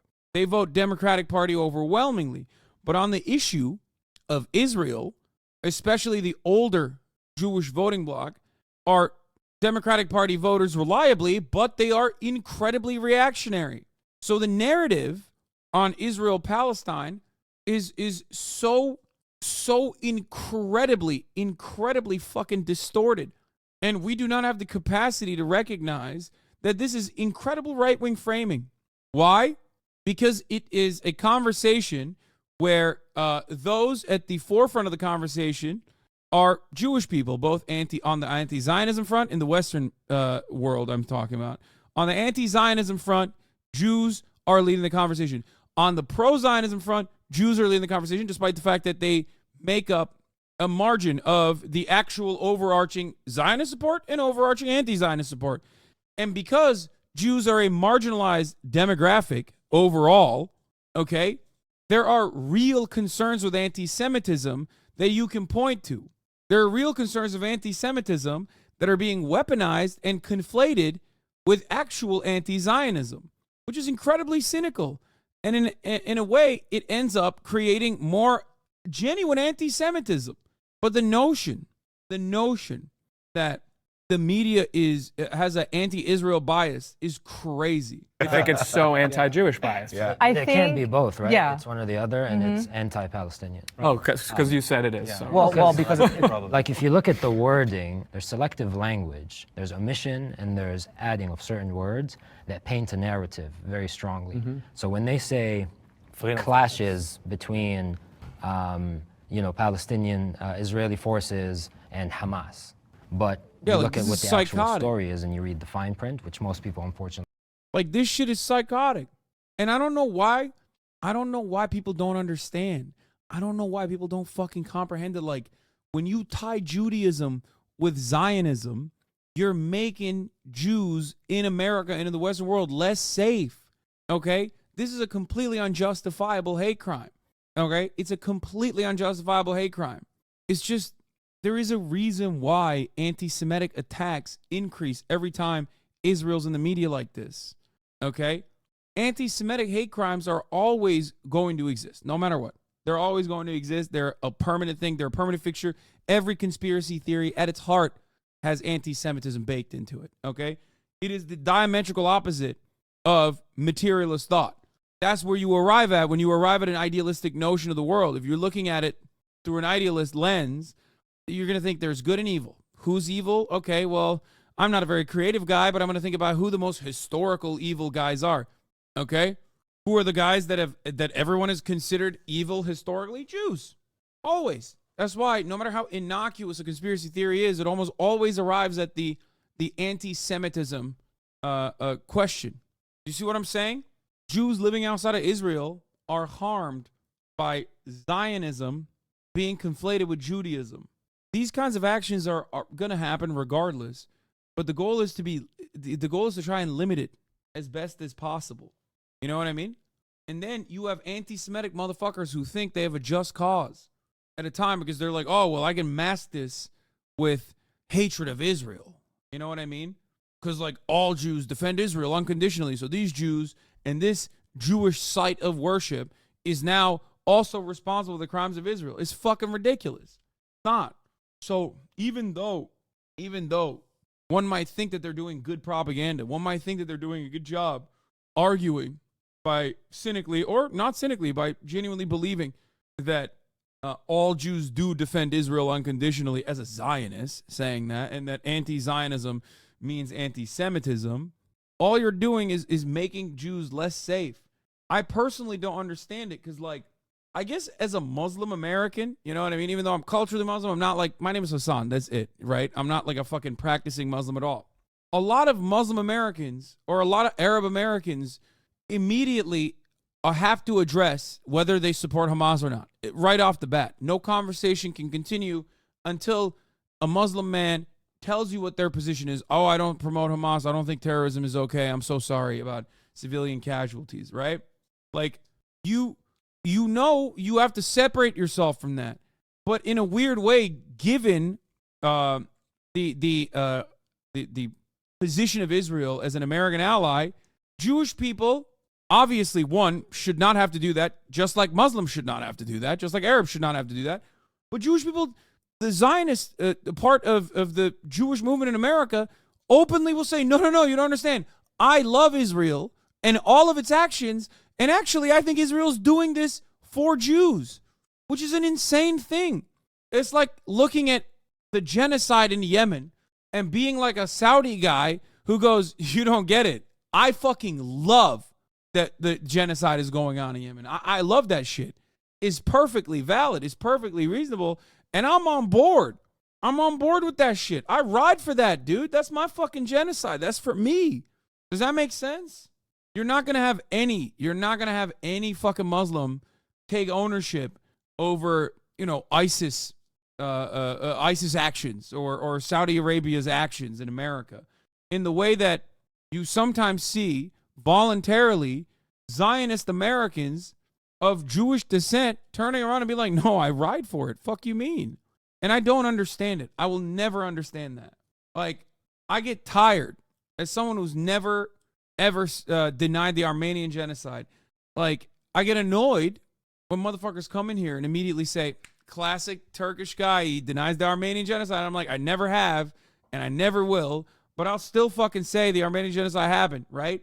And it's annoying because it comes from a place of fucking racism. Now imagine if I was like, straight up, yeah, dog, you're wrong. It's a lie, actually. The general lie, you mean? Oh, that never happened. Suck my dick. Never happened, but it'd be really great if it did. Like, and more of it should happen. Like, if I said some shit like that, you would be like, oh, that's a bad guy. That's like, immediately, you'd be like, all right, you're fucking insane. So I'll never understand it. I'll never fucking understand it when, like, ultra-Zionists will ride for this shit and will be like, no, not only do I associate Israel's actions, with my own interests, I associate it with Judaism in general, which is psychotic. Don't do. It turns out that Israeli forces in whatever situation might have stormed into a village and shot a child. But the headline reads clashes. Anytime it's the other way around, terrorist. So I think it's very important to label people correctly. And some people are terrorists and they should be labeled as such. Mm-hmm. But when you omit certain information for a specific purpose, this is what the Western media specializes in. What I love about this is literally what you're saying could be taken verbatim from like a Jewish dinner conversation. They do the exact same thing to the Jews. Where example? Absolutely. Yeah, where yeah. like the day after this October 7th massacre, the guys flying in and like raping and burning people are being called militants and not terrorists. Freedom fighters. Freedom fighters. There's like literally. Point to one singular instance where the IDF, the Israeli occupying force, is being considered terrorists. First of all, most people do not say that. At most, you're going to hear it from someone like myself, okay? Because they are militants engaging in an act of terror, for the record. But, like, the reality of the fucking matter is not a single Western media outlet is saying it like that. Even though saying it like that, as long as you declare the actions to be terror, would be appropriate. And the inverse of that never is true. Nobody calls the Israeli occupying force a fucking terrorist group. Has there ever been a singular mainstream outlet, legacy publisher, print media, any one of these big fucking newspapers, have they ever called what Israel is doing terrorism? Really examples of, for example, if there's a terrorist attack in Israel, the BBC will publish like IDF, shoots Palestinians, as opposed to like the terrorists literally came and tried to stab people and then got neutralized by the IDF. And so I think like the language, honestly, and by the way, I have a lot of Palestinian friends. I know you guys think the media is biased against you, and I know we also think that too. I see this on both of my feeds. It's like so blatant how we both feel this way. And I think that instead of dismissing. Yeah, except one side's recognition of the biases is understandable and truthful. I myself am obviously biased towards Palestinian emancipation because I look at the situation, I'm like, yeah, it's an apartheid state. That's really fucked up that's happening. Okay? But having said that, their interpretation is correct. There is very little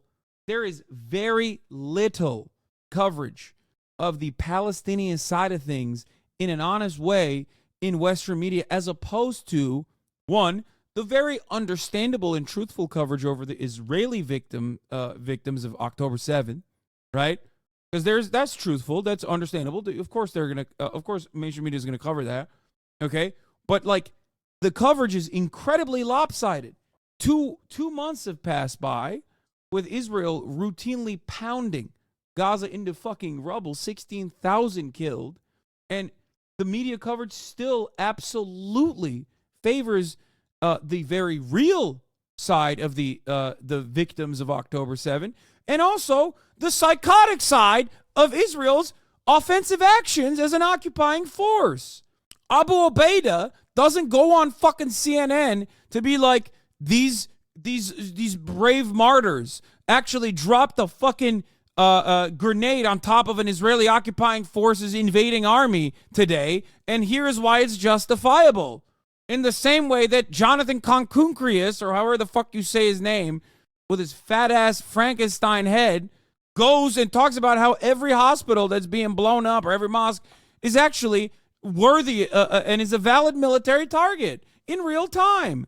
That's a crazy fucking comparison. Can you imagine? Conricus, I don't know how you say his last name. Arabic media in the region is biased to the Palestinians, though. Most Arabs don't listen to Western media.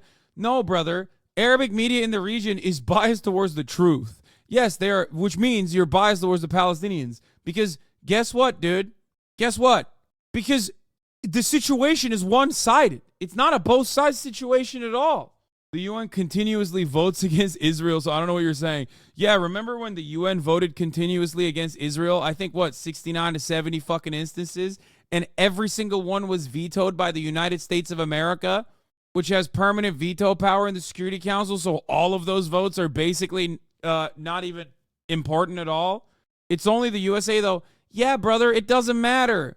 The United States of America runs the show. The United Nations is useless. It's the UN that matters. The fuck?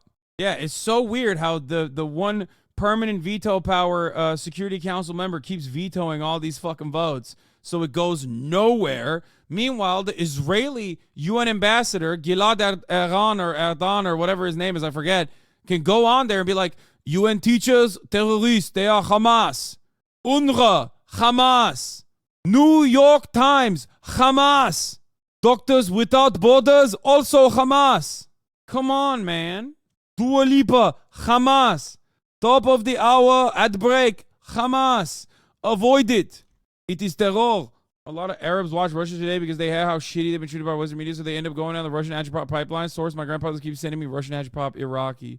None of those votes mean anything if America always vetoes it. It doesn't matter. The finger wagging. Okay, here's a 3-minute ad break now.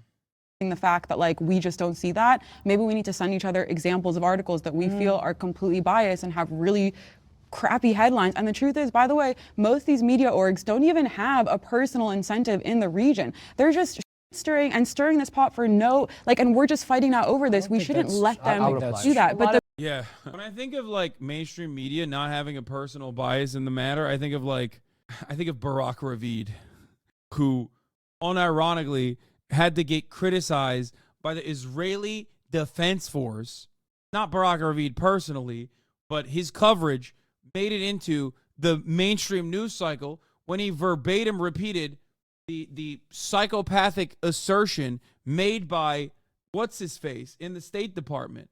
What was it? Miller? Tim, what was the fucking guy's name in the State Department? When he said, Hamas is not John Kirby. No, not Stephen Miller. God damn it. You guys are fucking Mark Miller. Not Max Miller. It was Mark Miller. Mark Miller made a personal assessment and pushed it as though it was fucking fact.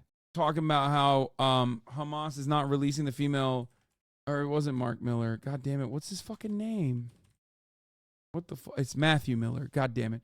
Matthew Miller, spokesperson for the United States Department of State. Matthew Miller came out and straight up fucking said, and he's a Democratic Party guy, okay? Straight up came out and said, by the way, Hamas is not releasing the female prisoners because they probably raped them. And the IDF and Barack Ravid at Axios reported that as though it was a fucking matter of fact. And then everyone was like, whoa, what the fuck are you doing? You can't do that. It made it into the news cycle, though. And it became such a problem that even the Israeli occupying forces' very own spokesperson had to literally tell Mark Miller or fucking Matthew Miller to shut the fuck up. The BBC is legitimately so anti-Semitic. CNN has taken years before they turned around and called Hamas a terrorist group. Their headlines are an absolute atrocity. They never report on anything that happens for the Israeli side. They only report on our response. But how is that anti-Semitic? Because they never report on the attacks that come towards us. They only report on what we do. And yes, that's all I see. It's interesting. Okay, how are we getting two different like what? Like what? That one fucking rocket that fell on top of a goddamn. It was not even a rocket. I think it was an interceptor anyway. But that fell on a fucking tree? Is that what we're talking about? And then the leaves were shook? God damn, dude. It's crazy. It's like half the time it's like a fucking interceptor that dismantles a rocket over Israel proper that falls on a car. Do you want them to fucking report that while every day hundreds of Palestinians are getting fucking slaughtered? That's delusional, dude. That, unironically, would make your side look bad. People, if the CNN literally did anything but what they're doing right now, people will go, are you fucking joking? Are you for fucking real right now? That's the funniest part about this conversation, is that she's literally being like, why won't they report our side? It's like, first of all, they do, and they still do. On October 7th, they CNN and all the mainstream media still overwhelmingly cover the victims of October 7th all the time, okay? All the time. Never to the same degree as, like, the ongoing atrocities on the Palestinian side. That's number one. And there's validity to cover the victims of October 7th, even though I do believe that it's being cynically recycled over and over again in an effort to continue creating a justification cycle of the ongoing atrocities that Israel is committing in Gaza, okay? But like, if you want them to cover shit beyond like having literally dedicated mouthpieces to the IDF contextualizing every violent attack on fucking Gaza in real time as it's happening, I don't know what you want. You want them to talk about the fucking trees? Like, you want them to talk about like an interceptor missile, like in the midst of like talking about thousands of dead children? I would say that we're probably looking at things through different lenses. Yeah. So when you say the news, you see something on social media, you should definitely verify. As far as the U.S. media, and this is just my opinion, the U.S. media that we've been fed has been feeding into lies over the years, not just this conflict in general. So when you say they don't have let's say a dog in the race, it's just not true, because Joe Biden clearly supports Israel unequivocally. So you can't say that there's no Israeli bias in America. The U.S. always stands with Israel. That's a fact. I have a problem with Joe Biden, probably like yeah. Everybody does. Okay. Joe Biden or not, I don't think that affects our media coverage. It does. What? That doesn't affect it? Okay. Would you be saying that if Joe Biden came out and said Palestine has a right to defend itself, which would be morally correct, by the way? You'd be fucking losing your goddamn mind. Shut the fuck up acting like that doesn't matter. You can only say that because you're fucking arrogant, okay? You are arrogant. You expect the American government to defend Israel. That's why you can confidently be like, oh, like, yeah, Joe Biden, whatever, who gives a shit? Are you fucking kidding me? Are you fucking joking? You just complained about CNN not covering the Israeli side enough, when that coverage alone is fucking lopsided. If you think that's biased, then, oh my God, imagine if Joe Biden came out and was like, Palestinians are human beings and Israel needs to cut it out with its ethnic cleansing campaign, which would be a truthful fucking statement, mind you. That's crazy that he just like hand waves it away. This is why, like, when people defend Israel and they go, what's America going to do? Stop giving us weapons? That's marginal. That doesn't matter. Shut the fuck up. You have no idea what the fuck you're talking about. If that was the case, Benjamin Netanyahu wouldn't have spent most of his goddamn time giving interviews to American media instead of talking to the fucking victims and their family members of the hostages in Israel, or talking to Israeli television. Benjamin Netanyahu spent the overwhelming majority of his media opportunities talking to American media and sometimes the Western media since October 7th. If he didn't think that shit was important, he wouldn't be doing it. It does. According to you. No, because the Democrats Joe definitely... Biden repeated the unsubstantiated claim that 40 babies were beheaded. Joe Biden say that because he saw what we showed him. If I believe Joe Biden and his support to Why are you saying that, dog? That's crazy. He's like, yeah, I showed him the fake shit. Like Israel, I think it's a big BS. Yeah. You think just Joe funded Biden Iran. So Joe Biden... support Israel? He just funded Iran. No, I don't think Just you know... He literally came on I the think it's a poster. political So America doesn't thing. support Israel. oh my God, these guys are fucking nutty. What the fuck? Yo, stop. Dude, first of all, Joe Biden never saw that. He never saw anything. He made it up. Even his staffers said he made it up immediately after he said it. And secondly, what the fuck? These guys are not saying America doesn't support Israel, right? Please, Please, oh my Well, lord. I don't think. Well, America, it's not Joe Biden. We just wasted $15 billion. The president of He America. literally- America is not Joe Biden. Yeah, we're He's the getting president, into like but Back to the news thing, though. The IDF has an extensive history of lying. They lied about killing Shireen Abu Akleh, the journalist who my mom was friends with. I was going to walk up here, but she wasn't my friend. She was my mom's friend. They said that something else happened to her. Independent investigations came to believe a sniper, while she was wearing, in Jenin, I believe it was, Yeah. she was wearing a news report jacket. They murdered her. That's just one example. That's a good so the news example. lies all the time. That's a good Because when it- example of how yeah, they didn't label yeah. that correctly. When it first came, they didn't She label says a Palestinian reporter dies. No, she wasn't died. She was killed by a sniper intentionally shot Also, between the helmet look about and what the happened. vest. Look at the rocket that fell in the parking lot of Al Shifa Hospital. Yeah. How that was. She was reported. That was a catastrophe. That's so funny. Dude, first of all, not Al Shifa, Al Ahli Hospital. Okay? Now, the reason why you said Al Shifa, however, is because Israel dropped the rocket in Al Shifa too, motherfucker. That's why you mixed up your hospitals. Because they blow all the hospitals up. Okay? Notice how he immediately had to be like, Shireen Abu Akleh. Okay, well, how about the Al Shifa Hospital? No, it's the Al Ahli Hospital. The one is in contention. Okay, but of course, the Al Shifa Hospital was also bombed by Israel too.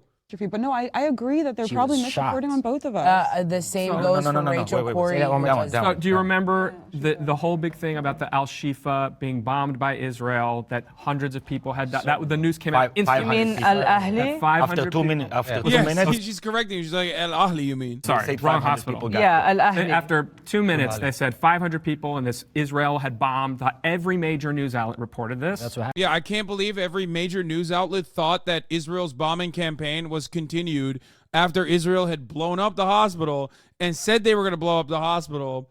And still to this day, we do not have 100% clarification on whether it was actually a misfired rocket or if it was still, as a matter of fact, Israel blowing up the hospital. Circumstantial evidence still points in the direction of Israel. I will stand by that. The retaliation from Israel in that situation was the worst thing you could have done. Okay? Here's what Hamas did that was also bad. Hamas didn't immediately go up and go, okay, here's the fucking artifact, okay? Here's a piece of the bomb. Look at it. This is an Israeli weapon. Normally, you have that, okay?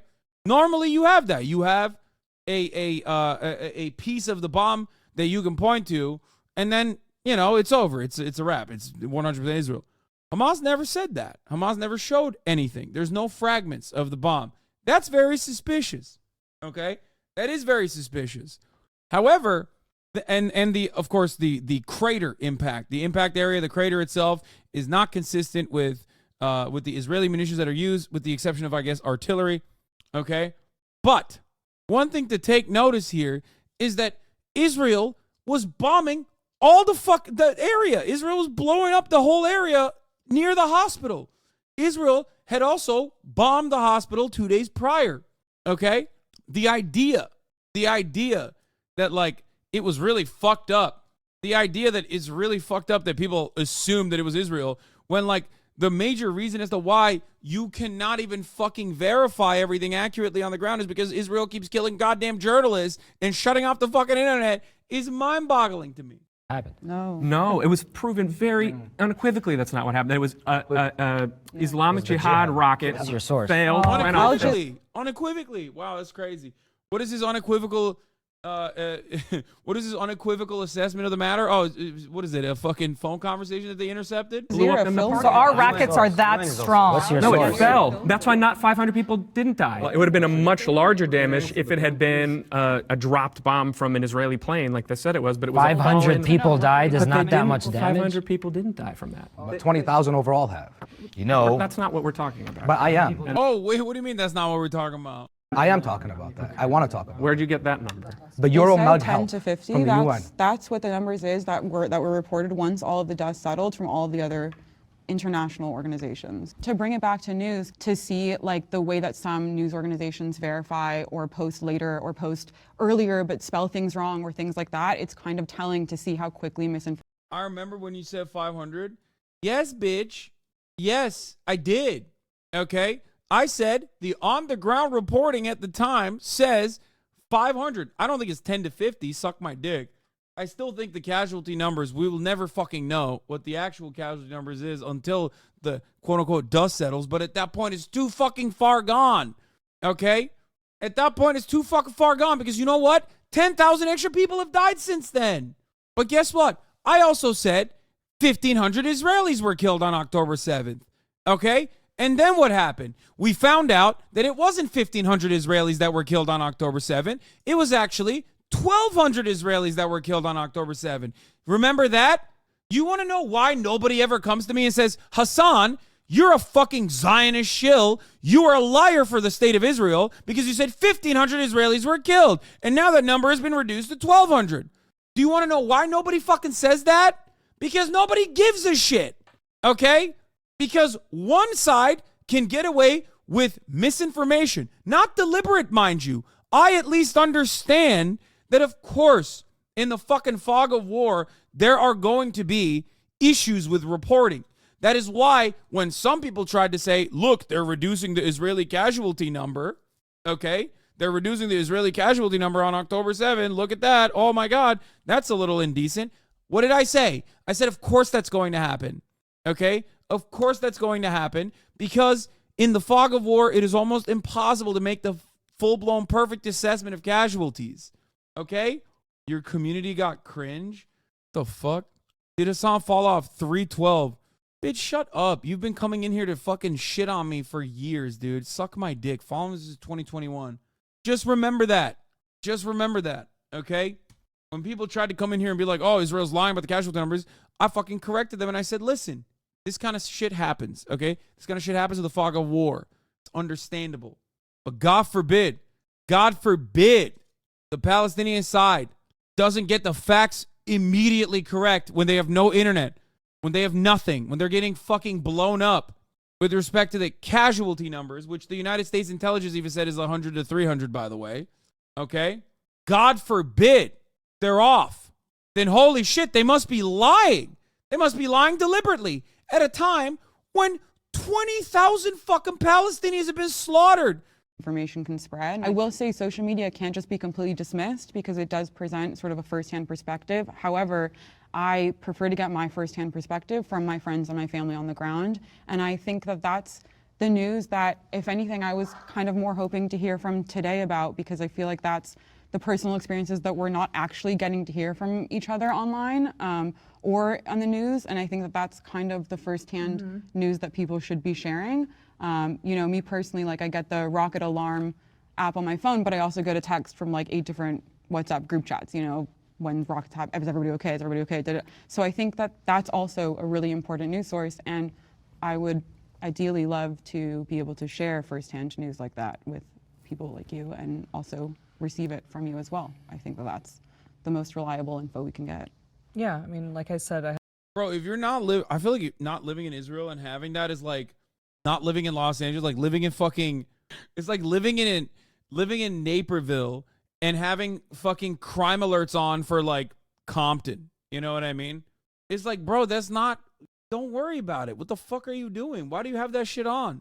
It doesn't make any sense.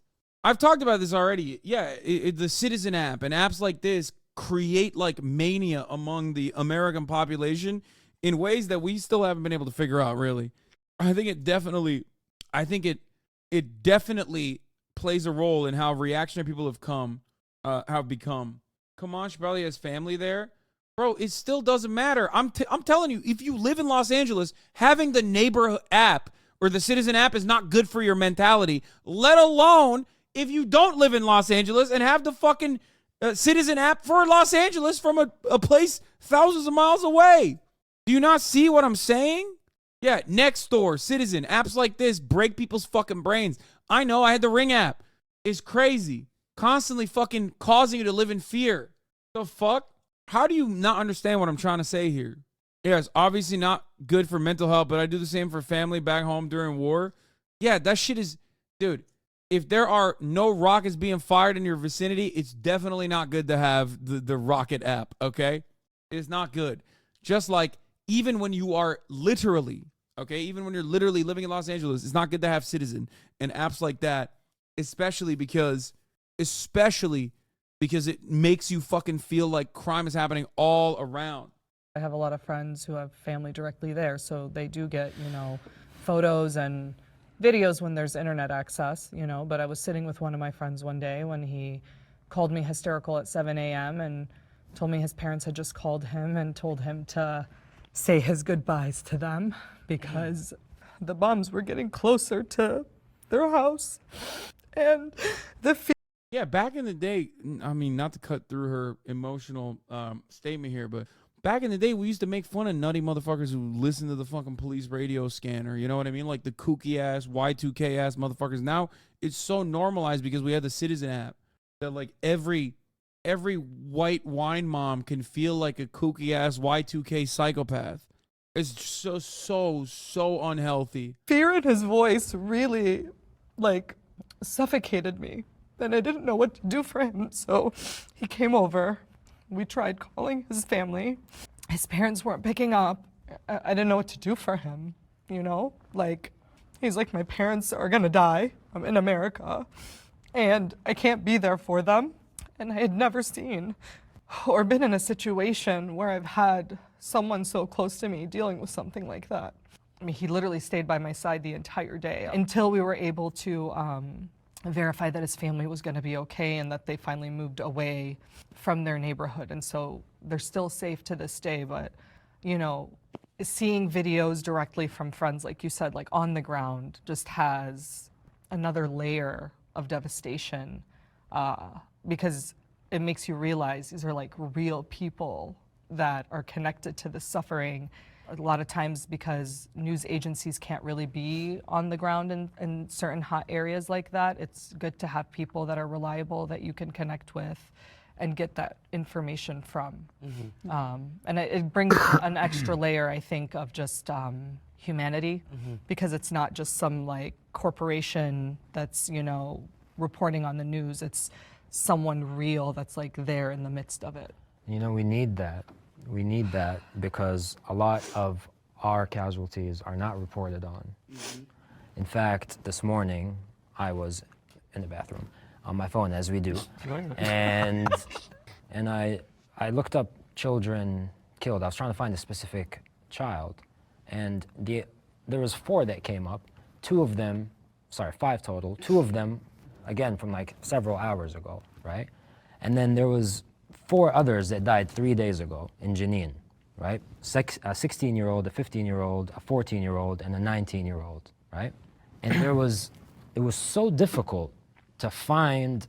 There were 0 Western sources reporting on this. I had to search it in Arabic for their names to come up in the Palestinian casualty roll.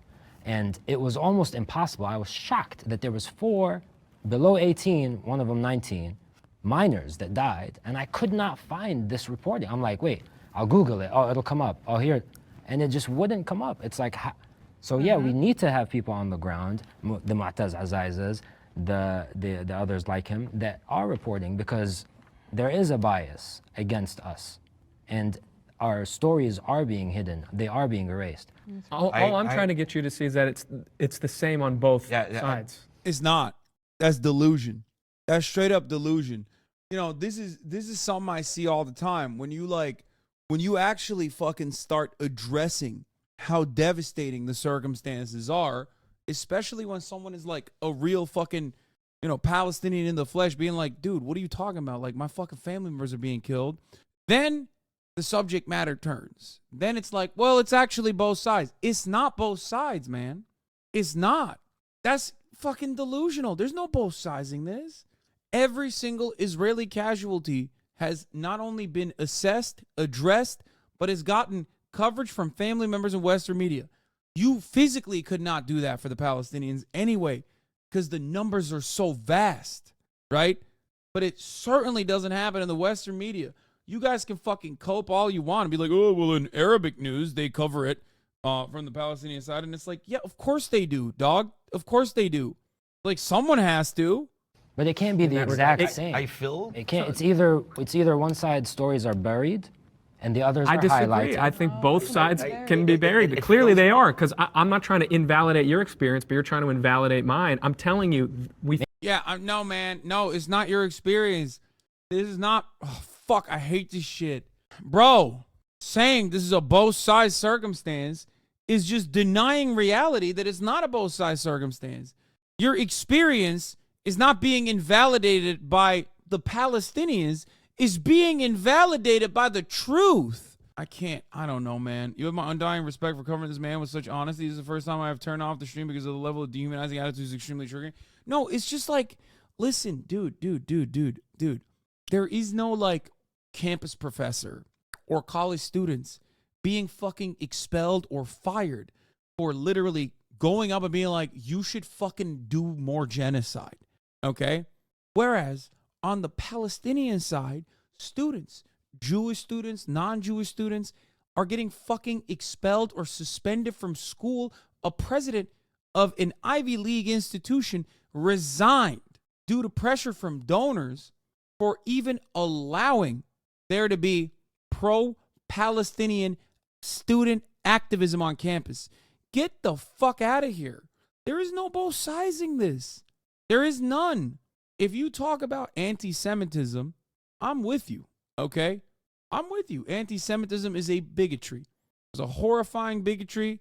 It happens all the fucking time in America, in the Western world, in Arab countries. Sure, it happens everywhere, okay?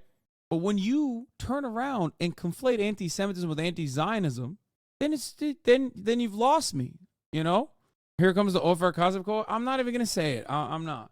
Guy has campus police haircut pissing me off. That's funny. He does have the fuck ass bob, but for men. Maybe from different publications. Exactly. Sure. Let's say it's from different. But the feels- media it feels overall, you guys are I'm telling suffering you. exactly from what we're suffering. It feels to me like we're in a movie and we are the actors. Like I wish I was there, man. I want to be like, what do you want? Like, what do you want? What do you want? What do you actually want? Do you want like, because if your goal is like, oh, well, they're not covering the Israeli plight enough. It's like, what more do you want? I think they cover the Israeli plight just enough. Maybe a little bit too much in comparison to the atrocities committed by Israel against Palestinians, especially at this stage in the ethnic cleansing campaign. You know, it's been 2 months. Like, what do you want? You have literally pretty much every single person in control of American institutions unconditionally and unequivocally supporting Israel. And then on top of that, they're literally on the defense for not being as unequivocally and unconditionally in support of Israel enough, and not like firing people or not firing enough people or not expelling enough students. And you're still like, nah, it's not enough. Like, what do you want? You want to fucking execute some Jewish Voice for Peace activists or some shit? Like, is that what you want? You want to line them up? What do you want? Take out a Palestinian and shoot him? Paralyze him maybe from the neck down? Because that happened too. What do you want? And we are the puppets, and there is some people out there that are watching the movie and just enjoy and eating their fruits. And there is a lot of people suffering in this. Listen, I'm listening to you. I swear, I want to cry. I swear, no one in this world, and I don't care what size, if it's a Palestinian or Jewish or Ukrainian or Russian, supposed to live under bombs. No freaking way. Agreed. And I'm talking to you as a veteran, as someone who... Bro, that's so disrespectful to him. Bro, yeah, none of them are veterans. You want to know why? Just think about that. You're a veteran of the IDF. You get to fucking get on here and talk about how you're a veteran of the IDF, okay? These guys can't even mourn their dead without you, the veteran of the IDF, or mourn victims of the Israeli occupation without you, the veteran of the IDF, scolding them and saying that they're terror babies. Who was there inside? As someone who volunteered to carry all those? As someone who has friends Muslims? No one. And you know what? All of my friends also in Israel, no one wants to go into Gaza. We are afraid. It's afraid. Yeah, we know. Shit out of us to go into Gaza. We didn't want to how as, sad that as is? friends, as kids. I went there when I was 19 years old. We don't want to go there. Absolutely, we don't want to. But that's sad. We don't want to. It's super sad, bro. It's super sad. What I'm trying to say is that, listen, you're talking about the publication. We are talking also about the publication. We have the same fucking problem. We are suffering from the same shit And some people out there watching. And it's like you said, we're puppets. And we are puppets, and we are play. We play the game of our game. You play the game of your game, and we are like there is some clash here, and some people are benefit from this. Now look, our government, the news outlets or social media. What's the difference? Everyone has an agenda. We can agree that Al Jazeera definitely has more of a sympathy and a bias towards the Palestinian struggle, just like we can agree Western countries and media. Yeah, bro, just say they have a bias towards the Palestinian struggle, which is the correct bias to have. Just say it, dog. Someone should. Outlets have unequivocally always supported Israel. Maybe now it's a little less biased. Some, yes, now it's a little less no. biased. No, Yes, they it's have. not like that. Yes, they have. Some do, perhaps, but not. You can't say the entire every media outlet in all of America is. Have you ever heard? We're talking about the major ones. Yeah, go ahead. CNN, Fox. Let me say CNN, bro. CNN Oh my God. Oh, because they're being more honest now. That hates you? They've always hated Because they're showing the children dying in Gaza? That's how we felt.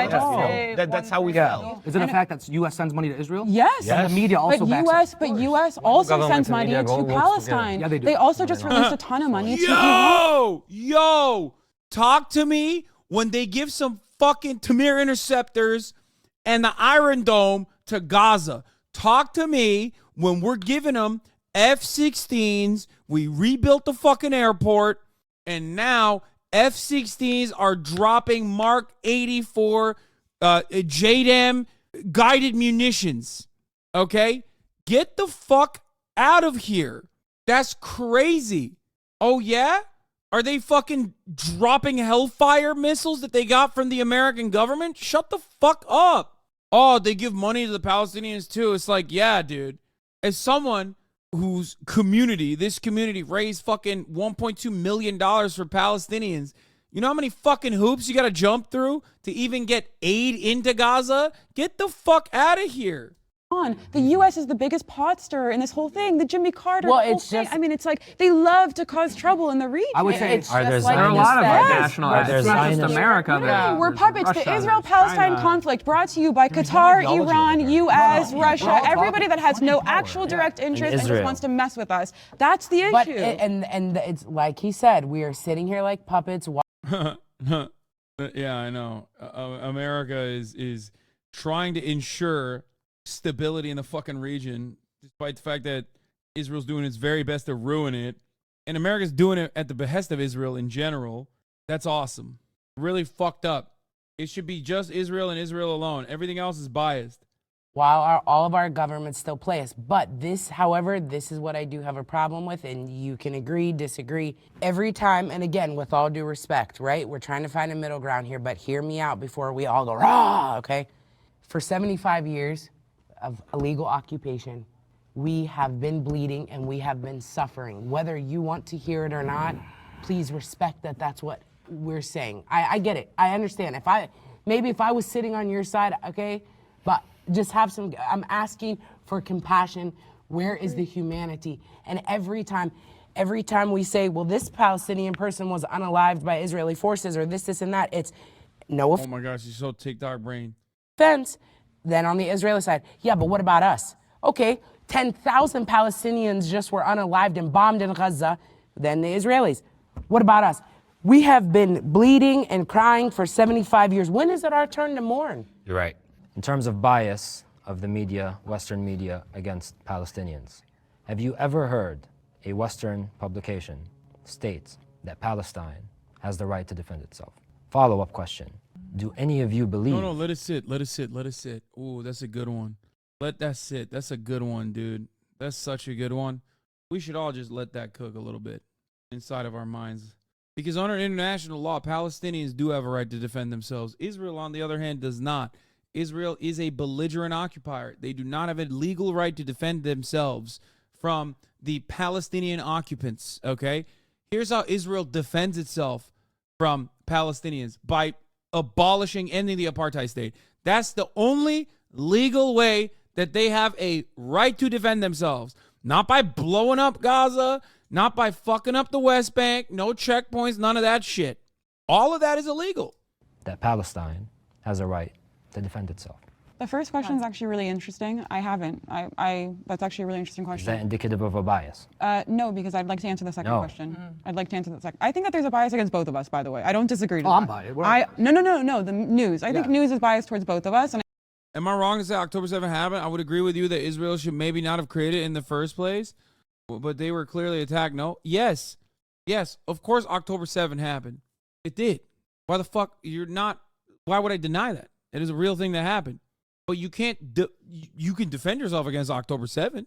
That's not what Israel's doing right now, is it? Is that what Israel's doing? October 7th didn't happen out of nowhere. It was so expected, not unexpected. It was so expected that the Israeli interior security forces had openly stated that Israel's actions in the West Bank was going to cause a national security concern. Everybody saw it coming from a mile away, and nobody did anything about it. So in the one instance where Israel did have a right to defend itself, they didn't even fucking do that. What did Israel do instead? They went on the offensive. Immediately started bombing Gaza. That's crazy. That's crazy. The one time that Israel did have a right to defend itself, it didn't even do that. It went immediately in the offensive. I think we're coming to an understanding of that. However, I think the second question is also very interesting because the way that we see it, we are never on the offensive. The way that I get that you guys disagree. Just hear me out because I think this is where there's a huge misunderstanding, okay? From Israel's perspective, we've offered peace so many different times. From our perspective, we have diplomatically offered peace so many times. Yeah, I mean, you're just saying like I'm brainwashed. Like it's just like what am I supposed to do? I can't like this is the problem with this kind of argumentation. Like you're not arguing with facts at that point. You're arguing against a person's own personal biases. It's like dealing with a fucking flat earther. It's like dealing with an anti-vaxxer. You know what I mean? It's like, okay, well, I'm sorry, but at a certain point, we got to look at the fucking facts of the matter. You know what I mean? And like your own standpoint theory doesn't work in this situation because there are actual facts, like historical facts that we can look at. The notion that like Israel has offered real peace agreements to the Palestinian side and has like desperately looked for a partner in security is ridiculous. Look at the West Bank. That's what you get with Palestinian cooperation. And it's always responded to with war and violence. And so from our perspective, we would never initiate those wars or violences. Can you counter this argument? Because I don't know what to say when someone says it. It's a lie. There have been accounts. There have been personal accounts and personal assessments of the peace process, and the negotiations were always incredibly lopsided. One, you cannot negotiate with your captive, okay? You just can't do that. How can a captive negotiate with their jailer? It's not from a position of equality. Negotiations can only start when there's some semblance of equality. Palestinians at that point are not considered to have a nation state. They're considered a terror cell that disarmed themselves, okay? And in that peace process, a two-state solution has always been consistently dangled in the face of the Palestinians and dangled and kicked down the line over and over again, specifically to consistently expand on the settlement building and the denial of a real nation state to the Palestinians that was afforded to them under international law. It's not real. Anybody that says Israelis actually gave him a fair shake is just completely and utterly incorrect. Here, this is a good article by John Schwartz, written on November 28th. All the times Israel's rejected peace with Palestinians. British Peel Commission. I mean, it goes all the way back to the British Peel Commission. UN 1947. 1947 partition gives Israelis, or Jews at this point, before the inception of the nation state of Israel, okay, under British mandatory Palestine, offers Palestinians who have lived there for centuries at this point, 45% of the land, as opposed to the Jewish migrants that came in as settler colonial, as a settler colonialist project by the British, which comprised of 20 to 30% of the population. They give them 55% of the land. Unacceptable. Violence erupts. The Nakba happens. There's marginal defensive posturing from nearby Arab nations. Okay? which is nothing in comparison to the obvious violence and the direct ethnic displacement of 750,000 Palestinians. Okay? Emergence of the PLO. After 1967 war, the international consensus gradually came to be that peace would be required for the creation of a Palestinian state. Now, after that, by the way, some of it goes into Jordan, also a colonial project, colonial cutout. Jordanians control the West Bank. Egypt controls the Palestinian, obviously its own territories, plus the Gaza Strip. 1967, PLO is created. I'm going to fucking go through these, I'm going to burn past these and get to what you know as the modern peace process. Okay? The PLO's weakness made Arafat eager to accept a terrible deal in the 1993 Oslo Accords, which was fucking dog shit in general, and yet Palestinians were still, they were divided on the subject, but obviously they still considered Yasser Arafat to be an incredibly and profoundly popular figurehead for being able to negotiate with the state of Israel, the occupying force of Israel, so much so that he got 86% of the votes in the presidential election the first time that was ever conducted. Israel, on the other hand, saw the one guy willing to fucking even negotiate with the Palestinians directly as such an aberration, such a gross abomination, as a matter of fact, that they assassinated him. And the guys who called for his assassination, Benjamin Netanyahu, Itamar Ben-Gvir, and the like, were elected over and over and over again in every election cycle after Yitzhak Rabin's assassination. So just so you understand, which side has what kind of interest in the peacemaking, as far as, the attitudes from the Israeli side versus the attitudes from the Palestinian side, just understand, okay? You say that like a suspicion or something. No, there's no suspicion. Yeah. By the way, at the point of the peace process before he was assassinated, Israel Prime Minister Yitzhak Rabin explicitly explained, "We do not accept the Palestinian goal of an independent Palestinian state between Israel and Jordan. We believe there is a separate Palestinian entity short of a state." He called it state minus. Okay? What happened then was exactly what anyone paying attention to would anticipate. The PLO essentially took over security for Israel in some 18% of the occupied territories. Israel solely controlled about 60% and shared responsibility for the remainder, and enriched itself while the occupation and Palestinian misery continued unabated. But by the end of Bill Clinton's second term in the summer of 2000, he was eager to leave a legacy other than his affair with Monica Lewinsky, so he cajoled Arafat to come to Camp David to meet with Israeli Prime Minister Ehud Barak in hopes of conjuring a conflict-ending agreement. Palestinian attitude was just that they had already made a gigantic compromise by accepting just the 22% of historic Palestine for their state. They were willing to compromise still more, but not much more. Barak had no understanding of this. At Camp David, he offered the Palestinians what were essentially 3 disconnected Bantustans, the equivalent of a separate black homeland in apartheid South Africa and the West Bank, with Israel occupying control of the border with Jordan for some long period of time. Jeffrey Epstein's bestie, Ehud Barak. Long afterwards, Shlomo Ben Ami, a key Israeli negotiator at the talk, said, "Camp David was not the missed opportunity for Palestinians, and if I were a Palestinian, I would have rejected Camp David as well." People always say, oh, Camp David was rejected. Camp David was rejected. At this point, at the point of Camp David's rejection, there was no fucking real position at all. One of the major points of contention at Camp David was Israel occupying Jerusalem permanently. Arafat had lost all semblance of popularity that he had. People looked to the Israeli deals and negotiations as simply a continuation of the West Bank expansionist policies, settlement expansion. The 86% popularity he had in the beginning stage of the peace process had completely withered away because Israel used the PLO just like it uses the Palestinian Authority and Fatah as a fucking a part of its security apparatus to apprehend Palestinian leadership that it doesn't like.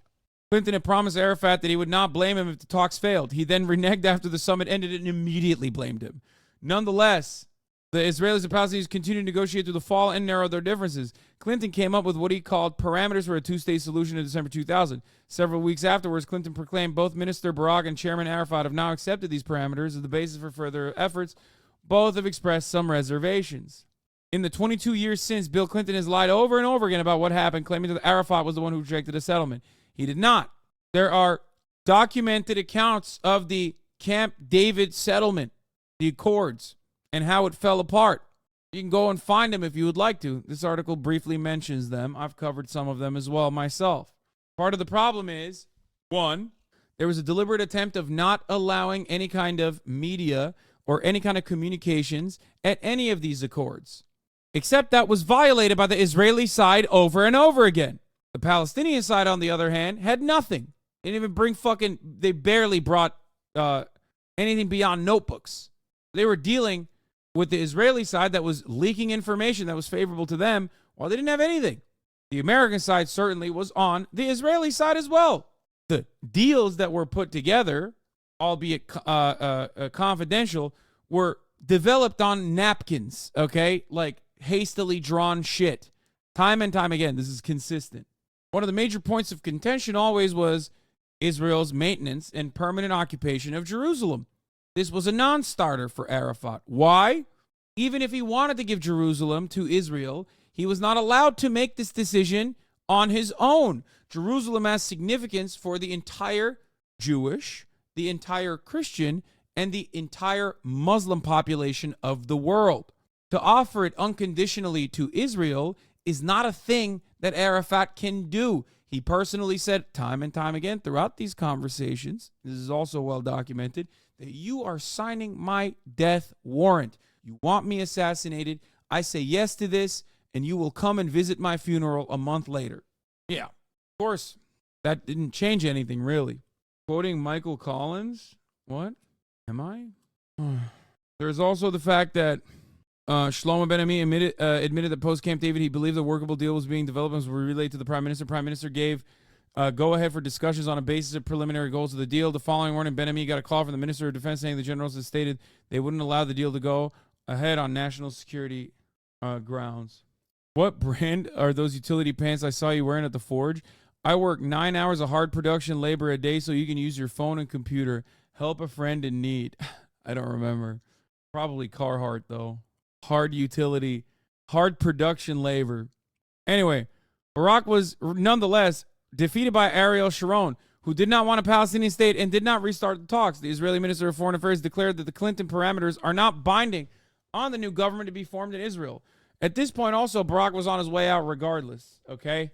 The idea that he had any popularity was ridiculous. So, time and time again, anytime they were, quote-unquote, close to peace negotiations and not dealing with someone who straight up was telling him that his goal is to destroy the Palestinian peace process openly and ran on shit like that, like, for example, Benjamin Netanyahu, was always with an unpopular figure in Israel that was on his way out, whether it be Yitzhak Rabin or Ehud Barak. Clinton then made a fateful, disastrous decision. In the 22 years since, he has lied over and over again about what happened, claiming that Arafat was the one who rejected a settlement. This has convinced both Israelis and Americans that Clinton made every effort to give Palestinians a state. But it was impossible because in what became a standard formulation, there was no partner for peace on the Palestinian side. Hillary Clinton, who was elected in the Senate in 2000 and later became Secretary of State, also joined in this key deception. Anyway, and then it gets into the Olmert offer. I'm not really interested in any of that shit. You can go read it. Maybe we'll cover it another day. Because I've covered all of this so many fucking times. But notice how long it took for me to go through step by step of and give you the briefest, most top-down, most reductive analyses of the peace process, because it takes 1 second to be like, the Palestinians were no partner in peace to Israelis. Well, for me to go through and detail the steps and tell you what it really was like takes multiple top-of-the-hour ad breaks. Multiple times. At the top of every hour, there's a 3-minute ad break. Here's a 3-minute ad break now. Had they not been initiated towards us, that's why we call ourselves the IDF, Israeli Defense Forces. So for us, that's our perspective. And right now, unequivocally, if there were no terrorist attacks, so much of what is happening just simply would not exist. Everything that's been in place, the blockades, the this, the that, and the other, they all came after as responses. So when we disengaged from Gaza in 2005, we did not have the blockades that existed. We did not have the blockades that existed now. Why did those happen? Because in the following years, right after that, rockets immediately started flying from Gaza. Terror attacks immediately started coming out. So for us, we have done, from our perspective, right? From our perspective, this is how we view it. We are constantly offering diplomatic concessions that are turned down, and turned down with violence, and often with violence on some of our holiest days. So from your perspective, defending yourself, I feel very bad that this is the difference in perception, because I can understand where you're coming from in feeling frustrated that the use defense is not used in your, for you guys, for your side. And so I can understand how that would be very frustrating. But from our perspective, this is where we're coming from. Our children should not inherit this conflict. I'm glad that everybody stepped forward. Yeah, it's crazy that she just constantly gets the last word, man. Because I think it's important that, at the very, foundation of what we're doing here today, that we all agree that this isn't a way to live, and we can't keep suffering. I'm glad that everybody stepped forward. That keep suffering, more heartbreak and more losses.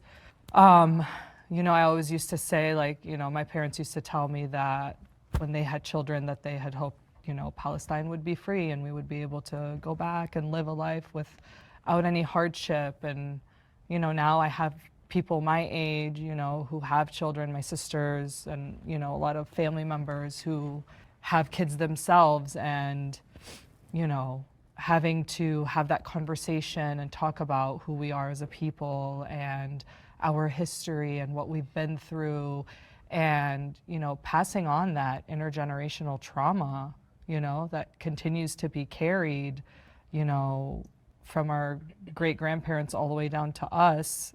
It's heartbreaking, and this isn't a world that we should be allowing something like this to perpetuate. Yeah, it would be great for everybody to be able to go and to live and to, walk the beaches and visit the holy sites and not have to fear for their life while doing it. This is who wants to live like this forever? This is crazy. If I'm going to bring kids into this world, enough. Yeah, who has the power, though? Who's the power player in this role, in this quote-unquote conflict, if you want to call it that? I don't want to call it that. I want to call it ethnic cleansing. I want to call it what it is.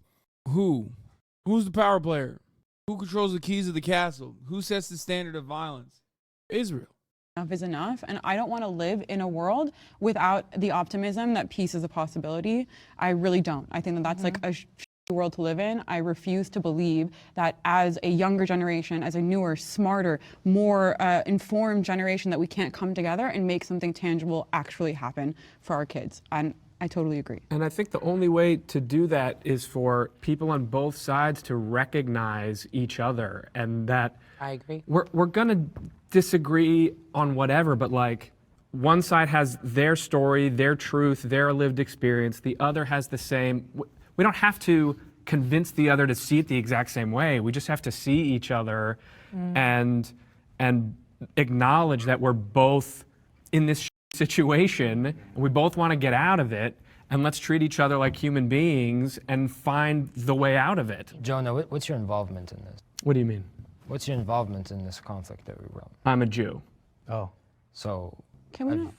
Where are you from? Where do you live? I live in Los Angeles. Where were you born? Los Angeles. It's easy for you to say what you said, and even though I agree with what you said, that we do need to be able to see eye to eye. We do need to be able to find a future for our That's it. He just said, I'm a Jew. Children. But respectfully, you were born in Los Angeles. You were raised in Los Angeles.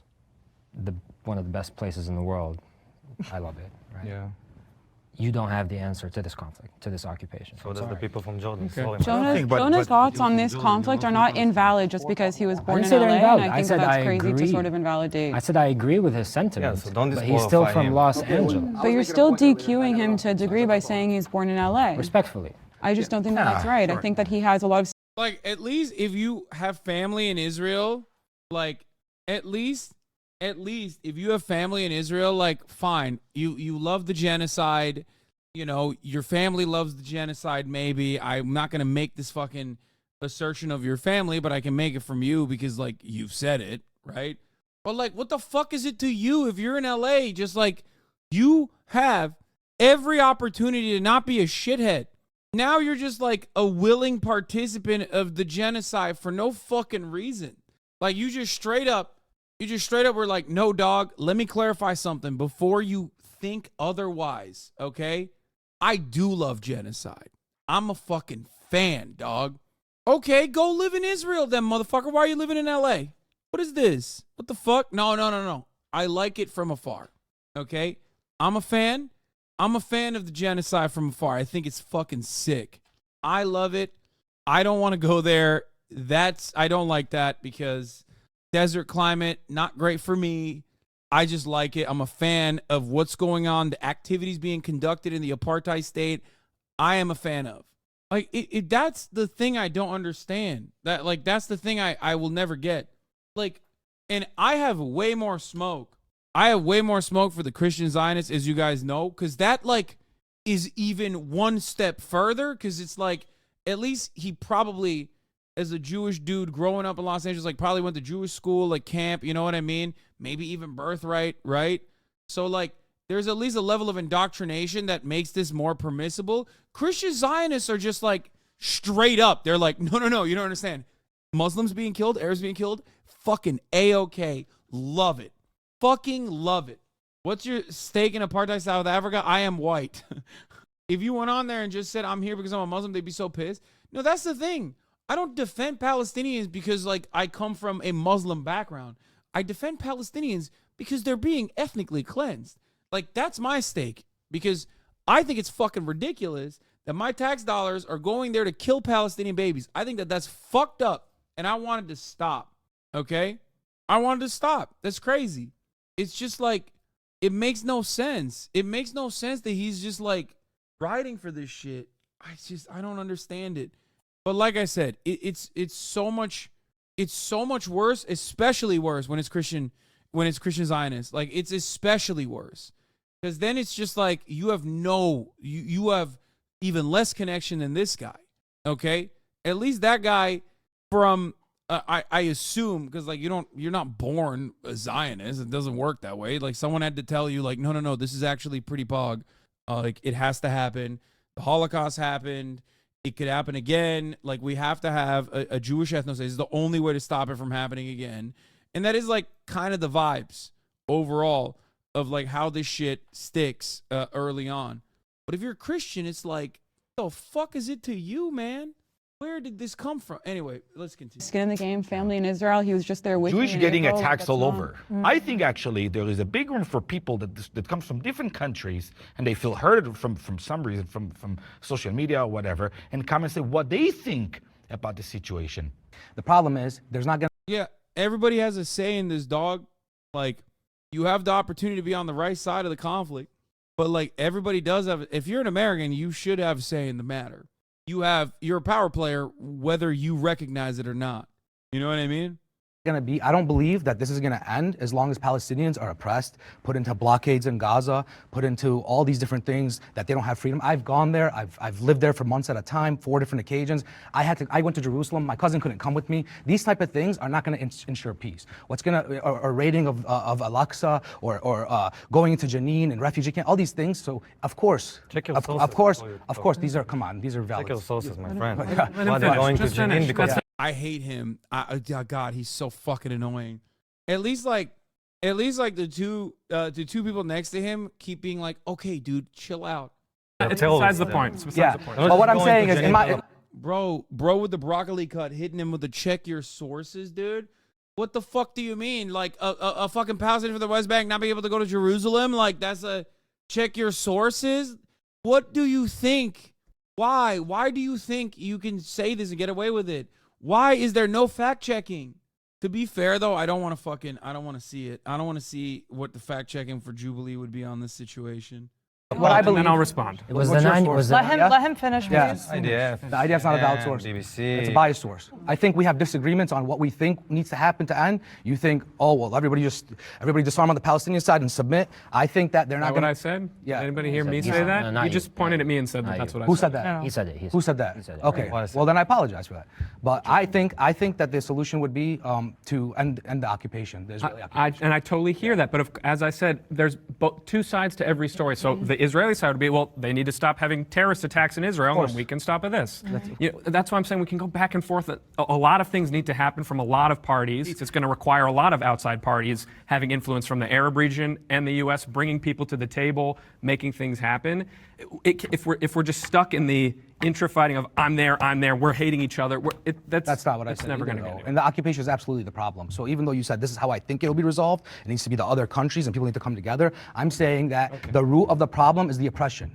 And it's the land theft, and the I constant hear that from settlements. your side. Yeah, well, that's most people in the world think that. But is there I'd objective love truth? to. I would love Is to there actually objective respond truth? to what you're saying. There's also objective I think- truth to both sides. That's what I'm objective saying. truth. No, there isn't. What the fuck? Dude, this is literally Trump shit. Which, of course, no wonder. #1 politician in Israel. Fuck you mean, bro? He said alternative facts. Objective truth doesn't have two sides. Yeah. There actually, Objective I think- truth is truth. Yeah, Is there, the that's what my Nakba- question was. Is So, there objective I truth? Are you married? I would. No. There's objective truth to both sides, I promise you. That's actually But hilarious. Wait, that's so weird that he said that. Like my bitch wife, my bitch wife thinks she's right. Okay, well, even then, like, do you think she's right or do you think she's wrong? And you're criticizing her all the time. A little bit weird to just like compare ethnic cleansing and apartheid to fucking your marriage, but goddamn, maybe your marriage sucks, dog. I don't know. But that I would love to answer you because I actually think that this is a really important. Respond, yeah. I didn't ask a question. Sorry, I would like to respond to you. Apologize for using the word answer. I would love to speak to you just openly because I think what you said is really important. It's something that I've thought of for many years. There's a really good book called Catch 67 by Mika Goodman. Both the right and the left hate it equally, so you know it's pretty decent. And it talks about the idea that we can't look at everything from a non-binary perspective. So we can't look at it as peace or no peace because you're right. Tensions need to be limited. Relations need to grow. We can't just like immediately offer something and then boom, it's accepted. And then boom. We've been trying that for the last however many years and it hasn't worked. Yeah, but so I agree that we do need to minimize we need to improve, the day-to-day lives of both Israelis and Palestinians. Travel within the West Bank is a huge issue. And Catch 67 talks about that and potentially building a road that's Palestinian controlled through all of the cities to be able to improve travel and transport. So there aren't these sort of weird blockades or blockages where you can't bring your friend to somewhere or you can't visit a cousin who's in a different. It's a weird blockade or blockage, yeah. Yeah, I mean, they're checkpoints for, Palestinians. There's no Palestinians allowed checkpoints. Not like a little blockage. Town. There's actually a lot of really awesome orgs that are working on these sort of tangible, actionable items that we can do to improve the situation and the lives on the ground. And if anything, I think in the last 4 or 5 years, what we've seen with the Abraham Accords, bringing peace between so many nations in Israel, in the Arab countries, to me, as a Moroccan Jew, I almost cried at the thought of peace between my countries. It's like reconciling my two identities. Excuse me, let me please finish. Reconciling my two identities to me was so special. And dude, there's so much identity politics associated in this fucking circumstance. It's like she's doing a bodies and spaces speed run. And it's like, dude, none of this changes the fact that it's a fucking apartheid state. Like, I don't understand. What? This is what Jonah posted. There are more moderate, good-hearted people on this planet than extremists. Most of us want us to two sides coexist. People who want to see Israel erased is people ethnically cleansed. People who support Hamas terrorists, even as they treat the Palestinians as human shields and discardable pawns in their war for Jewish blood. That is not being pro-Palestinian, it's being anti-Israel. I'm so done with the term pro-Palestinian. Every liberal person on earth is pro-Palestinian, including liberal Israelis. I don't know about that. Anyway, look, I don't want to fucking rate this guy's personal shit. And so that to me was one of the things that we've done, bringing in, many people from Gaza with work visas into Israel to be able to work in Getting Israel. out of Gaza having in a number. 2005. Yeah, but I'm talking since Giving then. the I'm land. talking since then, the last 4 years. And if you've noticed in the last 11 months in Israel, we've had number. Bro, it's so awesome to have liberal Zionism as a wonderful, as a wonderful subsect of American political discourse. Because remember how I talked about how reactionary conservatives, straight up fascists in general, have basically co-opted adorned liberal aesthetics of social justice, doing a bodies and spaces. Sweetie, you're actually coming after my Irish, my intergenerational trauma of being a white man growing up in America, right? When you say the cracker word, that's our word, you can't say that. It's on steroids when it comes to the Israeli Defense Brigade. When it comes to defending the apartheid, it's I don't know. I feel like it bricks people's minds. If you're a liberal, you have no conditioning outside of this. You get all of the talking points correct. You use the words, you use the right words. Most liberals are going to look at that and go, okay, I think I agree. I'm maybe I am being anti-Semitic when I'm fucking talking about like maybe you shouldn't kill Palestinian children. Like, to be fair, she said she's doing bodies in spaces, but she also did say Palestine should have its own hyperloop. No, she's the smartest one of them all, 100%. Like, liberal Zionists oftentimes are much smarter than like fucking ultra Zionists, because ultra Zionists are so fucking stupid and so goddamn arrogant that they think everyone is just as like bloodthirsty monsters as they are. So they'll be like, oh, terror baby, what the fuck are you saying? Hamas, UN is Hamas. And then like, yeah, that ends up causing people around you to go, what the fuck? Okay, I'm not on your team, whatever the fuck you're talking about. Liberal Zionists, on the other hand, unironically are the best at communicating and whitewashing the apartheid regime, but the dumb motherfuckers over at Israel don't even recognize that. So they keep getting in their own goddamn way. Liberal Zionism is so good at just like talking about the Israeli state as a permanent victim and using terms like this is actually land back. Israel is a land back movement, and it's the indigenous population with a right to return. Like co-opting the actual terminology from radical politics and describing it in like morally permissible terms to a broader audience is so much more effective to a Western audience than whatever the fuck psychos are trying to do on a regular basis. So they should just shut the fuck up and let her thrive here, because she's going to end up doing a much better job than everybody else, at least with how people are, like, if you want people to be receptive to your narrative. Of protests to be able to also further improve the situations. We are working towards that. I think it's one of the most important things is for us to not look at it as a non-binary thing. Progressives are so quick to look at sexuality and gender non-binary, but when it comes to these sort of complex issues, everything is black or white. It's peace or no peace. That's never going to happen. Yeah. She kind of betrayed the progressive message there a little bit by being like, oh, you guys are so woke on non-binary.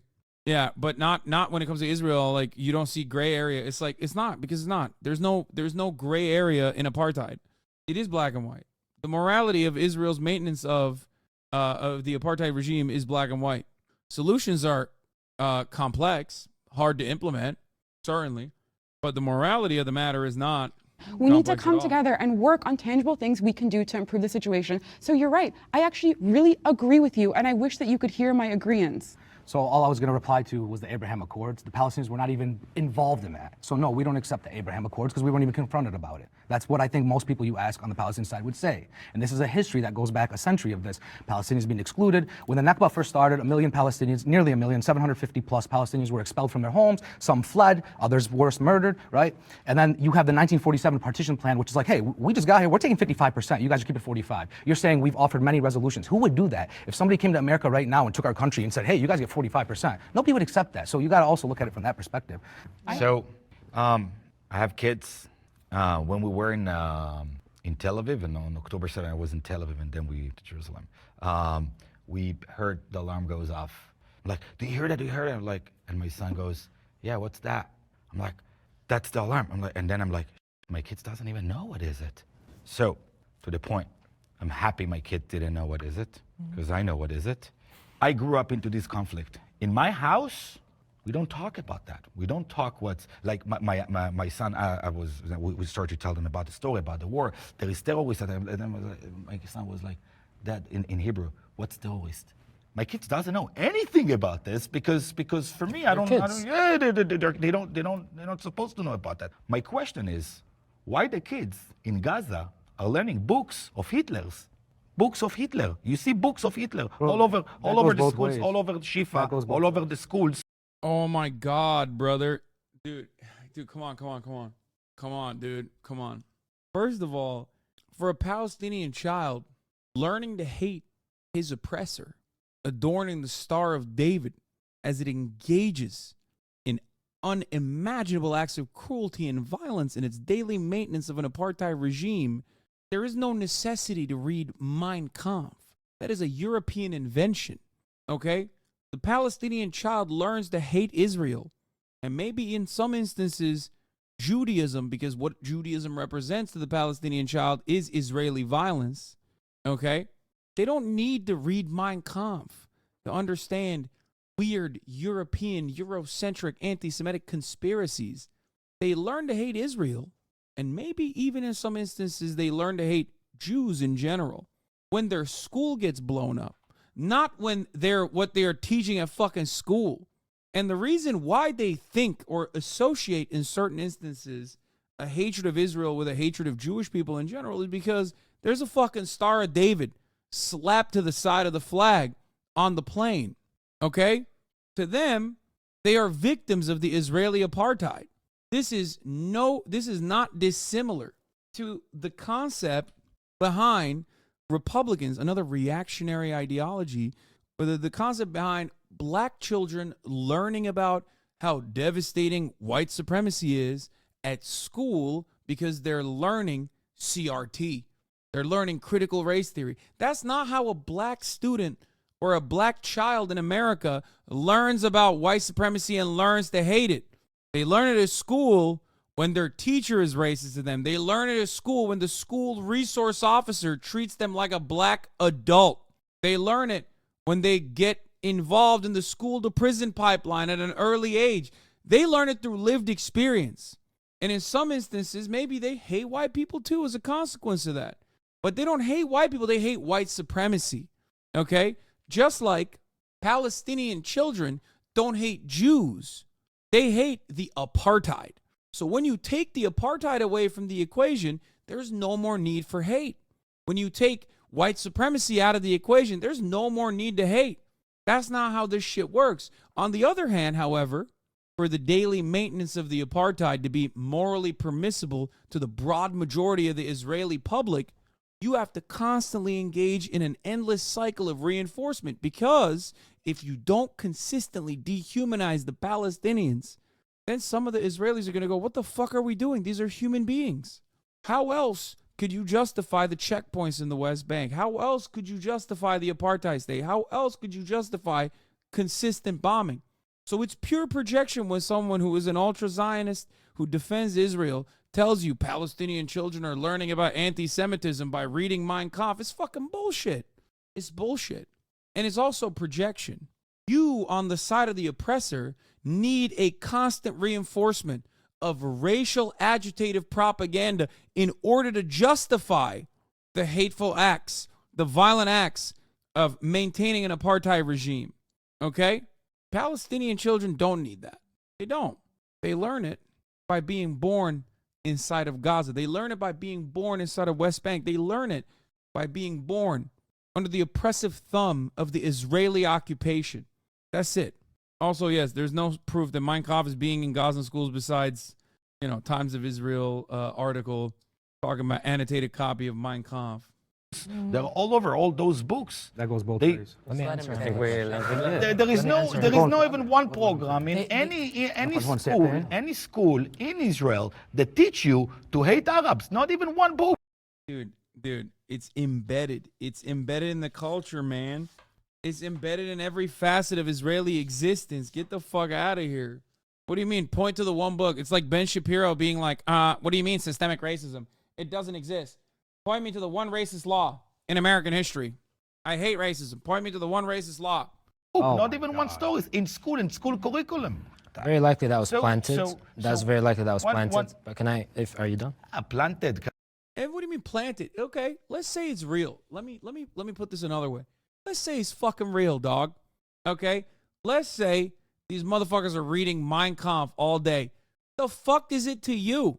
Does that justify killing entire fucking bloodlines? Like, what are we talking about, dude?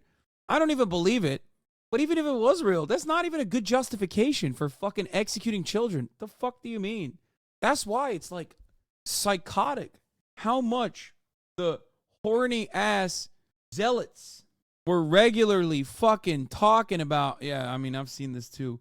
That's why it's psychotic when the fucking horny ass zealots were talking about Rafat and his entire family being fucking executed by the Israeli occupying force in a targeted strike, mind you.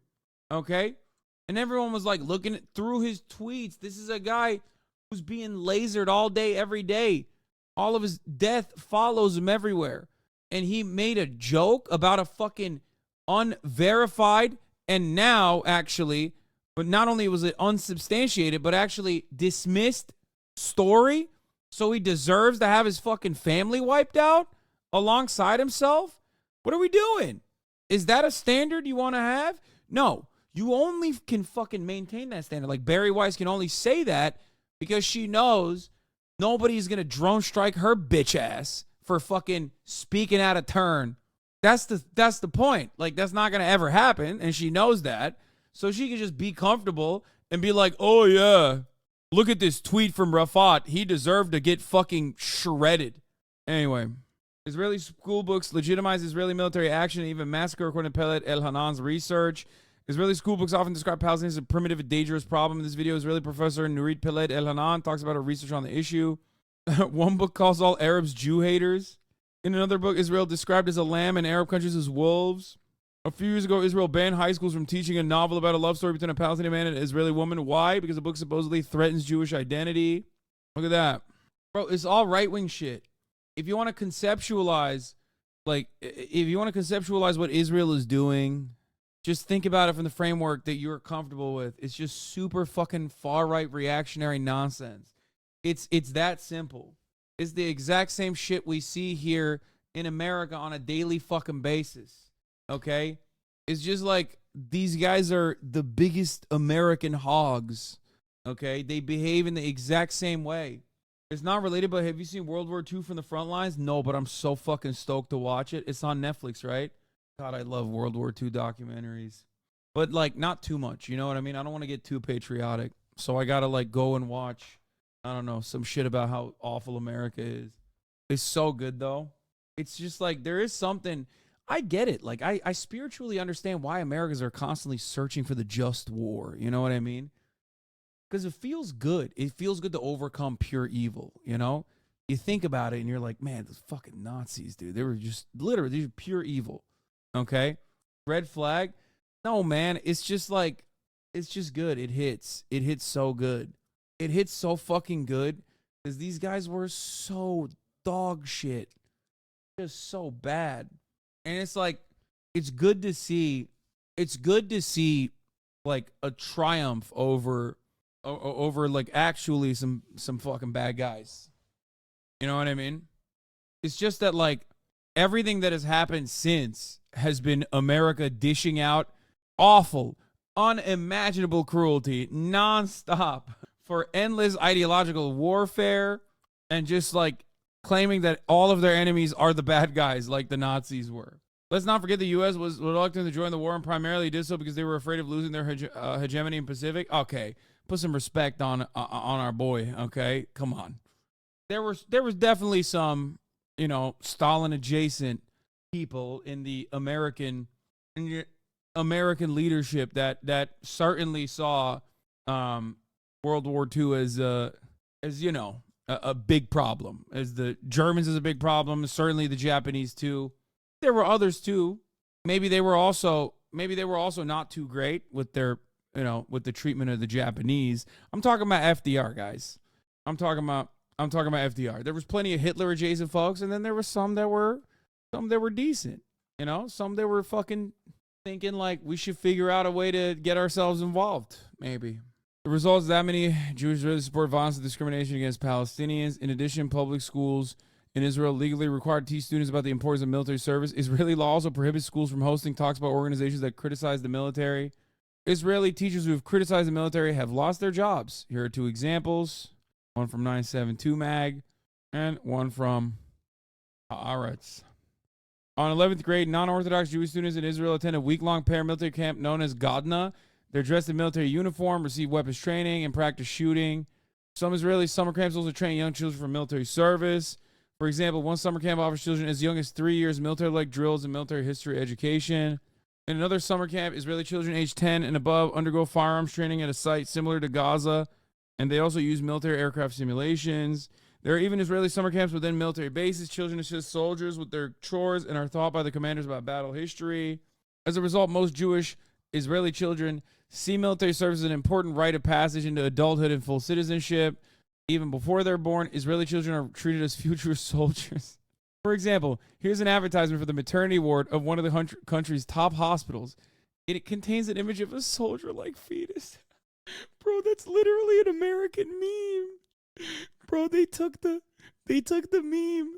You know how we joke about, like, of course you can't have an abortion. Like, today's abortion could have been tomorrow's, like, military veteran in a coffin, or American soldier in a coffin. They took that and made it real. They were like, no, this is actually fucking sick. Oh my God. What the fuck? Dude, these craziness. Oh my God. Oh my God. Ay, ay, ay. It's just so abnormal. Finally, the fact that Israeli youths will serve in the military in the future can save them from punishment now if they harm Palestinians. Let's look at 2 examples which I've written about here. In 2017, 2 Israeli settler youths admitted to throwing stones at Palestinian cars, but the court didn't convict them because of their wish to enlist and serve in a combat unit. The court added a conviction might obstruct their recruitment to a combat unit. Following year, a 17-year-old Israeli settler admitted to throwing stones at a Palestinian. This is a really good thread. Okay. I'm going to fucking retweet. Anyway. Come on, by soldiers like me at 20 years old, Also, soldiers planted those things. But Mr. Mushkila, can I answer your question with another question? It's if you have Oh, he doesn't believe that they were planted. He's like, no, dude. The annotated copy of Mein Kampf is real. Bro, if you believe that, talk about the Al-Qaeda manual too. Yeah, no. Dude, everything that the Israeli president puts forward is just straight up is the most comical fake news. have more to say, go ahead. No, it's because every time we will say something, it's been planted. You guys are lying. Listen, I was a soldier, 20 years old. You know, when you go into Gaza, by the way, when you're 20, until you get into the house, you want to kill yourself. You don't want to be there. You don't want to beat her. Shouldn't be. As a soldier, you don't want to beat her. So there is no soldiers who planting books to take a photo. It's not the soldier, it's the leadership. Also, by Human Watch organization, there was an investigation that in Israeli schools inside of Israel, not all of them, but some of them, that they were taught to hate Palestinians. Oh no, that's this Human is Rights Watch. Bro, you know how many videos I've seen of Human Rights Watch on their website. That was an investigation. Wow, I'm dying to see it. But I would like to go back. People go, UNRWA is fucking teaching Palestinian children to hate Jews and shit. And it's like, dog, they don't need the schooling, okay? They don't need the fucking school. Dude, they see the Star of David slapped to a fucking tank, and they're going to be like, oh, that's my association with oppression. You know what I mean? The fuck are we doing here? Stop the oppression. That's it. It's so dumb. It's so funny that you have to make it seem like I always feel like I've taken crazy pills when I talk about this shit, because it's like I don't understand how most people don't understand this. They don't see this. Okay? The Star of David in the West Bank has a very different connotation. Okay? When they mark your house with a Star of David in the West Bank when you're a Palestinian, that means they're going to come fucking throw shit. They're going to try to forcibly evict you. Okay? They're going to come and bulldoze your shit. That's what that means.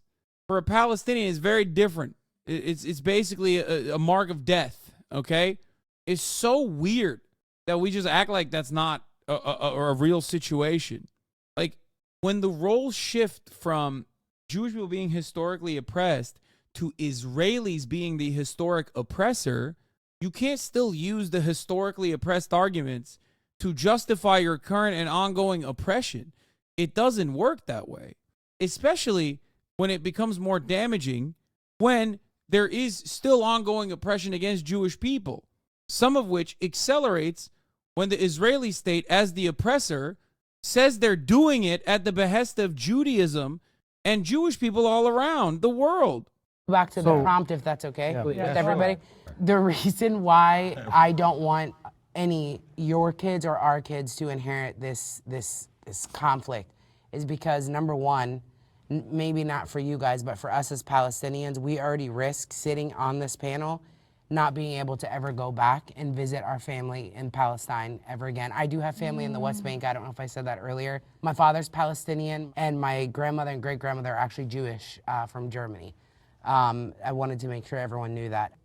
I've been on Canary Mission since 2014 because I'm an activist. However, being on this panel or even what's been happening the past month and a half or 2 months, whatever we're at, God help us all, I risk of not being ever to ever go back and visit any of my family in West Bank again, even though I'm not saying kill this person, kill that.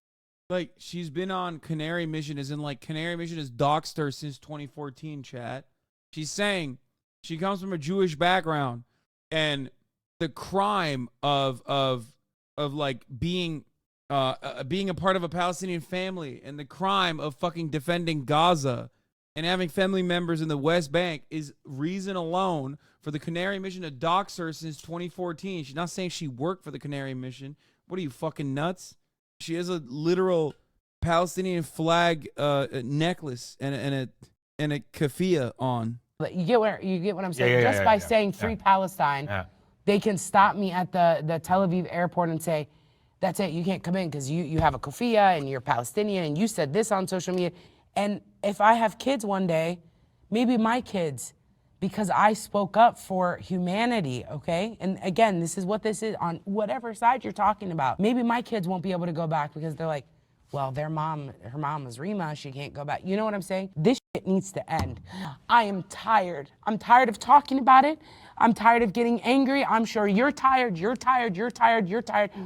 I'm fed up with it. You know, when people say, oh, Palestine never existed, Palestinians don't exist. To take away our right to exist is a problem for me. And that is a big, and I tell people that when they come on my TikTok live, I stop them right away. For you to say that Palestinians don't exist, you are part of the problem right there. We do exist. My father does exist. Our voices matter. Our land matters. We have been there.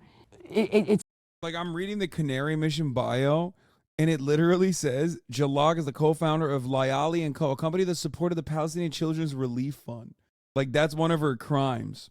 And then it follows up by saying, the Palestinian Children's Relief Fund is a nonprofit organization reportedly set up to provide urgent humanitarian care for Gaza's children.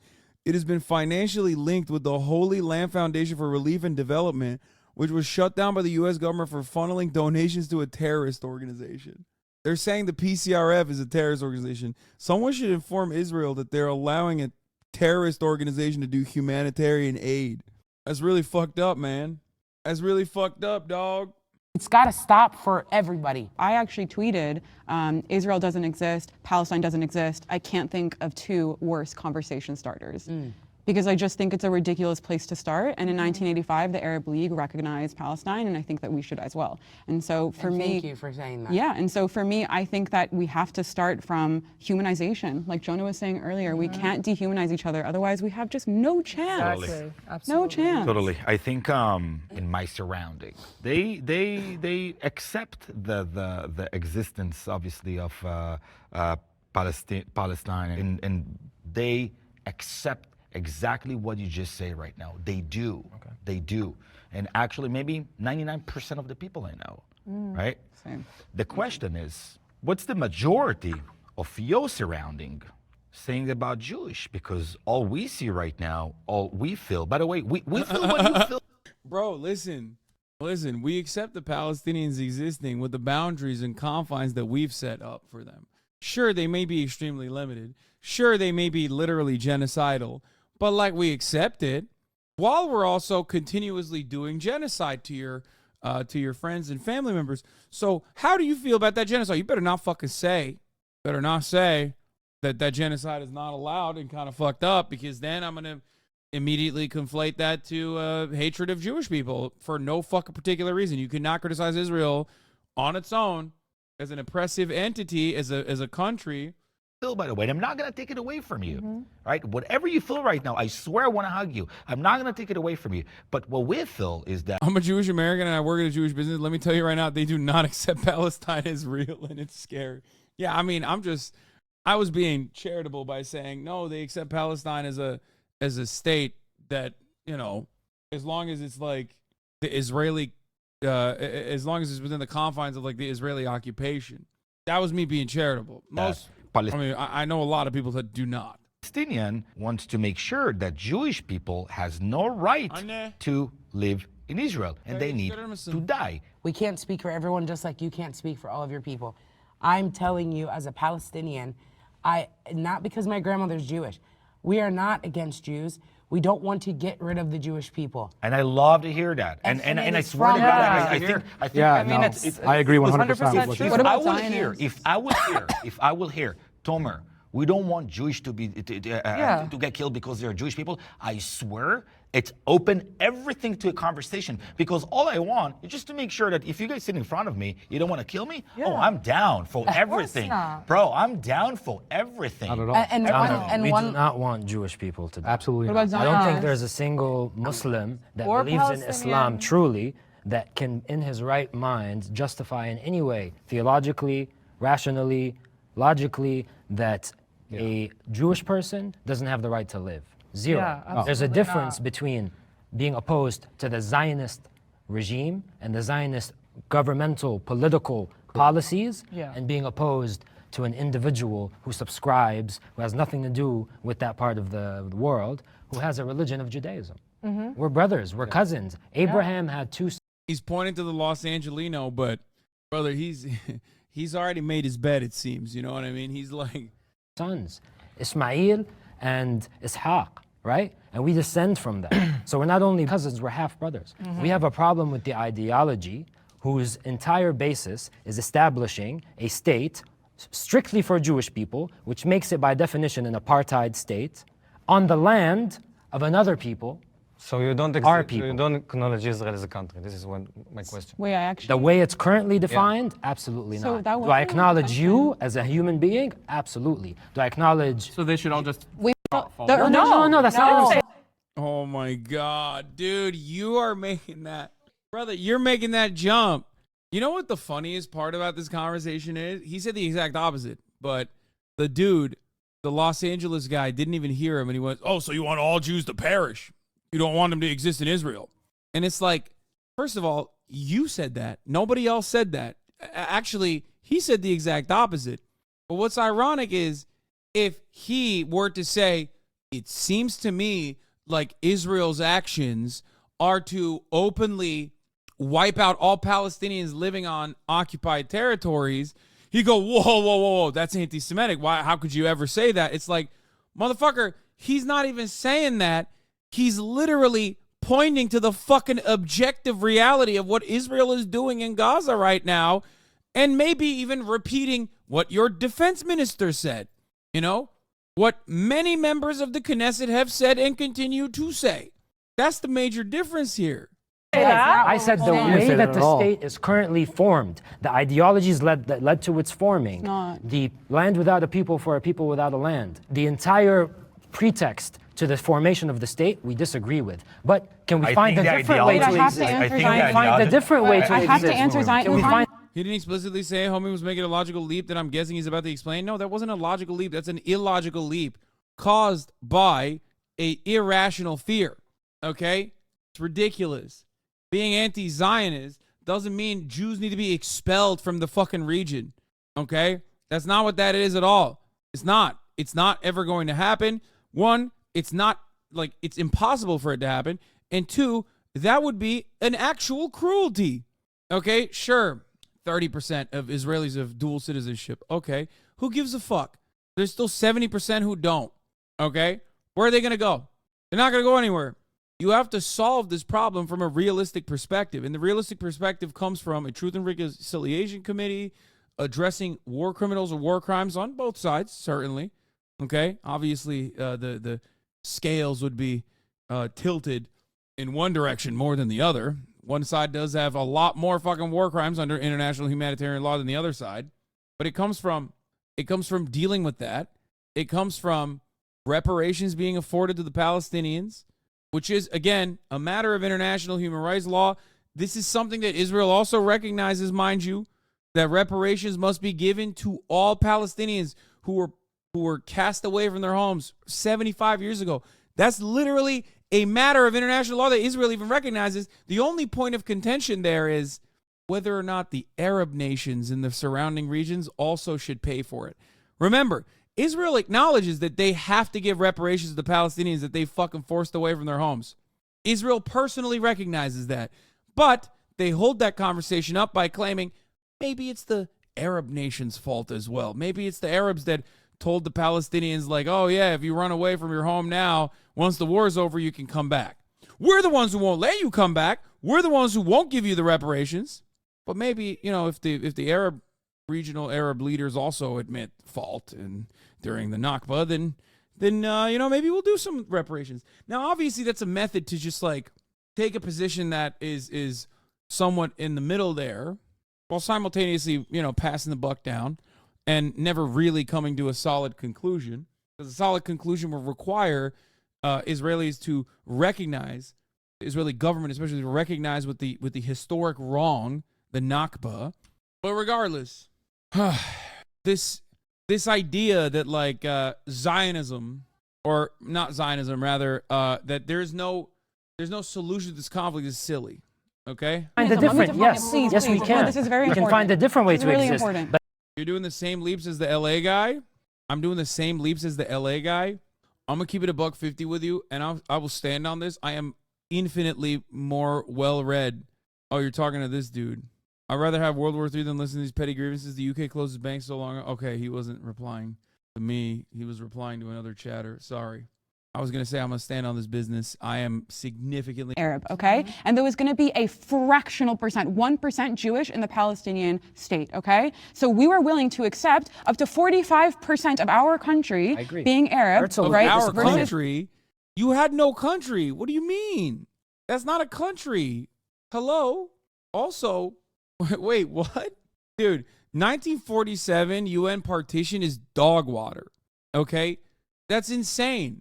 Can you imagine, like, can you imagine a fucking the League of Nations, which didn't really exist at the time, but like an international consortium coming together and being like, hey, Native Americans, the settler freaks that we fucking sent into your country, directed by the British Empire, now have more than half the fucking land on this territory that they've invaded.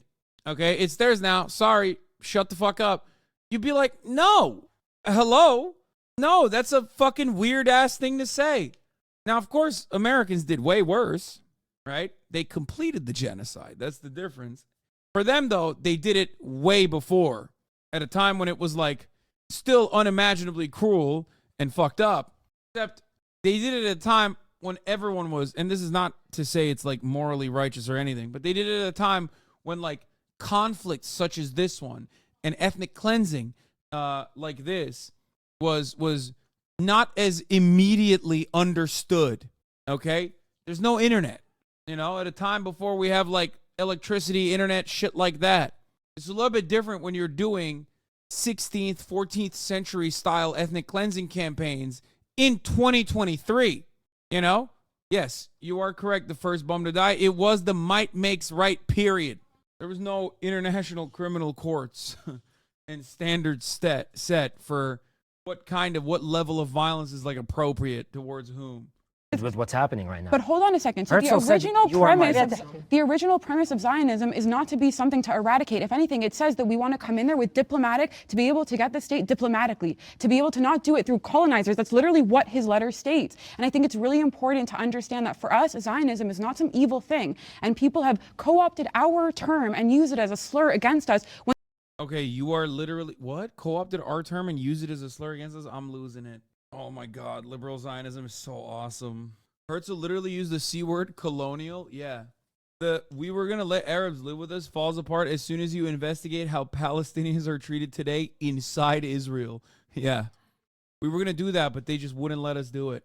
Liberal Zionism is awesome because it's like, it's basically advocating that like the word Karen is the worst slur you could say, or the word cracker is the worst slur you can say, like much worse than the N word with a hard R. You know what I mean? It basically is that. It's like, do not investigate the etymology of the word cracker, where it comes from. It's actually so much worse. That's you're not allowed to say it. But at the same time, America still celebrates Thanksgiving every year and hasn't even begun to come to terms with this genocide culturally. This is unrelated to the Israel discussion. Not trying to sound like Israel's doing a genocide. No, actually, it's very related to the Israeli discussion. Yes, America did a genocide on the indigenous population and then denied it, whitewashed it, and to this day still refuses to acknowledge it. Kaya, that's not a toy for you. You are bad. I can't believe it. She fucking ate the head off. Look at this. A demon. A demon. That's Cutie Cinderella. This is the stand-in.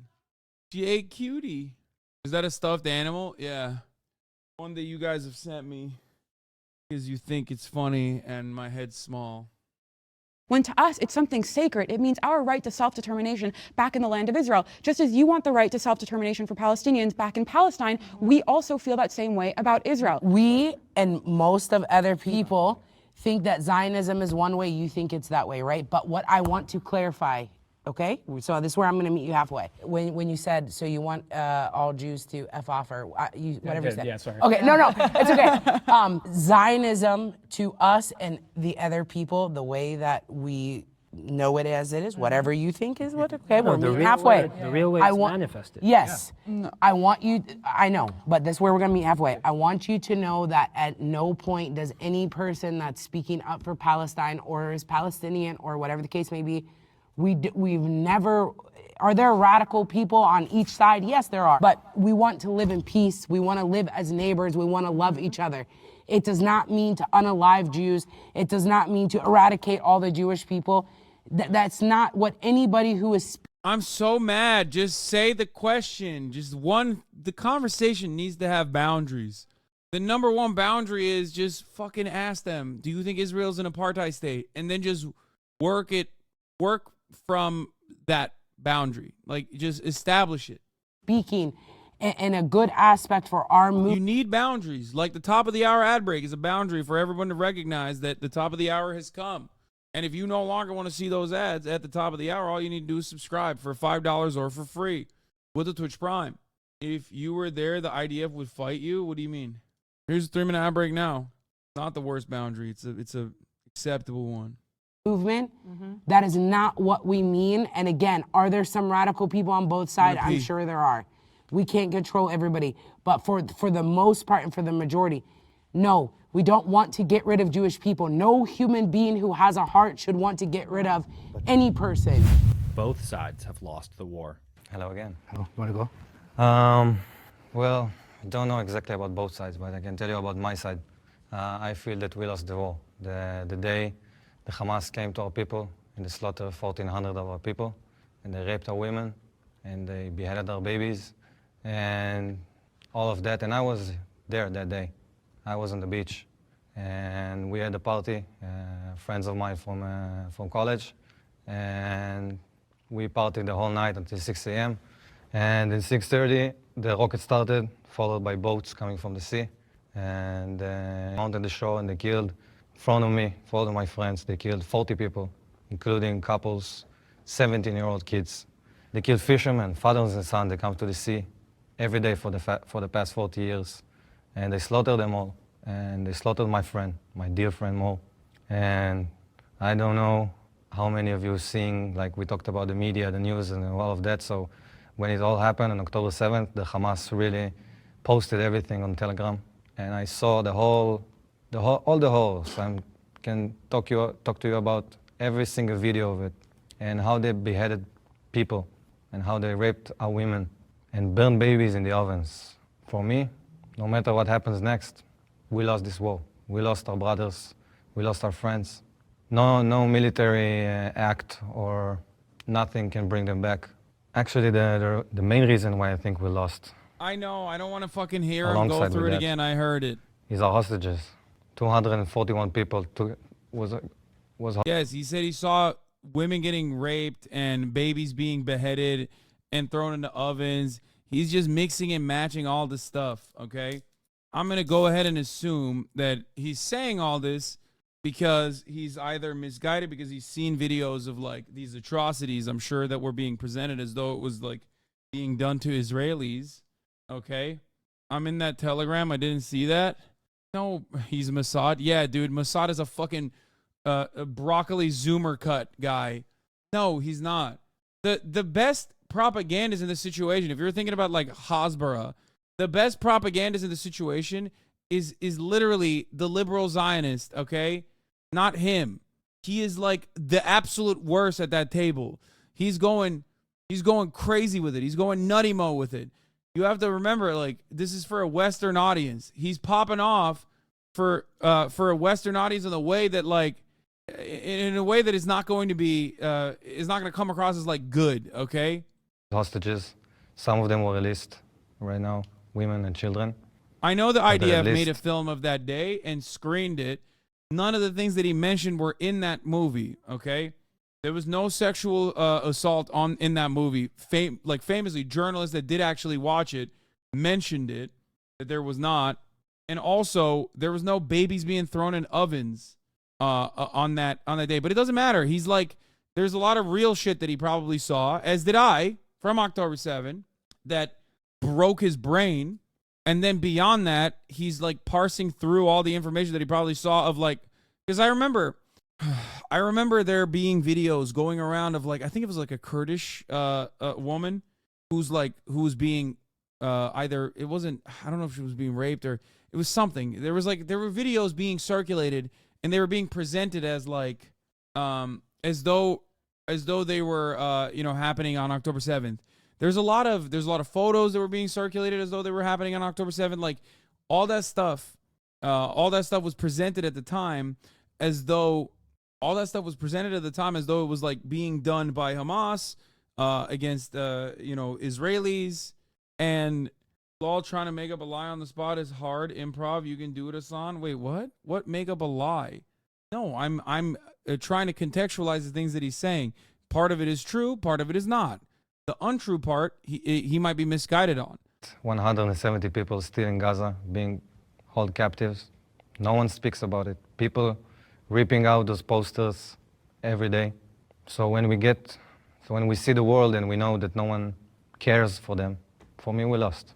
I think when the question came to me, I was thinking of a win-lose, because there's never going to be a win, right? So even if we find the peace we all want and the freedom, I have a hard time calling it a win that we've.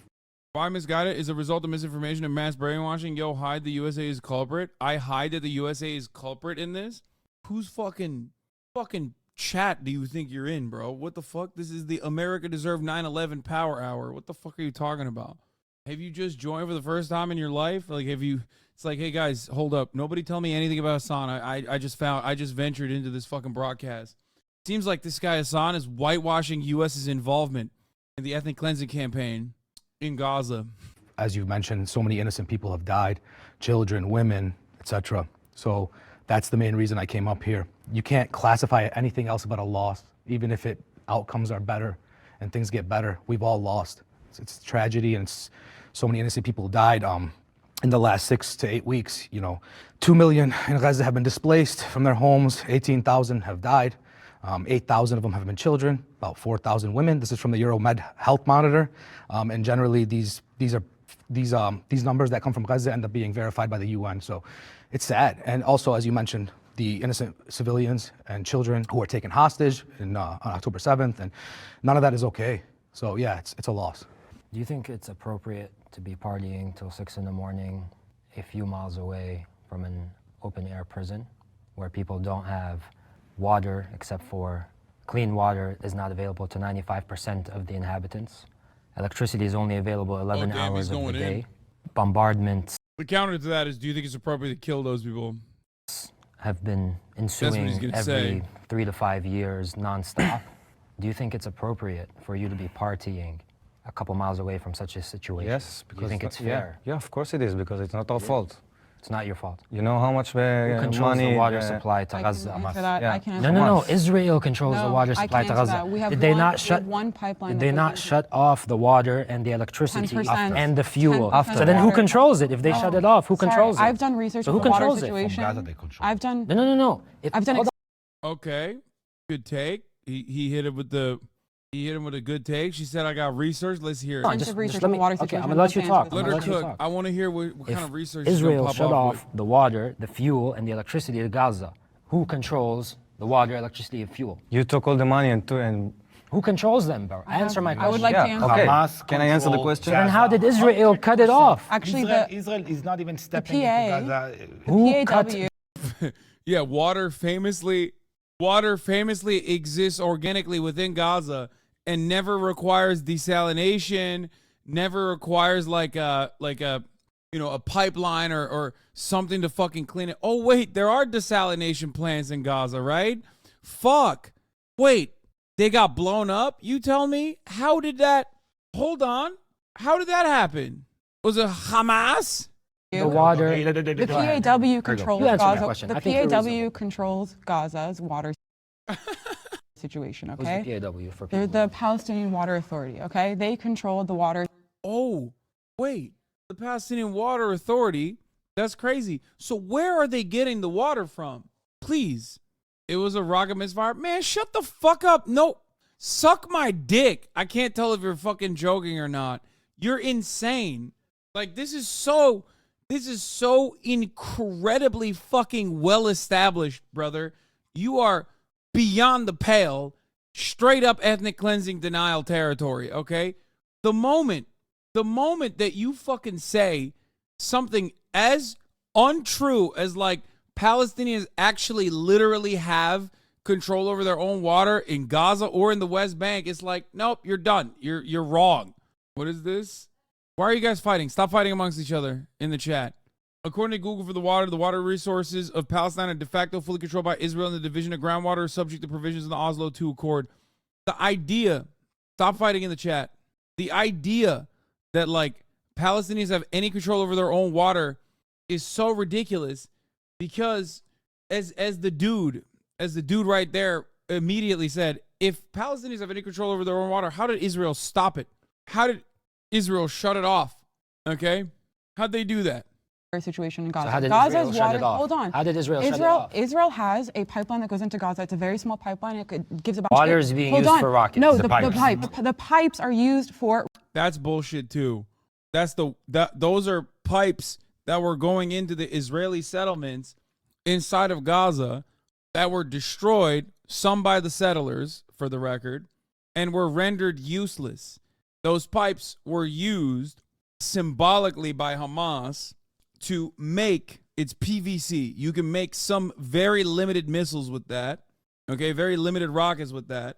Some of them were used for that purpose, but those pipes weren't like active pipes with water flowing through them. It is a very racist and classic, like, they're barbarians. Look, they don't even know what to use with technology. They take everything and turn it into fucking weapons. Yeah. Some of these people are obs. No, they took the pipes, the PVC pipes, going into Israeli settlements inside of Gaza that were rendered useless by the Israeli government and turned them into rockets. They're not very effective because they're PVC, but that's it. Rockets, which is a really, really big issue because it means that it violates the dual use policy, which means that you can't bring things in that are large enough to be able to create those terror items. The idea that they like destroyed working water supplies in order to make a couple fucking rockets that are really scary against Israel is stupid. Very situation, and I think that Gazans deserve clean drinking water, and it's a Why very don't they big. have it? It's a very big problem because Hamas. the internal Hamas. structure of the water is not run Hamas by is the Israel. government. We have a very minor pipeline. Yeah, it's fucking bullshit. There's nothing that she's bringing up is correct. I've literally read this article. I think I've read this on stream. Gaza's remaining entry point Rafah crossing. How Gaza gets its water, fuel and electricity shortages. They have 3 seawater desalination plants that produce drinking water but require electricity or fuel to operate. They have a wastewater treatment plant that keeps polluted water from seeping into the ground.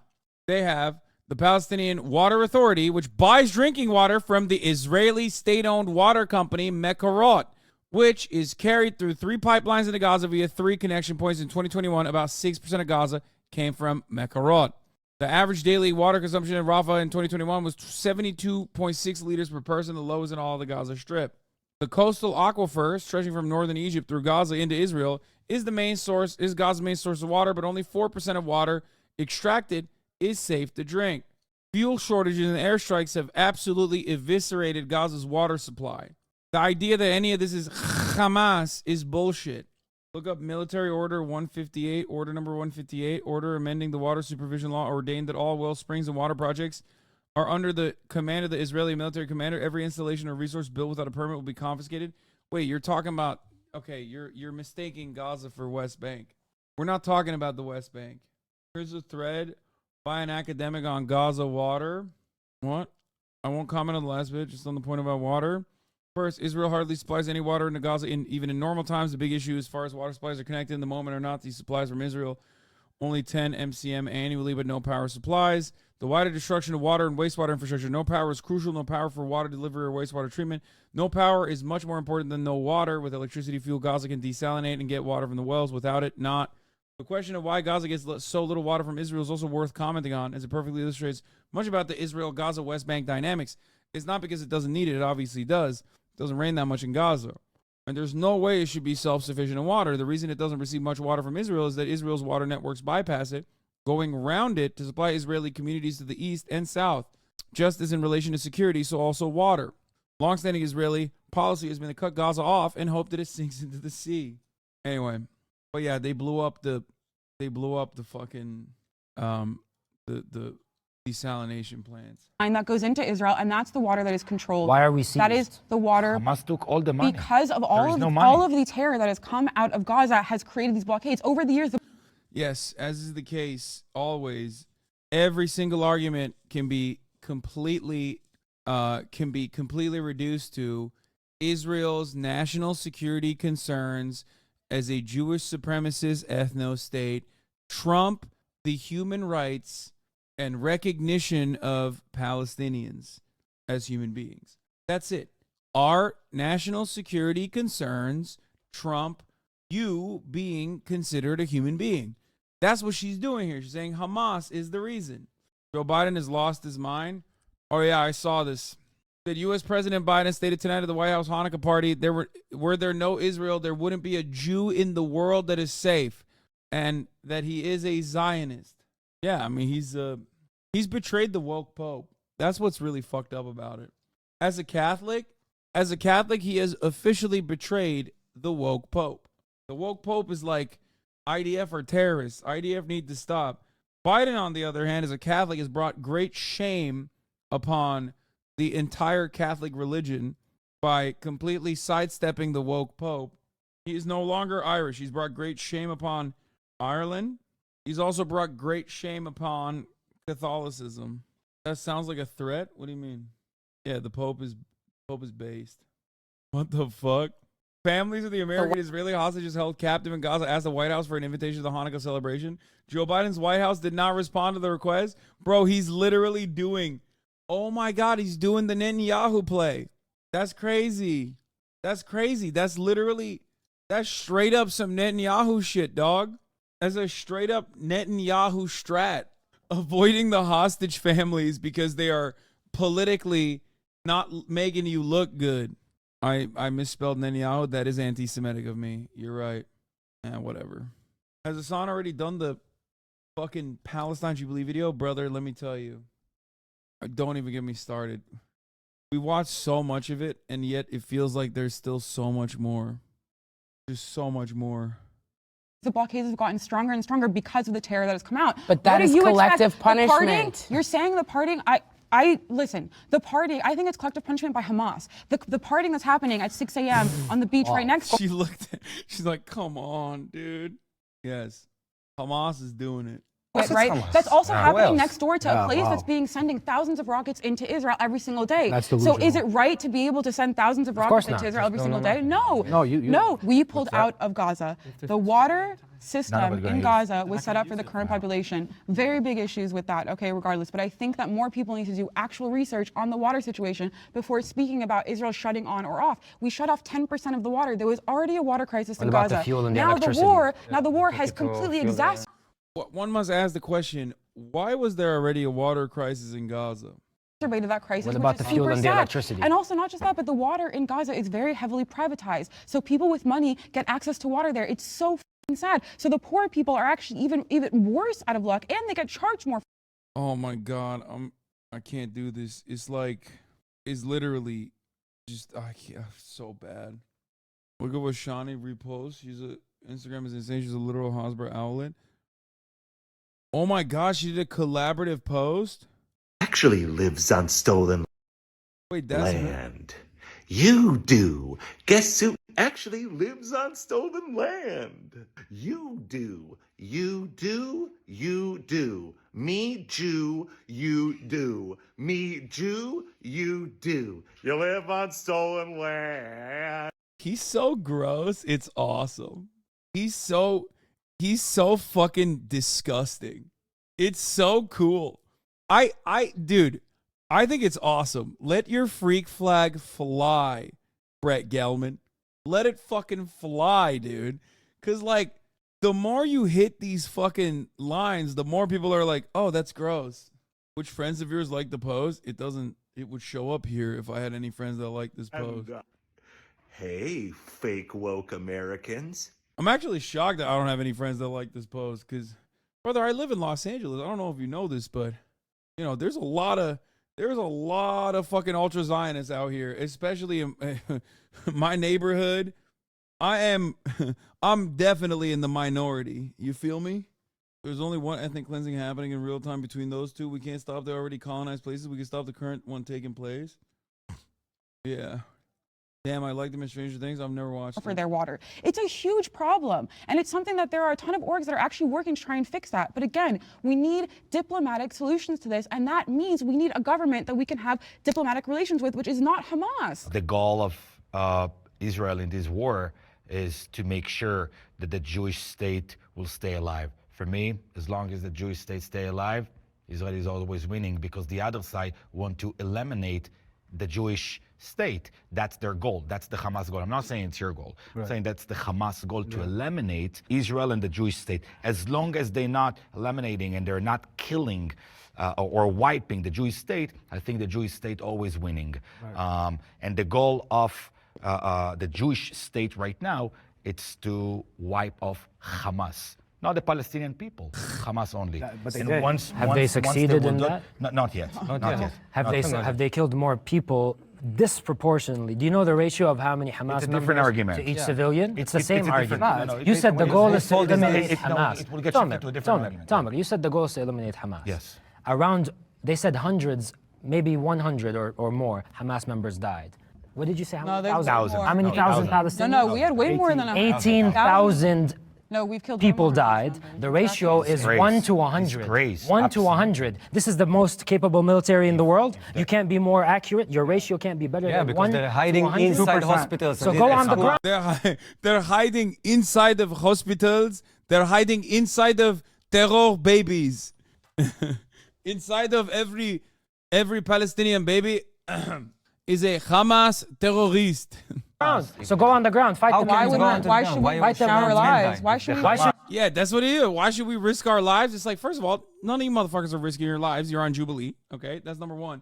Number two, yeah, no, you have a responsibility. That's so stupid. Like, that is, oh God, it's so dumb. You can't do that.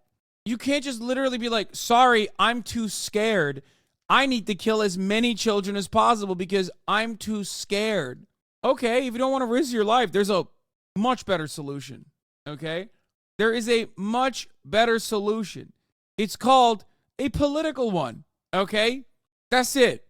If you don't want to do it militarily, which you can't really deal with Hamas militarily, because Hamas is a mere extension of Palestinian emancipation. It's one version of it. Then you have to deal with it with a political solution, not a military one.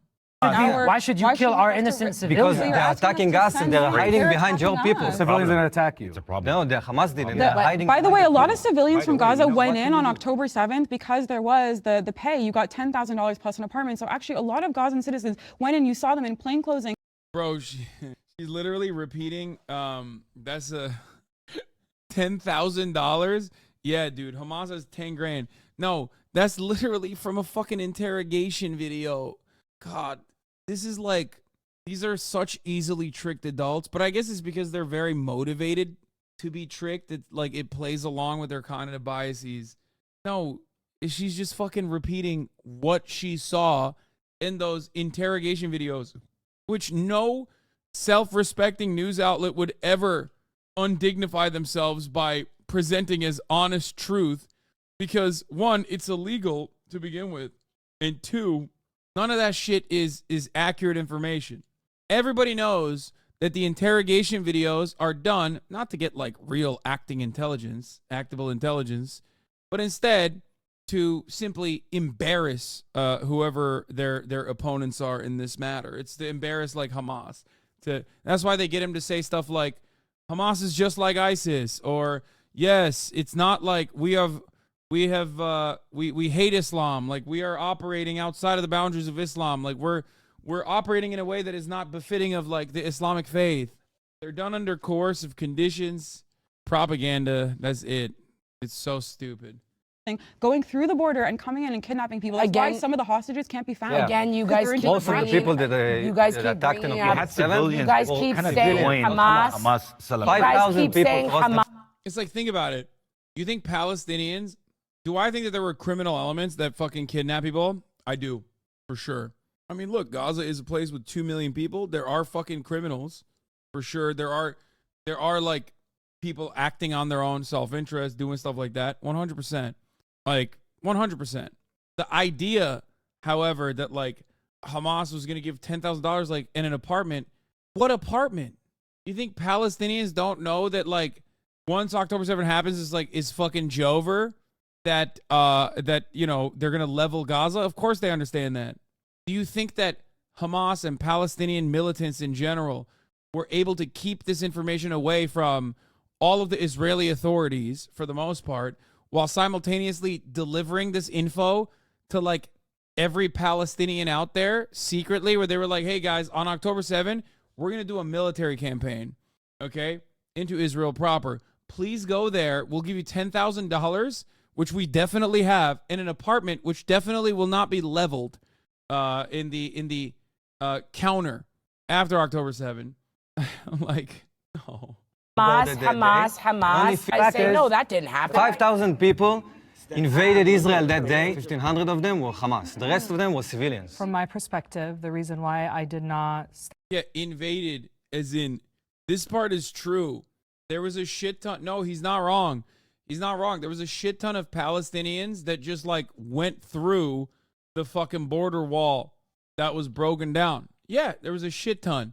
You know what they did? There were accounts of it. You know what their invasion consisted of? Going into like previously occupied, I don't know what the actual numbers are, but going into previously occupied houses, or not occupied as in like settlement wise, but like houses that have people in them, and like cooking food and watching Netflix. That's what they did. Like entering Israel proper for the first time in their entire lives. I'm sure that there were, in that circumstance, no, I'm not joking, that is real, yes.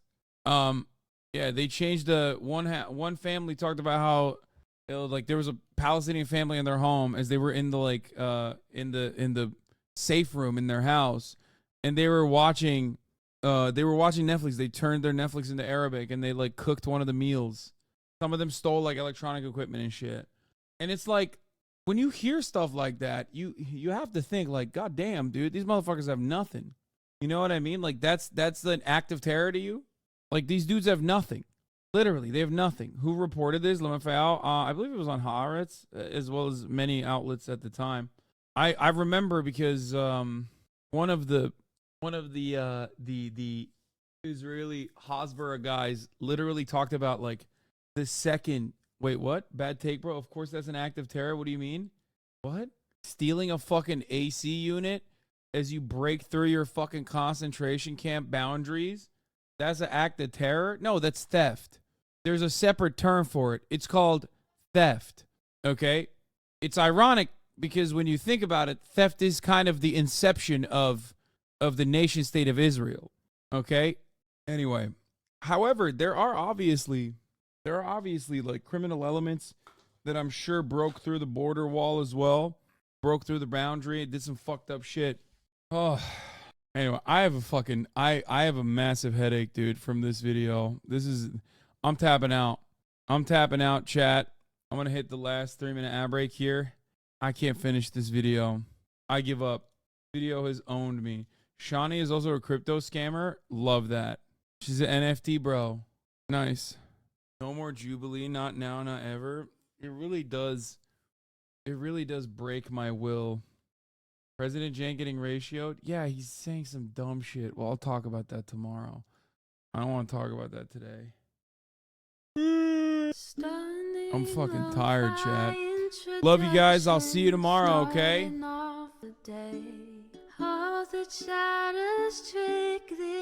I'll do my Twitch recap tomorrow. And we'll do, I mean, we did a lot of variety news today. Not a lot of Palestine. At the end of the broadcast, it was a lot, but more than that, we did a lot of variety news. But not a lot of variety, which I will do. Okay?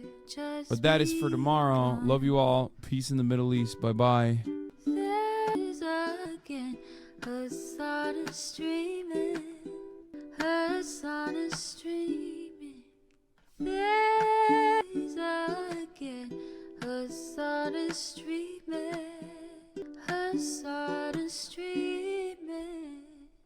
Review in the P.O. box, Uncle Uger's face.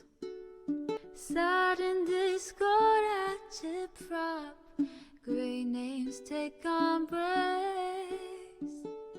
Tiny Bernie Sanders, LGBTQ Air Force. The whole left at your fingertips, Ane at your door. H3 crowded debate, the Young Turks online show. 3 full fucking years of this, plenty more to go. 90-day fiance, talks of champagne bourgeoisie.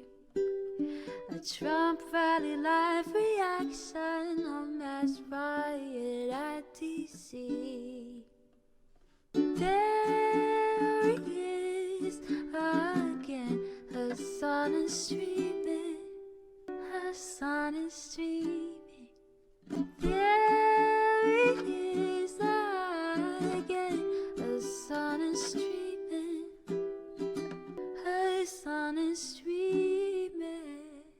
Reading a live stream, fair comments, Austin show chat advice. And all the ways the right-wing pipeline can suck you in online. JCS react, Lord frame gets broken, cover blown. A full-blown mass pandemic, monster streaming at your home. Total radicalization coming out to find. The system you were taught to trust in was broken the whole time. All these daily